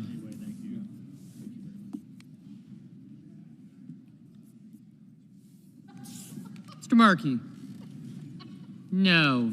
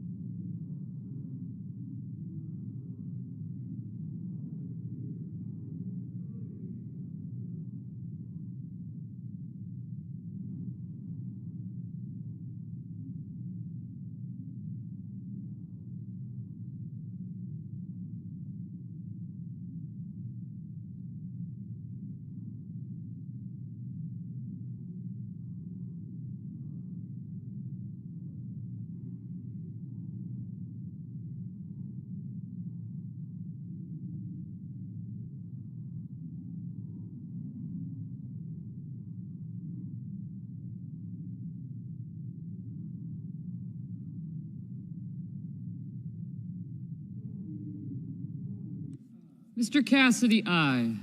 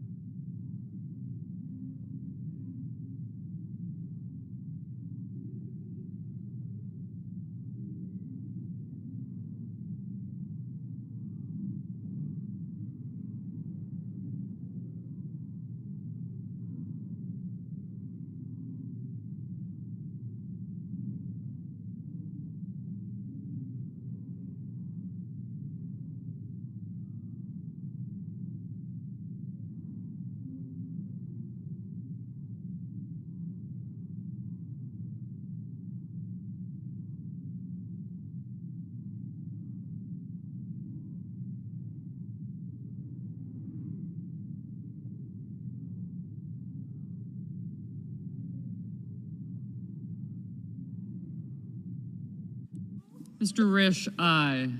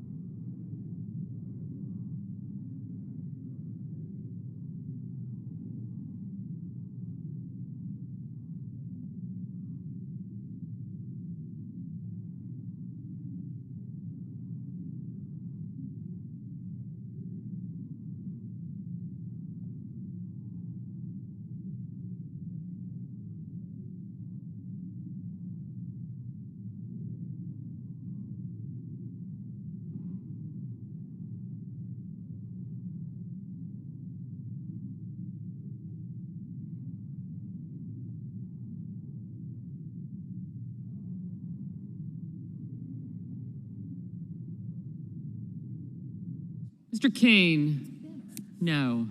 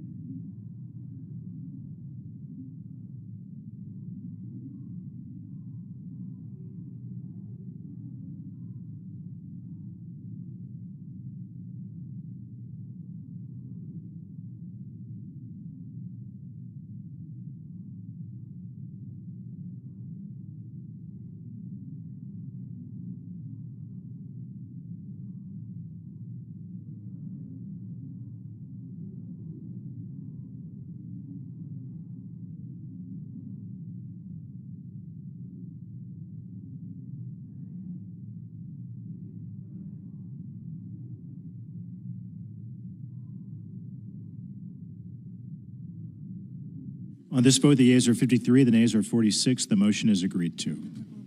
The clerk will report the resolution. Executive Calendar Number 2, SRES 412, authorizing the en bloc consideration in executive session of certain nominations on the executive calendar.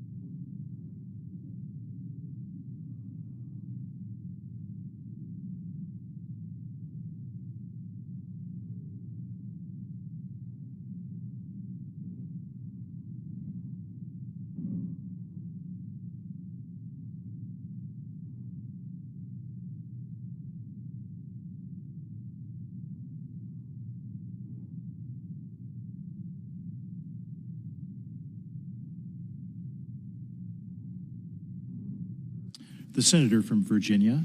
Mr. President, I rise to talk about the reality of the shutdown that we are in and the efforts underway to find a path out, which I'm optimistic we can, particularly after discussions among so many colleagues of both parties today on the floor of the Senate. This is the third time during my nearly 13 years in the Senate that I have been involved in a shutdown. The first occurred in the fall of 2013. I had been in the Senate for less than a year. Senator Cruz sort of forced us into a shutdown mode over the Affordable Care Act. Interestingly enough, many years later, that Affordable Care Act is still central to this discussion. In late 2018 and 2019, President Trump forced us into a shutdown of part of government, the part of government dealing with the Department of Justice and other justice-related agencies over border wall funding. The first shutdown lasted for about 2 weeks. The second shutdown, again, of part of government, not all of government, lasted for about a month. And they're horrible. The consequences on those affected, whether they be federal workers or the citizens who need services, are horrible. And no one relishes that in this body. I'm completely confident that all 100 senators feel the same way, that this is not a good thing and there needs to be a path forward. In Virginia, we feel it pretty strongly. We have the second most federal employees of any state in the country, and we have an awful lot of federal contractors whose livelihoods are affected as well. And we've also seen in the first nearly 9 months of this calendar year other actions taken, whether it's the cancellation of research grants or the backtracking on economic development proposals, the withdrawal of $400 million from the Virginia Department of Health that was critical to our agency's ability to do contact tracing and help stop the spread of infectious disease. So we've seen since the beginning of January a whole series of actions that have already affected Virginians pretty significantly. We had an unemployment rate that was low by national standards, but went up every month, 6-7 months in a row, largely because of these federal layoffs. So as we reach this moment, it's not a clean break or something new from what we've seen earlier in the year. It's sort of a continuation of something that's been a pretty painful chapter in Virginia. So what are we hoping for, or rather, maybe not to put words in anybody's mouth, what am I hoping for out of this? The House prepared a short-term continuing resolution under instructions from the president, do not deal with Democrats. And the House, with a simple Republican majority, was able to do that and passed a bill that then came to the Senate. Once we saw that instruction, do not deal with Democrats, Senate Democrats under the leadership of Senator Murray, the lead Democratic appropriator, said, well, let's prepare an alternative. Not a non-negotiable demand, but an alternative. And we put that alternative on the table on September 18th. We didn't wait till the 29th of September or the 30th. We felt like, to be fair to the public, to be fair to our colleagues, let's put an alternative on the table with enough time for us to kick the tires on it and have a negotiation before the deadline that we reached at midnight last night. What is the Democratic alternative compared to the Republican alternative? Actually, much of it is the same, but I would say the two elements in the Democratic alternative that are different are two. One, protecting people's health care, and second, protecting the simple notion that everybody understands that a deal is a deal. Let me explain both of these.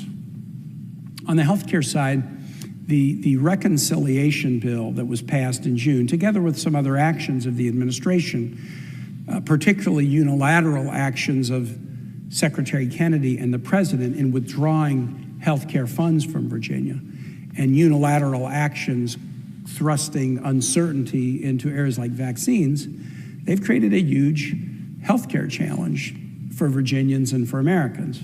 Again, not to speak for anybody other than Virginians, but I did a lot of travel around the state in April as some of these proposals were on the table. I did a lot of travel in July, a lot of travel in August, and I just did a good bit of travel last week around Virginia. And on the health care side, here is what my constituents are saying to me about what is now happening. The effect of the reconciliation bill in Virginia is estimated to cause about 330,000 Virginians to lose their health insurance. Our population is about 8.8 million. 330,000 people losing health insurance is not a small number. This is a big, big deal. And that number of people who lose their health insurance are essentially what I call the top layer of a 5-layer cake of consequences to these health care bills. That's consequence 1, people lose insurance. Consequence 2 is people who have insurance see their premiums go up dramatically. Premium notices are coming out from insurance companies in Virginia, and they're suggesting that premiums this year in Virginia will go up by at least 20%. Why does that happen? There's 2 reasons. The reconciliation bill that was passed by the Republicans in June phased out premium support for low and middle income people buying health insurance on the exchanges. The Republican bill extended tax cuts for the wealthiest, but phased out premium support for low and middle income people in buying health insurance. So that causes premiums to go up. And the second thing that causes premiums to go up is when you increase the number of people with no insurance, they go to the emergency room and they're not able to pay.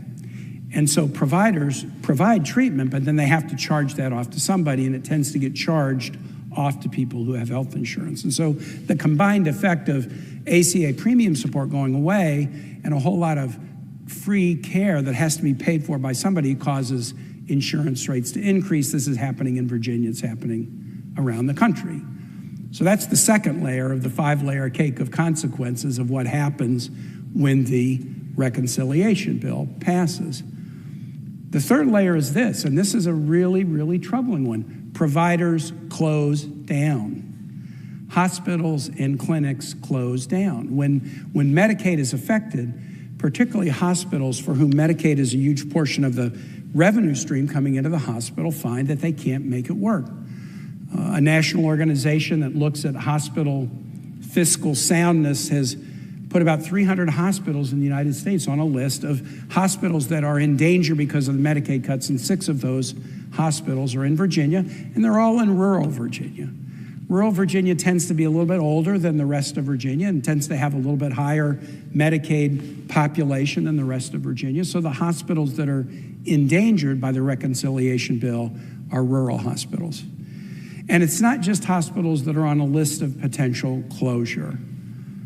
Within the last month, a prominent health provider in the Shenandoah Valley of Virginia, a rural part of our state, announced that they were closing 3 primary care clinics in small Virginia communities because of the reconciliation bill. The cuts made to Medicaid in the reconciliation bill made them realize that they could no longer keep these clinics open. So the third consequence of this reconciliation bill, we've got people losing insurance, we've got premiums going up, and now we have providers closing. The fourth consequence is pretty obvious. When providers close, people get fired. So people lose their jobs. Frontline healthcare workers who are doing good work in the communities and having people rely on them, they lose their jobs. That's consequence 4. And then consequence 5 is one that I know well as a former mayor and governor, and I kind of call it the loss of your future.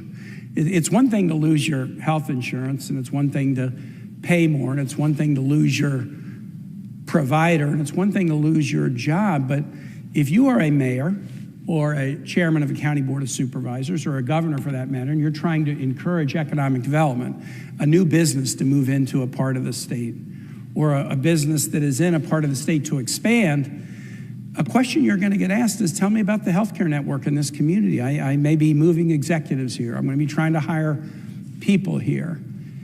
And if you have to look them in the eye and say, we used to have a hospital, but we don't now.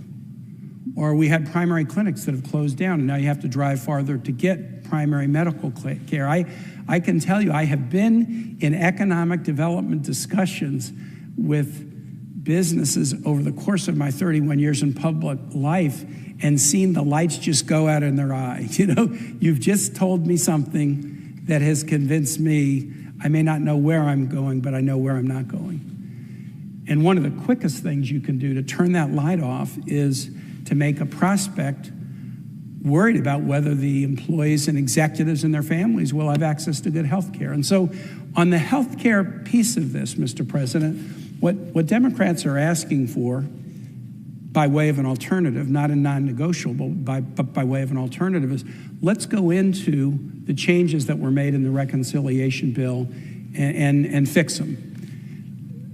I have Republican colleagues who say we don't want to completely reverse them because there's some things about the ACA premium tax subsidy we don't like.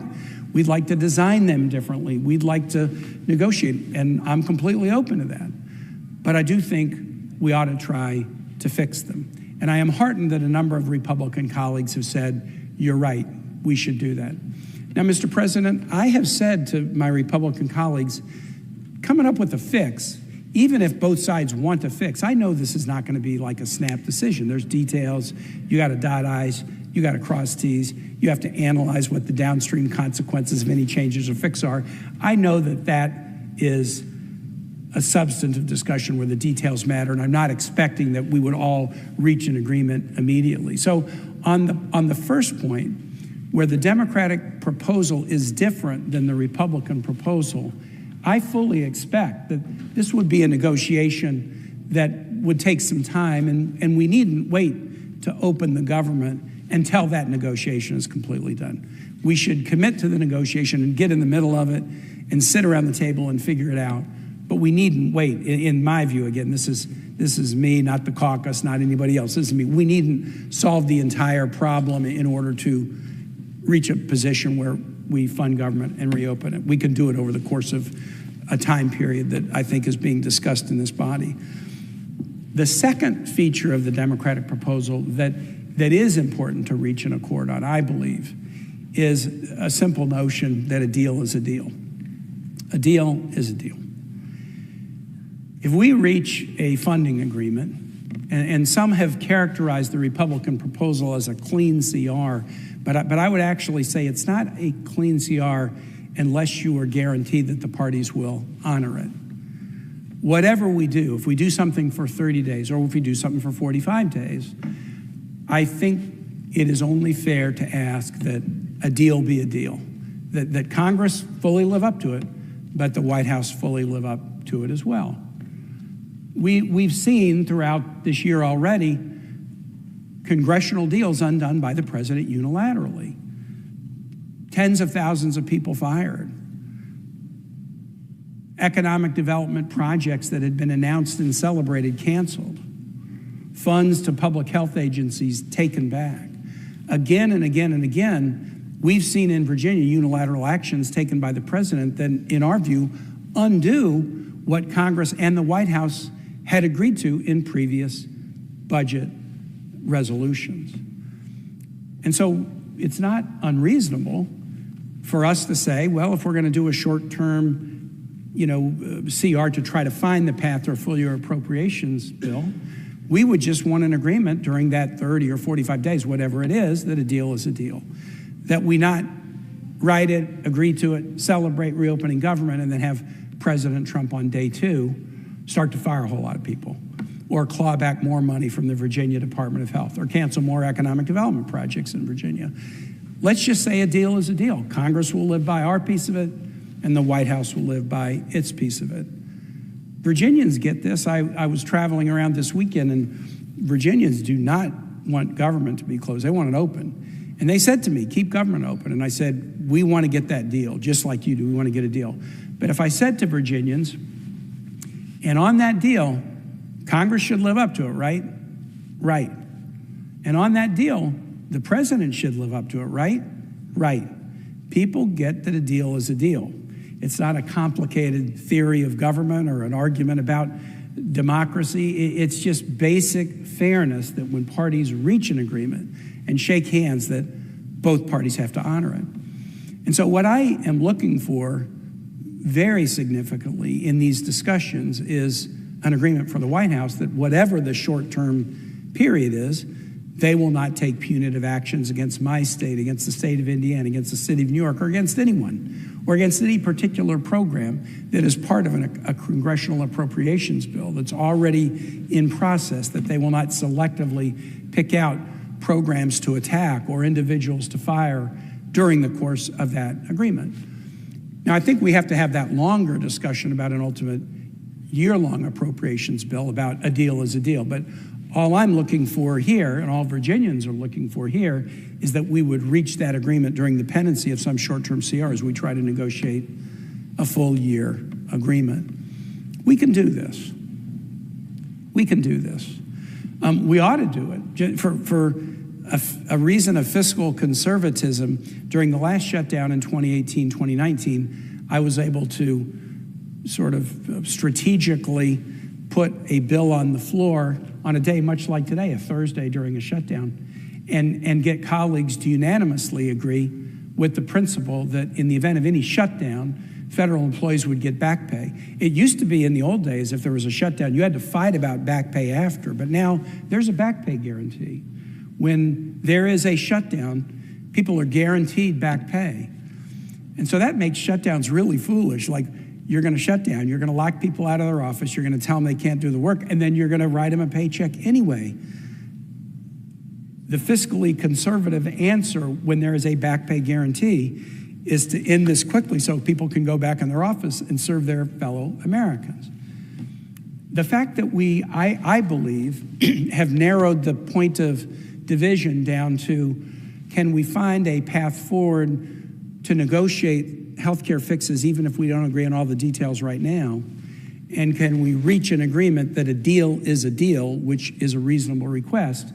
I believe those are the two issues that are on the table, and they are issues that we are eminently capable of solving and solving very soon. And I'm going to do everything I can with my colleagues on both sides of the aisle to make sure that we do.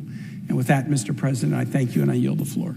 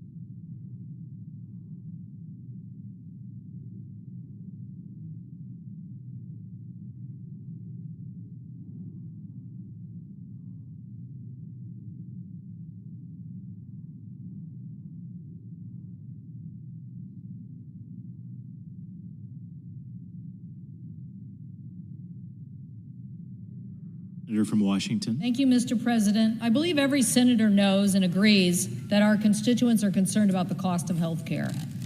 Just this morning, I heard some of my Republican colleagues also talking about health care affordability. The difference is, I think our Democratic side of the aisle wants to do something about it now. We want to fix one of the biggest health insurance spikes that we are going to see locked in 2026 in just a few weeks. We want to do everything we can to stop that. We know that when you kick Americans off of their health insurance, it hurts all Americans. Democrats know that a vague promise to fix it in the future doesn't help us solve the problems of health care delivery today. And we know that the problem is worse than we even imagined just a few weeks ago. Yesterday, the Kaiser Family Foundation released a new report on how expensive the premiums, which the ACA expiration, the Affordable Care Act expiration of those premiums may cost American families. The answer is, it's going to hurt a lot.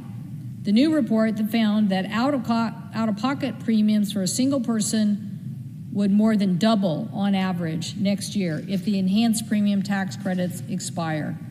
That is, we've had insurance commissioners and various offices across various states trying to make guesstimates about this, but increasing from $880 a year to $1,900 a year in 2026 just shows you how dramatic that situation could be for American families. These are families who will have to shoulder these unnecessary increases. They will be on top of all the other inflationary issues that they're dealing with now, issues like household goods, gas prices, electricity, housing, groceries, and now we want to throw at them healthcare costs. We're very clear on our side of the aisle. We want the maximum amount of people to get health insurance, drive down uncompensated care, drive down everybody's cost, and deliver good health care for our citizens. Since the passage of the Affordable Care Act, the uninsured rate was cut in half from almost 16%, roughly 15.7, I think, percent in 2010, down to an all-time low of 7%, 7.8% in 2023. So the result is not just healthy Americans having their costs decreased by taking uncompensated care out of the system. It's remarkable progress towards getting everyone covered and having net savings for everybody. We know that the current majority on the other side of the aisle, they're no fan of the Affordable Care Act. They're no fan even of universal coverage. If you can imagine, we're not even being prescriptive. We just say we want to see universal coverage. We want everybody to have health insurance. Not only do they not agree with that, they have tried to repeal or weaken the Affordable Care Act 50 times in the past decade. 50 times they've gone after the Affordable Care Act, and they have failed. One time, thanks to the courage of the late Senator John McCain and two of my other colleagues on the other side of the aisle, the last significant threat to our healthcare system was defeated in 2017. Maybe some people here still working on the floor remember that dramatic moment. But now, the passage of this Budget Reconciliation Act in July, Republicans are trying to reverse the progress of the Affordable Care Act. Congratulations, you're having an effect. You're taking that act and health care out of the system. You may be trying to do it in a sneak attack. You may be trying to do it in, a vague way, but we are on to the fact that you are trying to get rid of the Affordable Care Act, and you're trying to get rid of the ability for Americans to get affordable insurance coverage. So what now? What are we going to do to prevent rural hospitals from closing? Everyone knows that $50 billion in your slush fund that was part of the reconciliation bill is not enough to save rural hospitals. Even if he uses it, even if the president would use it just on so-called red states, it's not enough. And now you are going to say that 15 million Americans who no longer have the Affordable Care Act, marketplace plans, or the Medicaid coverage that was stripped out of the healthcare system, we're not going to have that. So you have no ideas on how you are going to help keep people insured or keep these hospitals operating. So instead of meaningful negotiations, my colleagues have decided they don't want to tell us what their ideas are to deal with the current crisis. It is not a next year problem, it is a today problem. So instead of using jurisdictional powers like the Finance Committee, they could have come up with a solution, they could have come up with a meeting today. Instead, they were having a hearing on cryptocurrency. If you thought this issue was so important, why didn't you have a hearing today on how to make health insurance more affordable for the American people? Even if you didn't want to address this particular idea, how is it that you want to have a meeting on cryptocurrency or give tax breaks to oil companies, but you don't want to deal with the health insurance problems of the American people? So instead of working with their counterparts or the House of Representatives, the House of Representatives, they're not even here. They're not even here, and yet we're in this situation. So who are you neglecting? You're neglecting your constituents. You're neglecting 5 million Americans, including 80,000 Washingtonians, who are not going to be able to have affordable insurance by the end of this year. They will have to make a decision in November and December But we already know from projections, 80,000 of them will make a decision because they just simply can't afford it. Back to those numbers that were on the chart earlier. When you look at households and incomes, you know, somebody might say, oh, well, somebody might be able to afford $840,000. Well, not if you're a family of four on $40,000. You're not going to afford that if you're on $75,000 of income, and now you're going to pay $3,368,000 more, or even $90,000 of income. I got news for people. Seattle is one of the most expensive places in the country to live, and coming up with now all of a sudden $3,000 more for health insurance that you didn't think you were going to have to pay, people are going to make the wrong decisions. God forbid that these people get sick or have a condition that is really life-threatening. And who's going to be responsible for taking this out of the system? Because people don't want to come up with a solution today. It is not that hard. We can extend these tax credits. We can have affordable health insurance in the market. We can talk as an organization of people who, by the way, Finance Committee is charged with looking at this issue and discussing it. That's why we fought so hard in the Affordable Care Act for something called the Basic Health Program, which covered people under the 200% of the federal poverty line and provided more important health insurance. But right now, we need to act. We need to say to families who are going to be threatened by this that we can work together and we have a plan.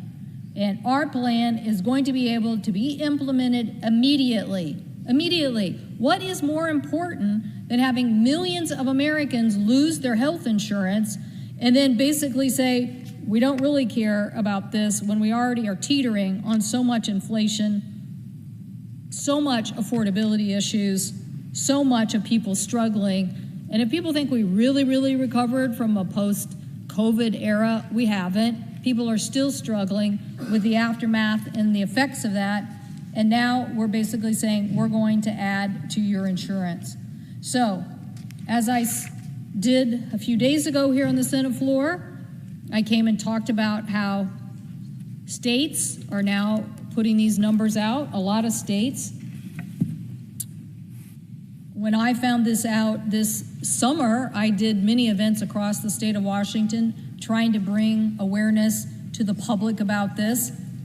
And I found out that some states were really trying to hide the ball. Like they literally didn't want to tell people these costs were going up. Maybe they thought they were going to wait until after the enrollment period opened where there was nothing you can do much past that. But these states are seeing astronomical costs for health insurance. The state of Texas, a 39% increase. Arizona, a 48.95% increase. So somehow these numbers were not available to the broader public, and we published a report last week making sure that the biggest insurers in that state, and we were projecting what the state's insurance commissioner or other groups and organizations were saying that this increase is. And now the Kaiser Foundation is putting an even brighter light on what those numbers are, saying that probably that most people will just see an actual doubling of their premiums. So how can it be okay to, and even if you thought, well, you know, okay, 5 million Americans, they're just going to be shortchanged, no problem. It's not that.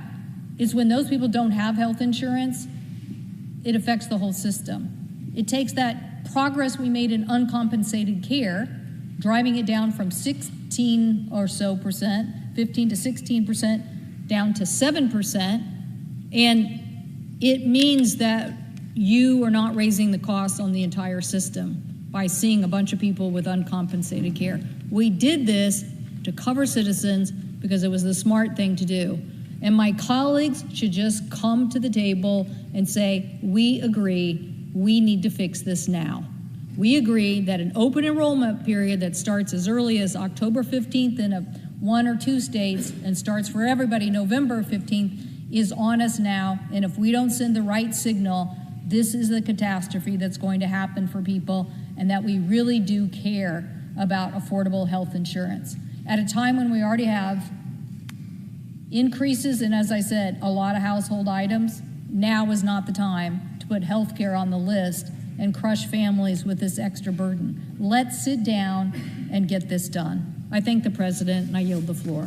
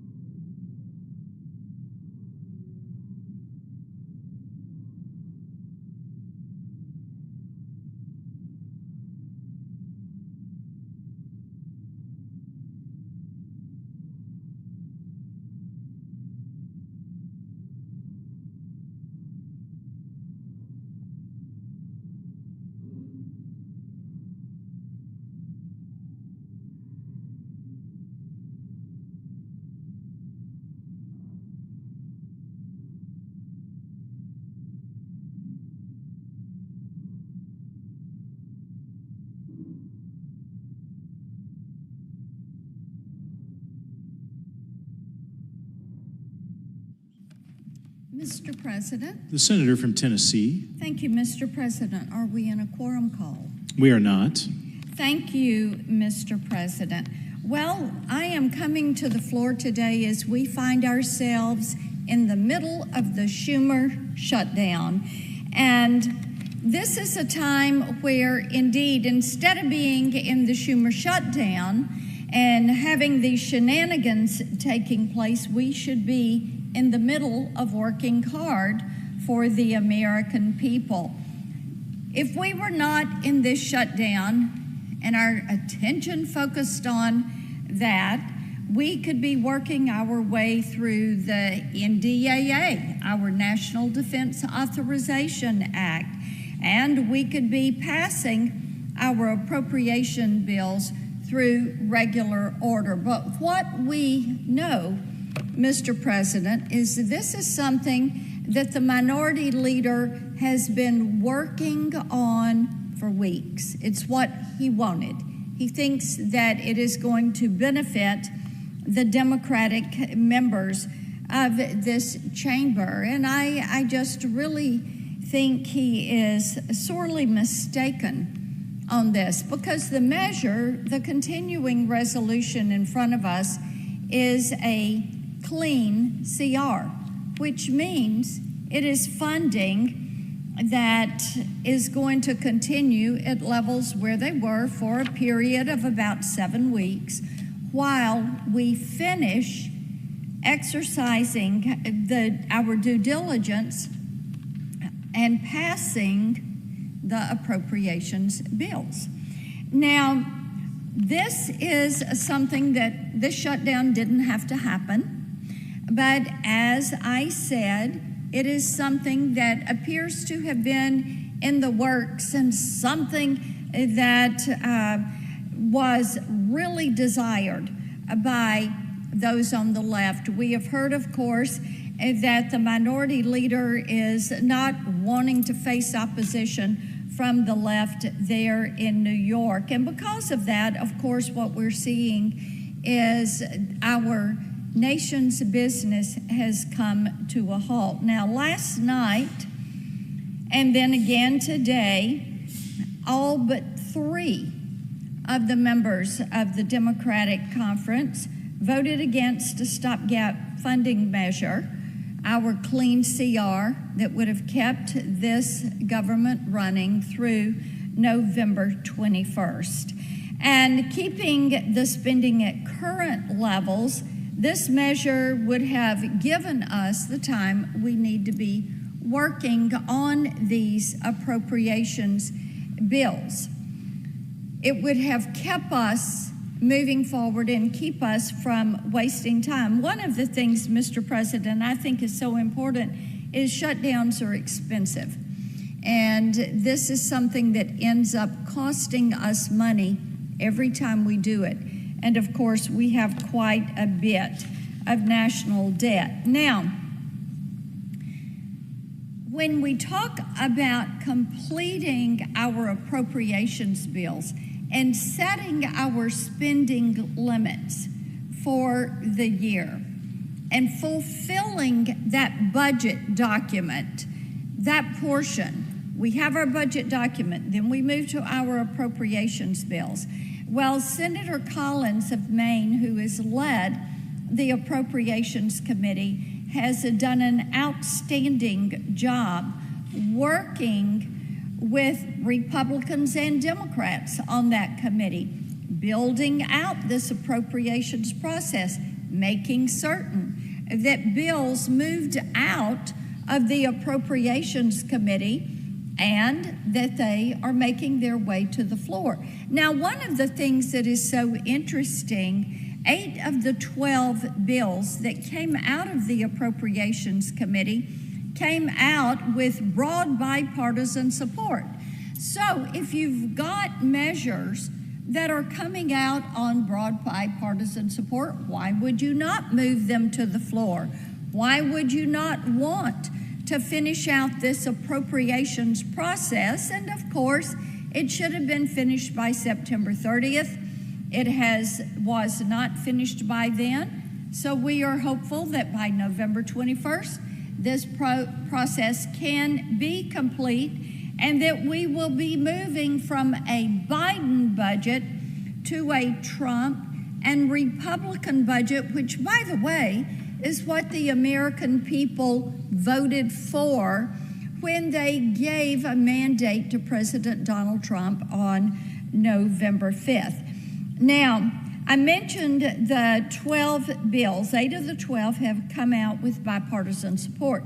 3 of those bills, our agriculture, our ledge branch, and our Milcon VA, have already passed off the floor. And they did so with wide bipartisan votes. This is something that, yes, indeed, we need to make certain that we continue to push these bills.